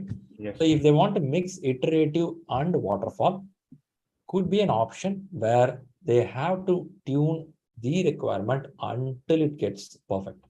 So for that reason, probably you can bring two things together, but maybe you could have asked one question, what is the benefit of this? So when you could have asked, chances are they would have explained a little more better for you. But definitely I would have seen this in PMI-ACP book. In PMI-ACP book, we have agile or iterative plus waterfall. We call it as a hybrid model. We mix both. It happens. It's possible. Yeah, in fact, Shriram, I have tried to rebuttal them in such a way that I'm sorry. In Agile, we used to follow that standard iterative plus agile approach, right? So it is different from here because the question was in fact that what is basic difference between waterfall and agile, and I have told them the different parameters that the customer stakeholders involvement and all these things, all those stuff. But yeah, that particular thing that he said that okay, we can use that waterfall and we can combine it with iterative and we can utilize it in some other model. So I was like, that can be called hybrid. He said no, it's nothing like that. So that's why I was searching for this question. Yeah. All right. Thanks for that question. All right, let's get to Ashish. Yeah, hi. Thanks for the session today. It was good to start with. Yeah, I have already applied for the examination. I have paid fees last October. Wow. I applied on my own, the application and all that. I thought I was planning to do it for long, but then I didn't. If I will force myself in it, I thought I'll do it. But then I had some contents available on our training websites on the company, but they were not so good. And due to some or other reason, I was not scheduling the exam. Now I have the last slot available on October 12th, which I have scheduled now. 12th. So is it realistic? That's what I'm asking now. October is a good time, right? Thankfully, you planned the class at least now. So just so what motivated you to pay the fee? By the time somebody gave energetic speech to you? No, I was thinking that unless and until I force myself, like I'll not be able to do it. I'll just thinking and planning only. I have to put my money in it. Otherwise, it'll not your be. family member know that you did like this? No, not all. Because they would be asking for a holiday trip for last 2 years. You never planned. No, not that way. They don't know anything All about right. it. So coming back, yeah, it's possible highly. How is your job nature? Are you tightly packed or you have some breathing time? That way, I have 2 hours available every day to me during the You are evening. richest man in the world, yeah. 2 No, hours per day. I'll make available because now otherwise I'll lose my money. So that's Nice. it. Yeah, October is highly possible. Rightly I said to somebody else before also, when you have a date, your target is clear. Yeah. So now what you have to do is prepare a study plan, keeping October 12 as a date for you. And reading time takes at least a couple of more than weeks for you. And plan your date of full exam. Now, October 12 is the main exam. 15 to 18 days before you have to start your first full exam. Okay. So maybe in September, I should, I mean, last week of September. 15 to 18 days, you practice one full exam, score will be high, low, something will happen. After that, you have to take this 180 questions. You have to sit and see each question. If you want to see a 180 questions, it will consume 2 days of time. 1 day for exam, 2 days for analysis. It will eat you 3 days of time. Oh. You will be exhausted after analysis. One full exam analysis equivalent to reading one full book. Oh. You are almost reading a full book in 3 days of time. Like this, you will complete one exam. Then you move to another exam. So your maturity level improves. This is the best way to go to main exam. You cannot write the exam, I got 65%, very good. Next time I'll get 72. You cannot start like that. It's not a fluke. You have to root analysis. You go back and see what all questions went wrong, what all correct. Even correct, you have to understand is your logic, question logic, or mapping. You will say A as an answer. Answer is also A. But we don't know, right? What you thought and what they say. The justification in paragraph will be there. They'll give an answer and the justification will be there. You have to read it. Like this, you have to do for 180 questions. So if you October 12th is your exam, keep a 15 to 18 days before as a date for your first main exam. Okay. So don't keep 12th as a target. 12th as a main exam. Okay? Yeah, before sure. that, keep somewhere date. Then only you know when to complete reading the book. Okay. First major plan, then you put short plans. Then only you know when to hit your exam. Okay, thanks. And All every right. day, if I commit 1 hour at, like I'm saying 2 very optimistically, 1 hour would be for the first month. Perfect. Yeah, do that. And by the September, your speed should go high. Okay, thanks. Your acceleration should go high. It will happen. You paid the fees, automatically happen. Tell to your family. After telling to your family, your speed automatically goes high. There will be always a punch. Every home has a portfolio manager. They will take care. Yeah. Okay. In any case, I've been in the project field for last 22 years, so I know many of the terminologies. So Nice to know. Nice. Thanks. Good wishes. Thanks for joining us, ShriLearning. Thank you. AC. Who's AC man? Assistant Commissioner of Police. Sorry, it's Aravind. Yeah, please go ahead. Hi, Sriram. I just have a question, like apart from all the exams or preparation point of view, which I asked earlier in the individual groups as well. So basically, I'm a job. Your voice is not clear. Yeah, can you hear me now? Now you're better. Proceed. Okay, so basically, I'm a job seeker now with like 9 years of experience now. So is it okay that still while seeking my job, can I write my exam, or should I be working in a job and then write an exam? There is no connection with that. Since you already have a 9 years, did you say 9 years experience? Yes. Since you have 9 years of experience, that is eligible to write the exam. Okay. But you're seeking for the job. I think this PMP will help you to get a better job. Yes. That's why imagine. Yeah, it will help you. One is when you read the terminology, you will speak well in the interview. The second one is when you have this tag called PMP, you can bid a better price. Yep. Imagine they're giving some value. You can ask more than that, 7%, 20%, 11%, because you are certified. Yeah. Okay. After you join, you get a PMP. Any company, once you join, they will not increase immediately. Yes. They will hold you for 1.5 to 2 years. At least 2 years, they will hold you. Yes. You will feel bad, man. I should have got this kind of. So better, I'll tell you that focus on exam, simultaneously keep on taking interviews. And you can tell that I am the preparation for some other interviews. Once you clear, you tell I'm cleared. Now you can bid for better price. Okay. Right? And manager interviews, it doesn't close within one day. Next day they will give an offer letter. Yes, it takes time. It takes time. So yeah, use this time for preparation, clearing. Use it for your price bidding. It is not only for knowledge; it's also for your price. You should know how to bid for yourself. Okay. Okay. Sure. Right. Okay. Good wishes. Thanks. Thanks. All right. Rabik, Ahmad. Hi, Shriram. Actually, I created the education plan. In that, I mentioned like target date as 10th September. What do you think? Is it so early because the class is getting over on 3rd of September? This batch. So possible. Is it 10th September because is a marriage day? Not like that. I applied for the vacation. Right now, I'm in Israel right now, being in Dubai. Okay, right into a project. Since my visa is getting over on 20th August, I'll go back to India. I can sit, relax, and attend this class completely. So I took a vacation till like 10th of September. So my idea is like writing the exam or maybe extend my vacation till 12th or 13th of September. Would it be possible, or shall I just plan a little bit late? Like I'll tell you. So till even now you're on vacation, starting your vacation, you're on vacation? I'm on project in Israel right now. When is your vacation starting? 20th of August. Sorry, 23rd of August. 23rd is pretty late. So from there, if you start 7 plus, no, you cannot push it. But before I answer something, have you done any management courses before?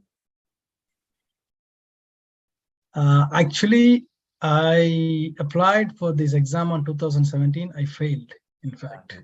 Or you went through PMP already. Okay. At least you know the terminologies. Wordings are clear.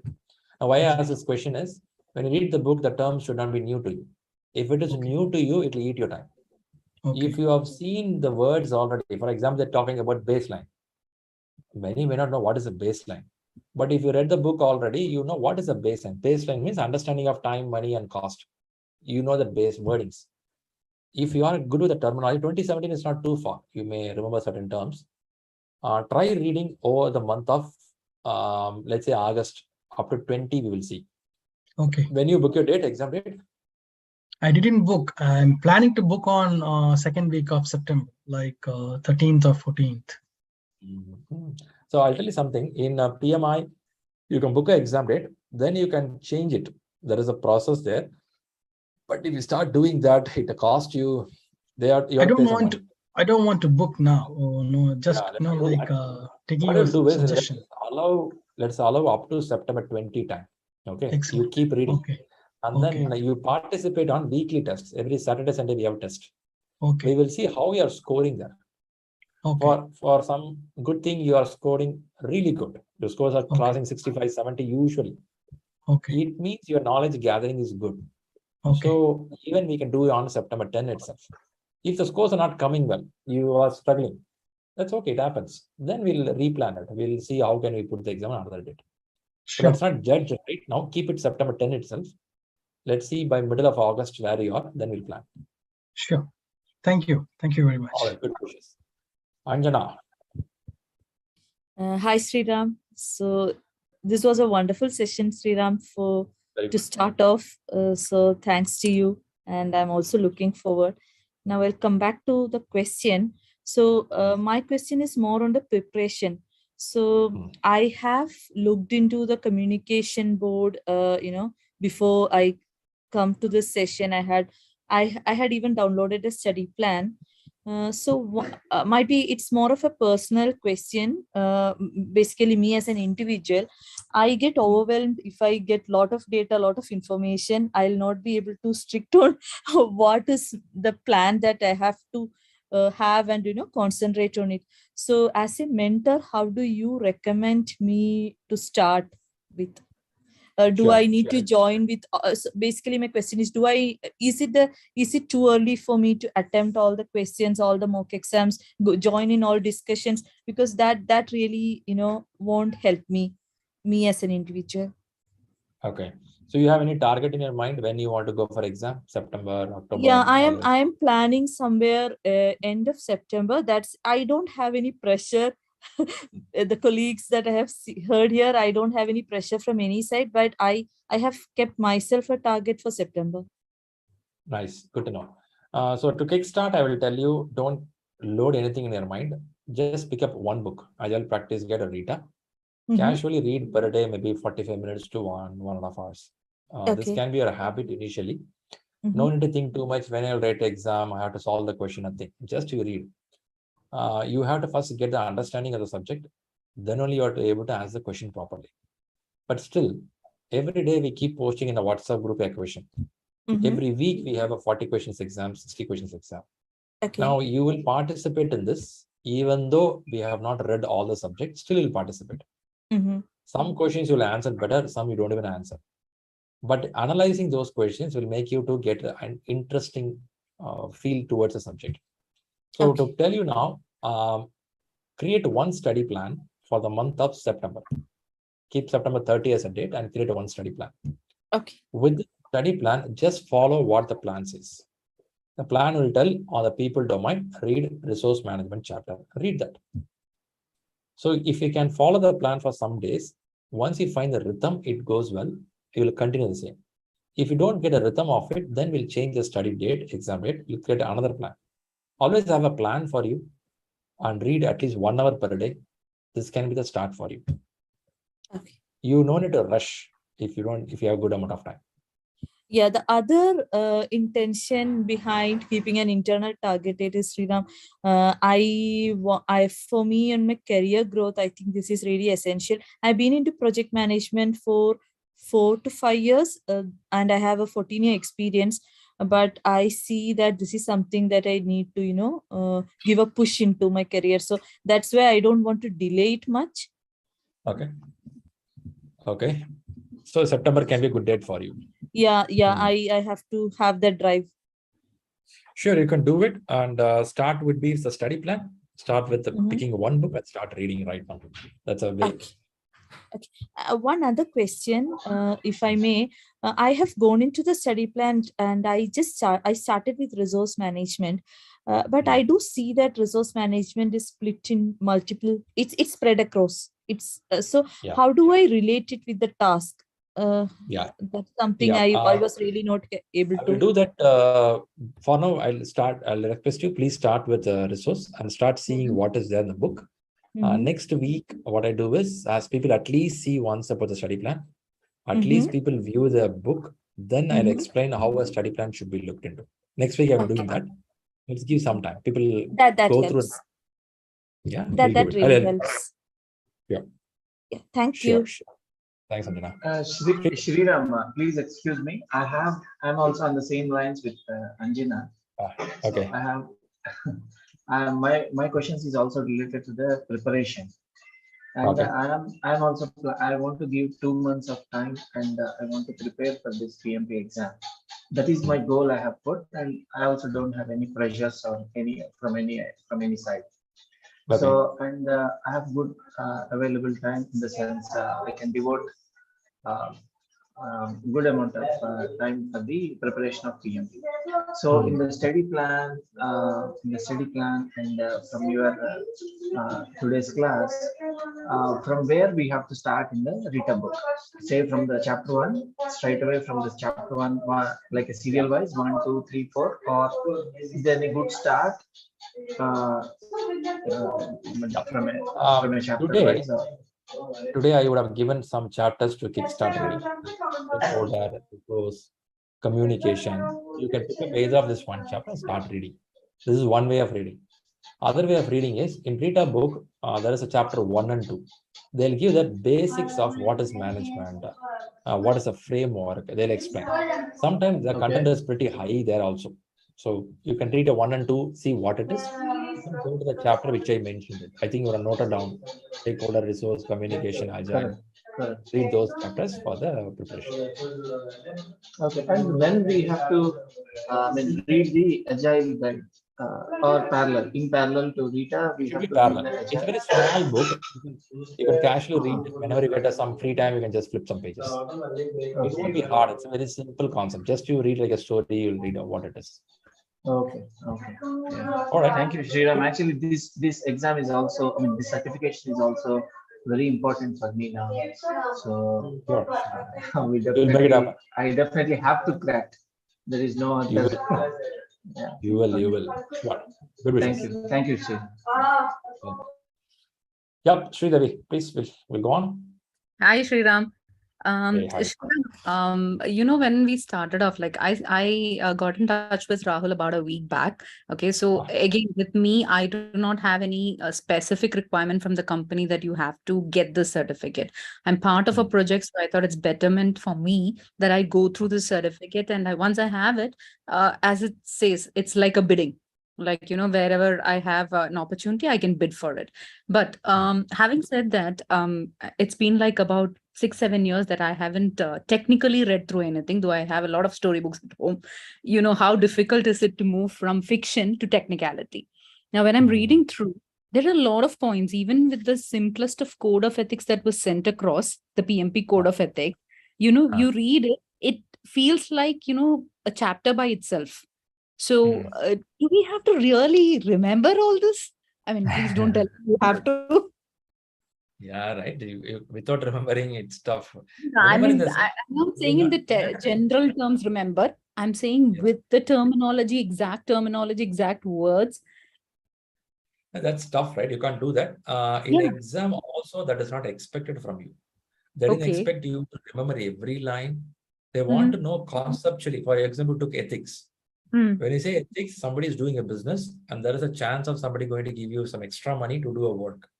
The question is asking, will you be what kind of way you follow? Answer will tell that you have to make a complaint regarding this. You will not pay the money.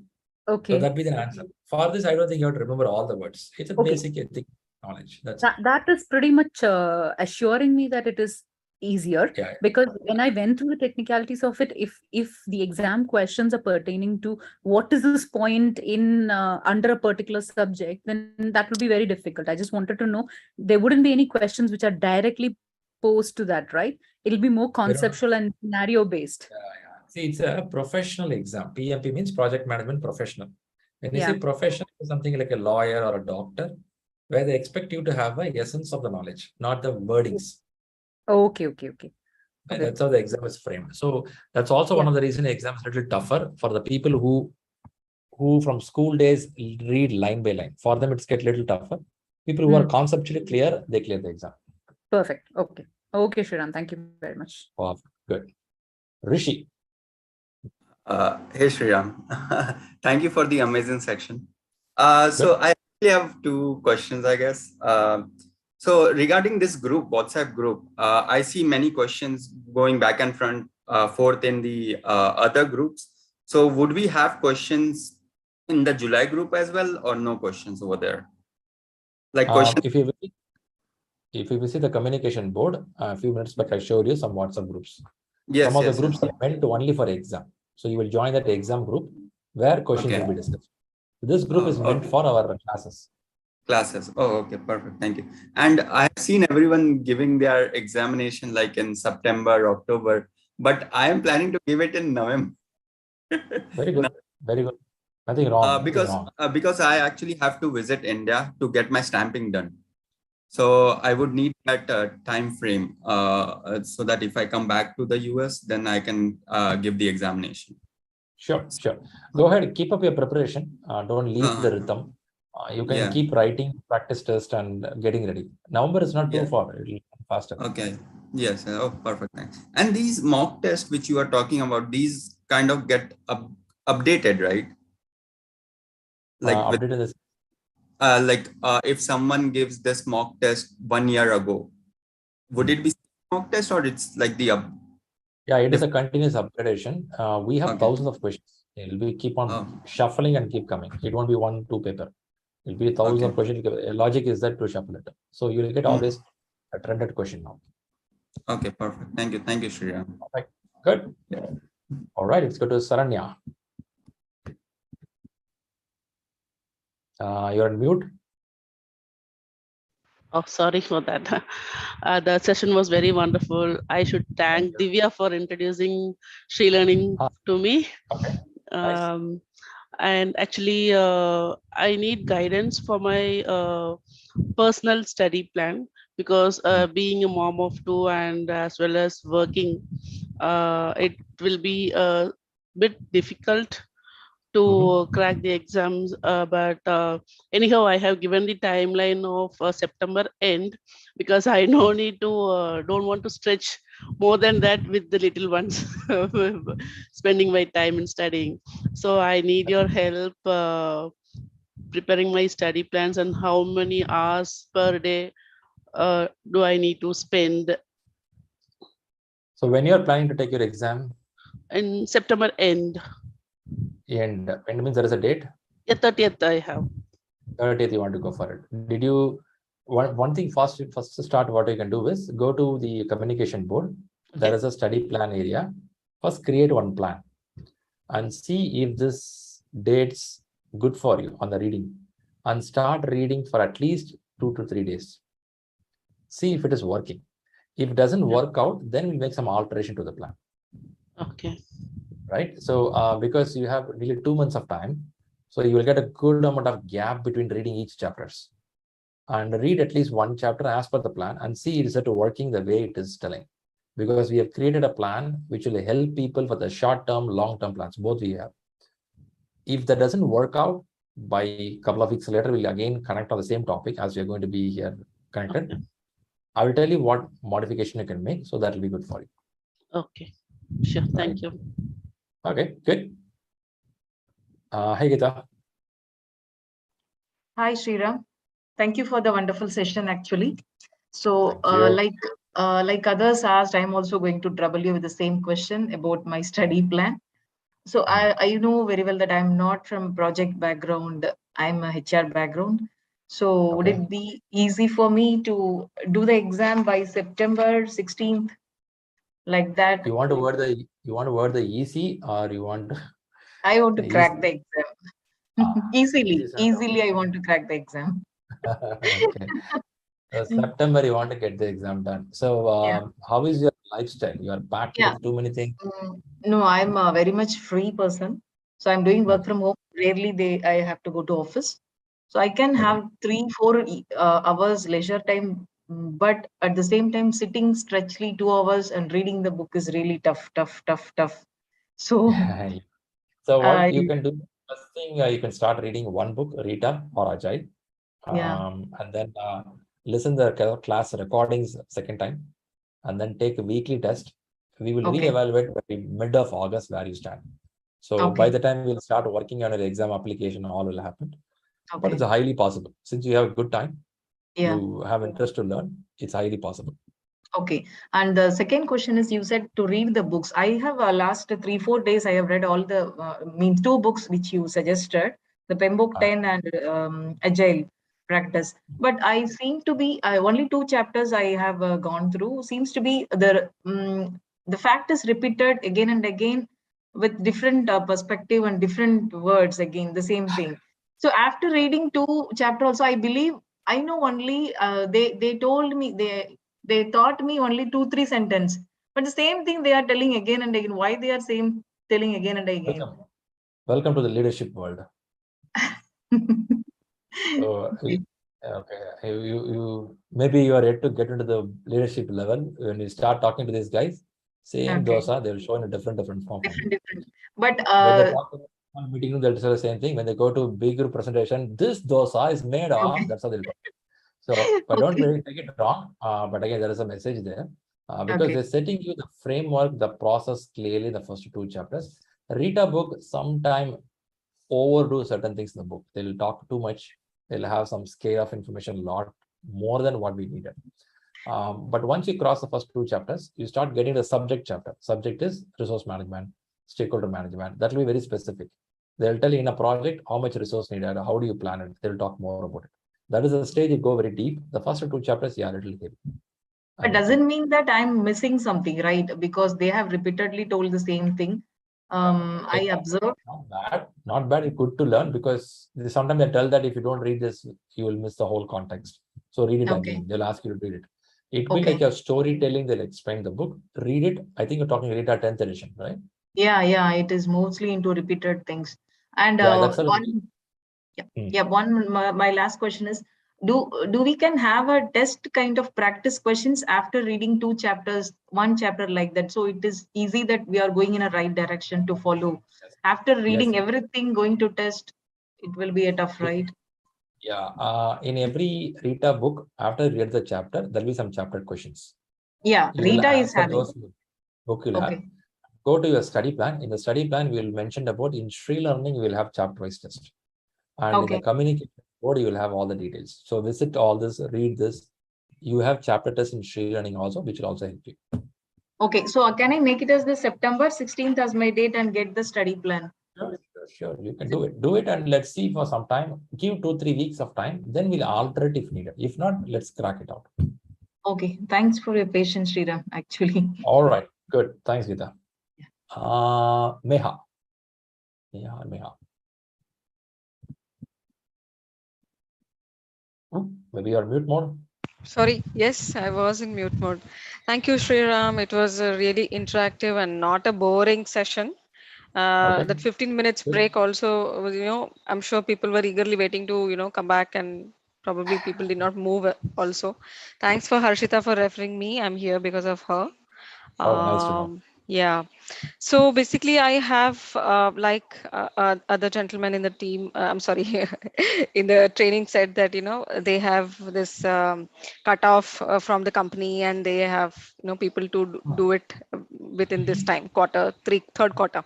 So I have a deadline in September, and I chose I choose 26th of September as the date to go for certification. And by the conversation I was hearing with others, I feel that's a legit timing, considering the experience that we have. And I have been in the internal trainings of my company also. So I'm not perfect, but I've heard those terminologies constantly. You're aware of it. Yeah. You're aware of it. So I've not really sat thoroughly, dedicated 4 hours that I sat here. Never really got time to do that. So I just want to confirm. And there are a couple of events that I've already scheduled, which is on August 20th and 27th. So I'm going to miss those 2 sessions, and I think I can refer to the recordings. You can. Yeah. And also just there is a lot of positivity as well in this training session. But just wanted to confirm if it is okay. And Saranya, you're not alone. Even I'm a mother of 2 and very young children. One is aged 4 and another one aged 8. So I can understand how you're going through, how it feels. Also, I work in US shifts, and it's kind of a roller coaster for me. Schools have also started. I don't know, but there is some kind of positive energy and positivity that is pushing me, and it's added because of you, Shriram, and all the teams members in this training. Also, they talk very positively. Yeah, I can see when you say about your situation in a video game, there will be something called last level. Okay, which will have all the complications. So do or die. You choose in the video game the last level. Let's do this now. Okay, play this game. Let's see how it goes. And I go with my instinct. Last minute thing really works for me. Not overconfident though, but I really want to ensure I'm fully prepared for this, and don't want to miss this chance, and don't want to go for a second one. Chance. So usually I expect one thing from everyone here is having some consistency on a preparation. The interest what we showed today should continue. It should not drop as days moves on, because some of them read 1 chapter and get a feel too much. Yeah. Then they come to another, one of his cousin without doing PMP also got promotion. When that guy get it, I will also get it. Our people try to compare with somebody who did not educate. You know what? This guy not got educated but became president of South Africa. That guy became president in 1940. You are reading now in 2022. If you don't read now, they'll throw you out. Absolutely. So our is trying to compare with something not going well. Why don't you compare with something going well? Yeah. So the message is, I would expect people to have some consistency, that passion, what you did while you pay the fee. When you pay the fee, you have that, okay, man, I paid the fee. From today, this fee should continue. That's very important. At the same time, don't miss any of the classes or listen to the recording or take the weekly test. That's very important. I keep repeating again and again a few times. Weekly test is very important. Even though you read the book or not, take the test. You will get 0 mark. Still, it's okay. At least you will see how a question look like. The more you see the question, better you get the interest to read the book. That's the best thing. So answer you, yes, it's possible. I know I have seen many women who have a tight schedule, but good stats, what I have is many women clear exam faster. Seriously. Yeah. There is one woman, she has a very newborn baby. She don't usually sleep at all. Many times she'll be online available asking questions. I said, when you sleep, a little one, of course, for the feeding, the kid will wake up. So they sleep hardly 3 hours, 4 hours, but still they're able to achieve it. I'm talking this a few years back. So thing is, there are some people do that. There are some men who has to take care of their parents and travel to some different places. They find very limited time. These guys put this headset, keep listening while the bus traveling. They read and answer the questions. So it's all about our passion, our interest towards what to do. So it drives you. So answer your question, yes, it's possible. Yeah, Shriram, could you please guide me to the study material? I think I've lost. I'm lost here. You go to the folder, you will find a lot of content. I would say pick up 2 things. One is called Rita 10th edition. One is called. Is it under exam preparation related folder? Yeah, probably what you do is just ping Rahul. He will I'll do give that. Which folder. Okay, great. Thank you. Thank you. All right, great. So now let's go to Hira. Yes, Hira. Yeah, Sriram. So when I started taking this, going through the chapters and started taking this, the practice exam in the book, I found it very relatively, I'm not able to score well. So my question is it relatively tougher than the general questions that you get in PMP? Yeah, that point, yes, we can't tell tougher. But some people say that when I go to main exam, we found the main exam is 1 step below ShriLearning or 2 steps below ShriLearning. When I practice here, when I go there, I found it's easy, Shriram. This feedback I have heard from some of them who cleared the examination. But for that reason, I will not tell that PMI, PMP will be so easy. Don't take it for granted. These guys have tons of questions. No, sorry. Yeah. Sorry, I didn't hear you. There was a network issue. What did you say? Is it? Let me mute all. If it is a no, there's a network. Sorry, I muted you as well. Okay. Unmute yourself. It's okay. Yeah. It does a network issue at my end. What were you saying? Now, what I'm telling is, usually people who cleared the exam, they give a hint that the main exam is 1 or 2 steps below ShriLearning exam. So if you are constantly getting 65 above here, people are clearing smoothly in the main exam. If somebody gets 75 above, it's good. But your question is, the tough numbers is high. I'll tell you the reason. You are taking so No, that's not my question. My question is about the Rita book questions. It is way tougher. I'm not able to score there. That is demotivating me. You are talking about Rita book questions? Yeah, that I'm unable to score. I score like 50, 56, and I'm like, that's it. I'm closing the book. That's it. Then I'm probably go to the next chapter. It's very demotivating. These questions, I don't know. I want to check with you. But I have taken test in your website. It is okay. I'm able to do something. But these questions, after reading a chapter, it's difficult. See, you read the chapter just now and you try to solve those questions. Sometimes the concept you could not digest fully. A procurement question will not be only procurement. It has a connection with the people. It will have a connection with the risk also.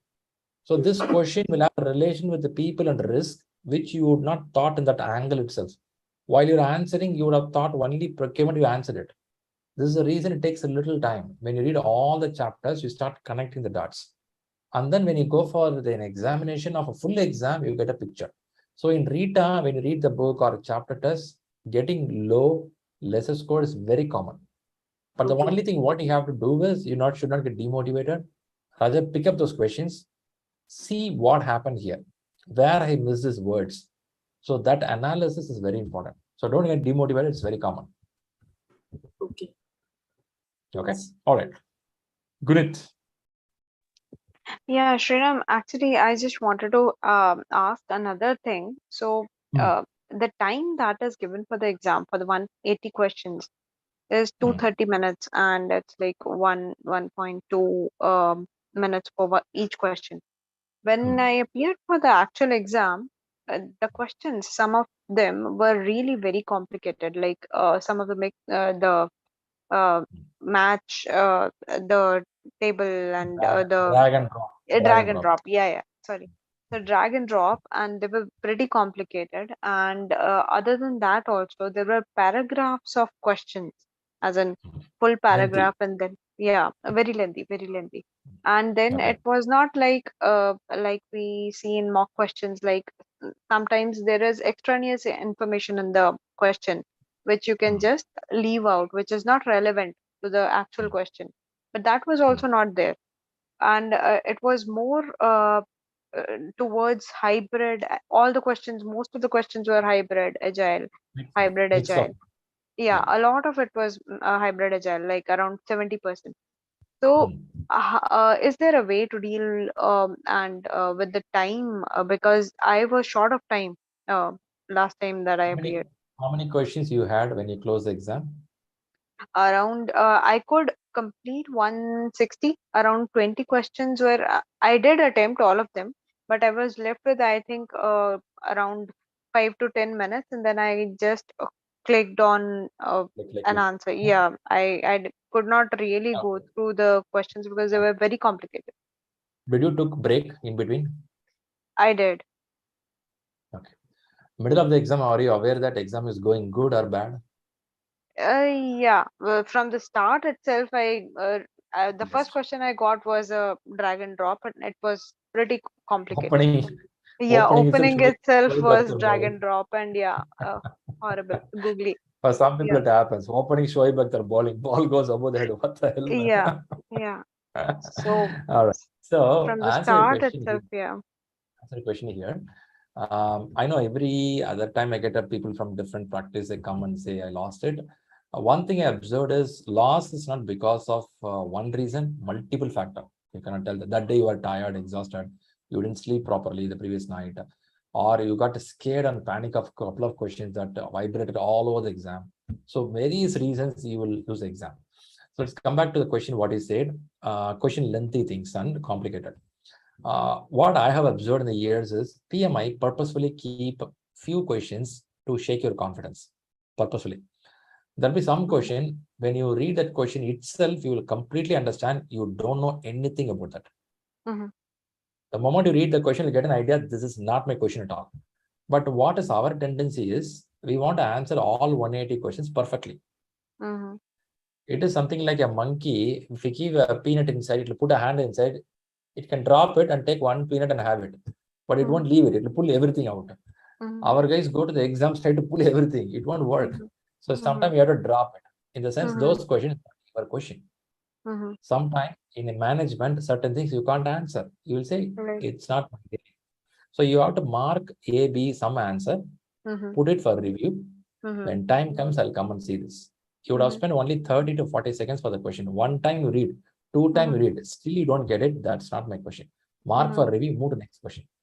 By this, you will save time. Second one, your confidence will not be shaken. You are fine. If not one question, if you sit for 4 minutes, you already know time is running. Pressure is on you. Top of that, after 4 minutes, you're going to choose a wrong answer. And when you go to next question also, your brain is still in the same question. You'll keep on thinking, oh my God, what happened to that question? Like this, if you do 3-4 questions, 4 into 4, time is gone. And one question will shake another 4 question confidence. You will make 20 to 25 questions continuously wrong. See, there's a logic pattern reading of PMI could be something like, if somebody continuously making a mistake, it means something they're not doing well. Could be. We don't know how they evaluate it. So answer to you is, I always tell that in 180 questions, you may answer hardly 140 or 150 correctly. You may make mistake of 30 questions solidly. So you should be aware that, yes, I will do mistakes, but minimize the mistakes. That's what you have to do. So you have to decide, this is not my question, move away. But don't leave 180 questions, this is not my question. Okay. If you leave all 180, this is not my question, that you can do when your company pays a fee. But if you pay the fee, leave out at least few questions, it's not my question. Just move away, keep moving. If time is there in the end, now come back to this question, take it, analyze it. Out of 10 questions, 2, 3 will try to correct it. Right? That's how it works. No. This is one strategy. Other strategy is reading well. How to read well. Why this question is getting complicated? Some of the terminology you never heard. If you go to read at 10th edition, there is something called glossary. In the glossary, they will have each word explained. Iterative, what it is. WBS, what is. I've gone through that. Yeah. Every day, you have to spend at least half an hour, 10, 15 words. It's like a vocabulary. If you don't know the English words, if some Englishman is talking to you, you don't understand it. True. What you have to do, you have to open the dictionary and read the words, right? Same way, you have to read these words. If you read every day few words out of 300 words, at least if you know 80 words, that is what going to come in the exam. That's a naked technique. Thank you. Still, I feel sorry about what happened. We will have a chat. You can converse with me. I'll understand. I want to see your results. If you're fine to share with me, you can share about your results, stats. I can go through that and tell or understand where you lagged it, and we'll tune those areas so we can go early also for your exam. Sure. Thank you. Buzz me later. Fine. Yeah. All right. Preeti Singh. Hi, Sriram. First of all, thank you for a wonderful session. So I just wanted to inform you that my senior manager recommended to join ShriLearning, and he has told me so many things about you. And I just I'll let you know. So basically, I'm from a pharma company, and I just have a 6 years of experience. From last 6 months, I'm into just a bit of project management, but not end to end.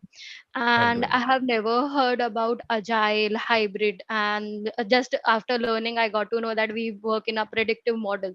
So many things I'm not aware about. So I just wanted to know that having such a less experience, 6 months and just 6 years of experience, is it going to affect any way in achieving this certificate? It won't impact because, as I said, your application and exam processing, I will discuss with you.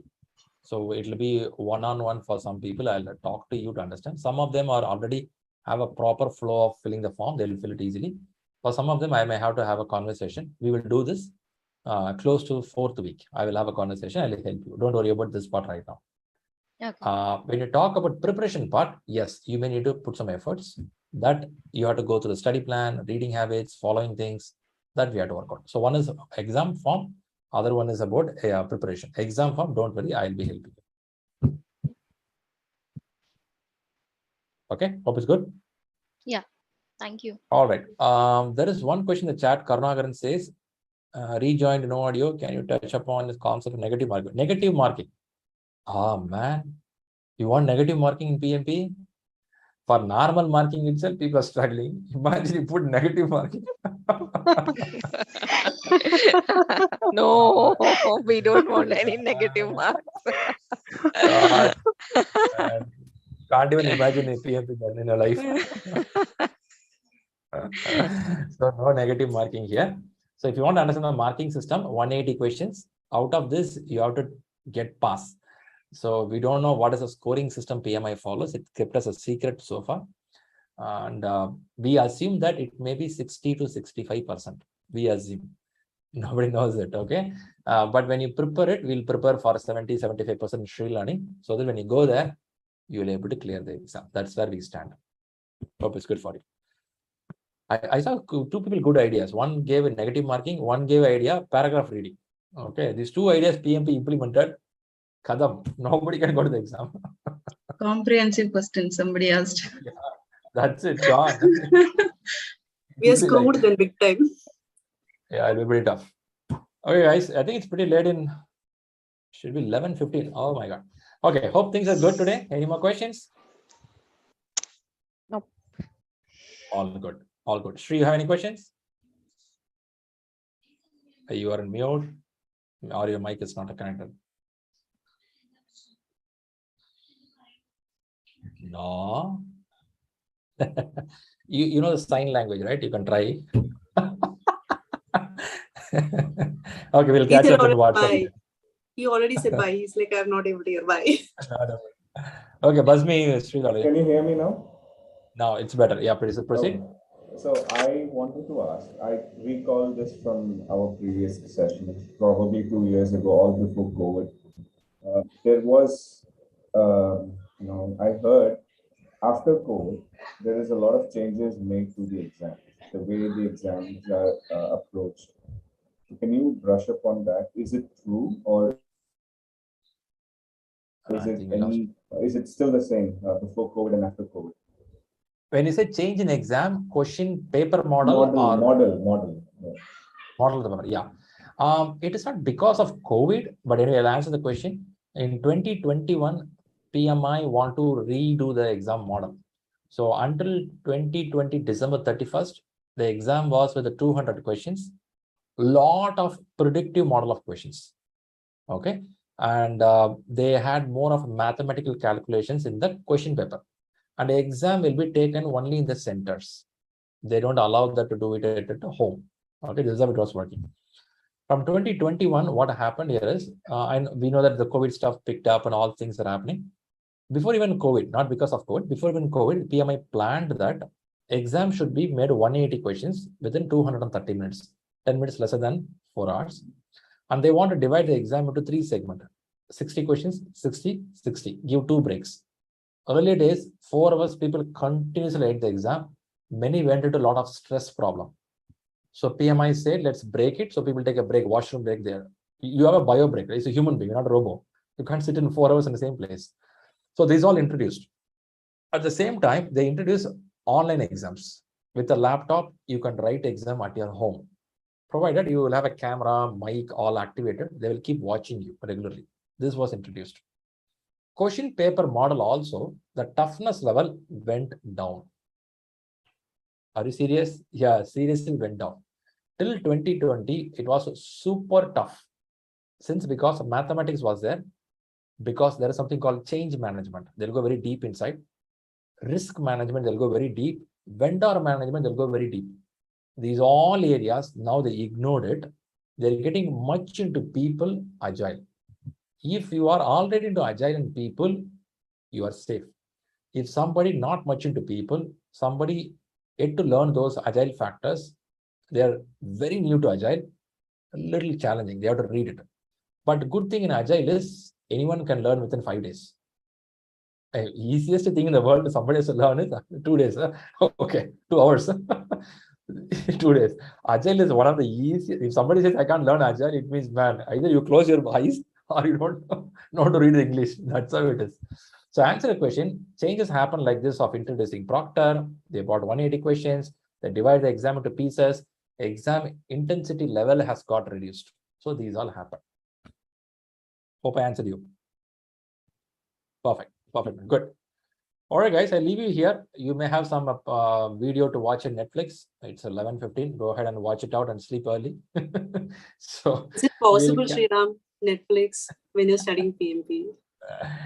All right, possible. So now what we can do is Sunday, we don't have a class. We give a break because being the first day, we don't want to push everything. Now we'll take time to read the stakeholder, resource, and communication, some portion of Agile for the next few days. You will keep writing and sharing the picture. You can share the picture with your selfie or only the written one, whatever you like. We keep sharing the pictures. And the people who listen only the recording, please reach out in the WhatsApp. We'll be happy to help you. And people watching in the YouTube, LinkedIn, Facebook, or any other channels, please reach out to Rahul Gupta or myself. We'll be happy to help you for the program. So good wishes to all the people here who marked the exam date, who trusted with the ShriLearning. We'll proceed the class by next Saturday. Sriram, once again, sorry to interrupt. You said Yeah, please. stakeholder resource and communication. It's from PMBOK or Agile practitioner? Which book? From Rita 10th Rita. edition. Yeah, Okay. it has some things there. For reference, you'll go to PMBOK. Okay. Yeah. All right. Leela G has some question. Yes, ma'am. I have a question. I missed. sorry, Sir. Hi, Shri. Sir. I'm sorry, in between I've gone away. Actually, your voice is not clear. I'm a nurse and I work nurse. Hello. Proceed. Am I audible to you? Proceed. I'm a nurse. I'm working in a nursing profession. Very good. 8 years of Great, sir. experience I have. 3 years I'm working in the social practice. Recently, I have taken the exam for CIC, and my friend has introduced me to a PMP. I have no idea of it, and I never seen any nurses for these 8 years have taken this exam or anything. So, do you have seen anyone or in the career way that helped or something? Do you have an idea? I'm so sorry. I have many people from pharma industry, but as a service, if somebody is in the service segment, yeah, you're talking about a nurse. Nurse is one of the greatest service segment. Now, in the service segment, definitely have opportunity. But what could be your future plan? I may need to understand more about your role, what you do, and what kind of next 2-3 years plans you have. So let's not put it in the public forum now. Probably you can talk to me or Rahul, you can reach out in the WhatsApp. We'll try to listen to you to understand your track of what you're doing there. That will be better for me to help you. Yep, good. Okay, sir. All right, there's some disturbance in your voice. You can reach out. You can reach out. Yeah, thank you. Maybe one more person before we end the day. Pratish, you have some question? Hi, Rahul. No, actually, sorry, I don't have a question right now. I was listening to all the questions, but it seems never to be ending. So I hope they give you a break and we have more sessions coming in. And I believe it's getting late over there in India. That's possible. So that hand is by hand. Oh, is it? No, you're saying, please, guys, leave me. I want to close and sleep. No. Actually, I don't have a problem. It's happy fun, but I don't think we should be troubling you this long. Yeah, that happens. Pratish. First day, it will be, we tell 4 hours class, but sometimes it goes 5 hours because more questions will come. The people here come to ask questions, right? I cannot say no for it. We're happy to help. All right, good. So now go ahead, have a good sleep, and I will connect by next Saturday with more content. Be active in the WhatsApp, keep up your preparation, and keep up the momentum. Our goal is to reach something big in life, and you have that potential. You saw that leadership video. You have to give the push. So start from today, give a kick, and you will make it happen. Good wishes. See you all. Bye-bye. Thank you. Thank you, Shriram. Thank you. Bye. Bye-bye. Thank you, Shriram. Thank you.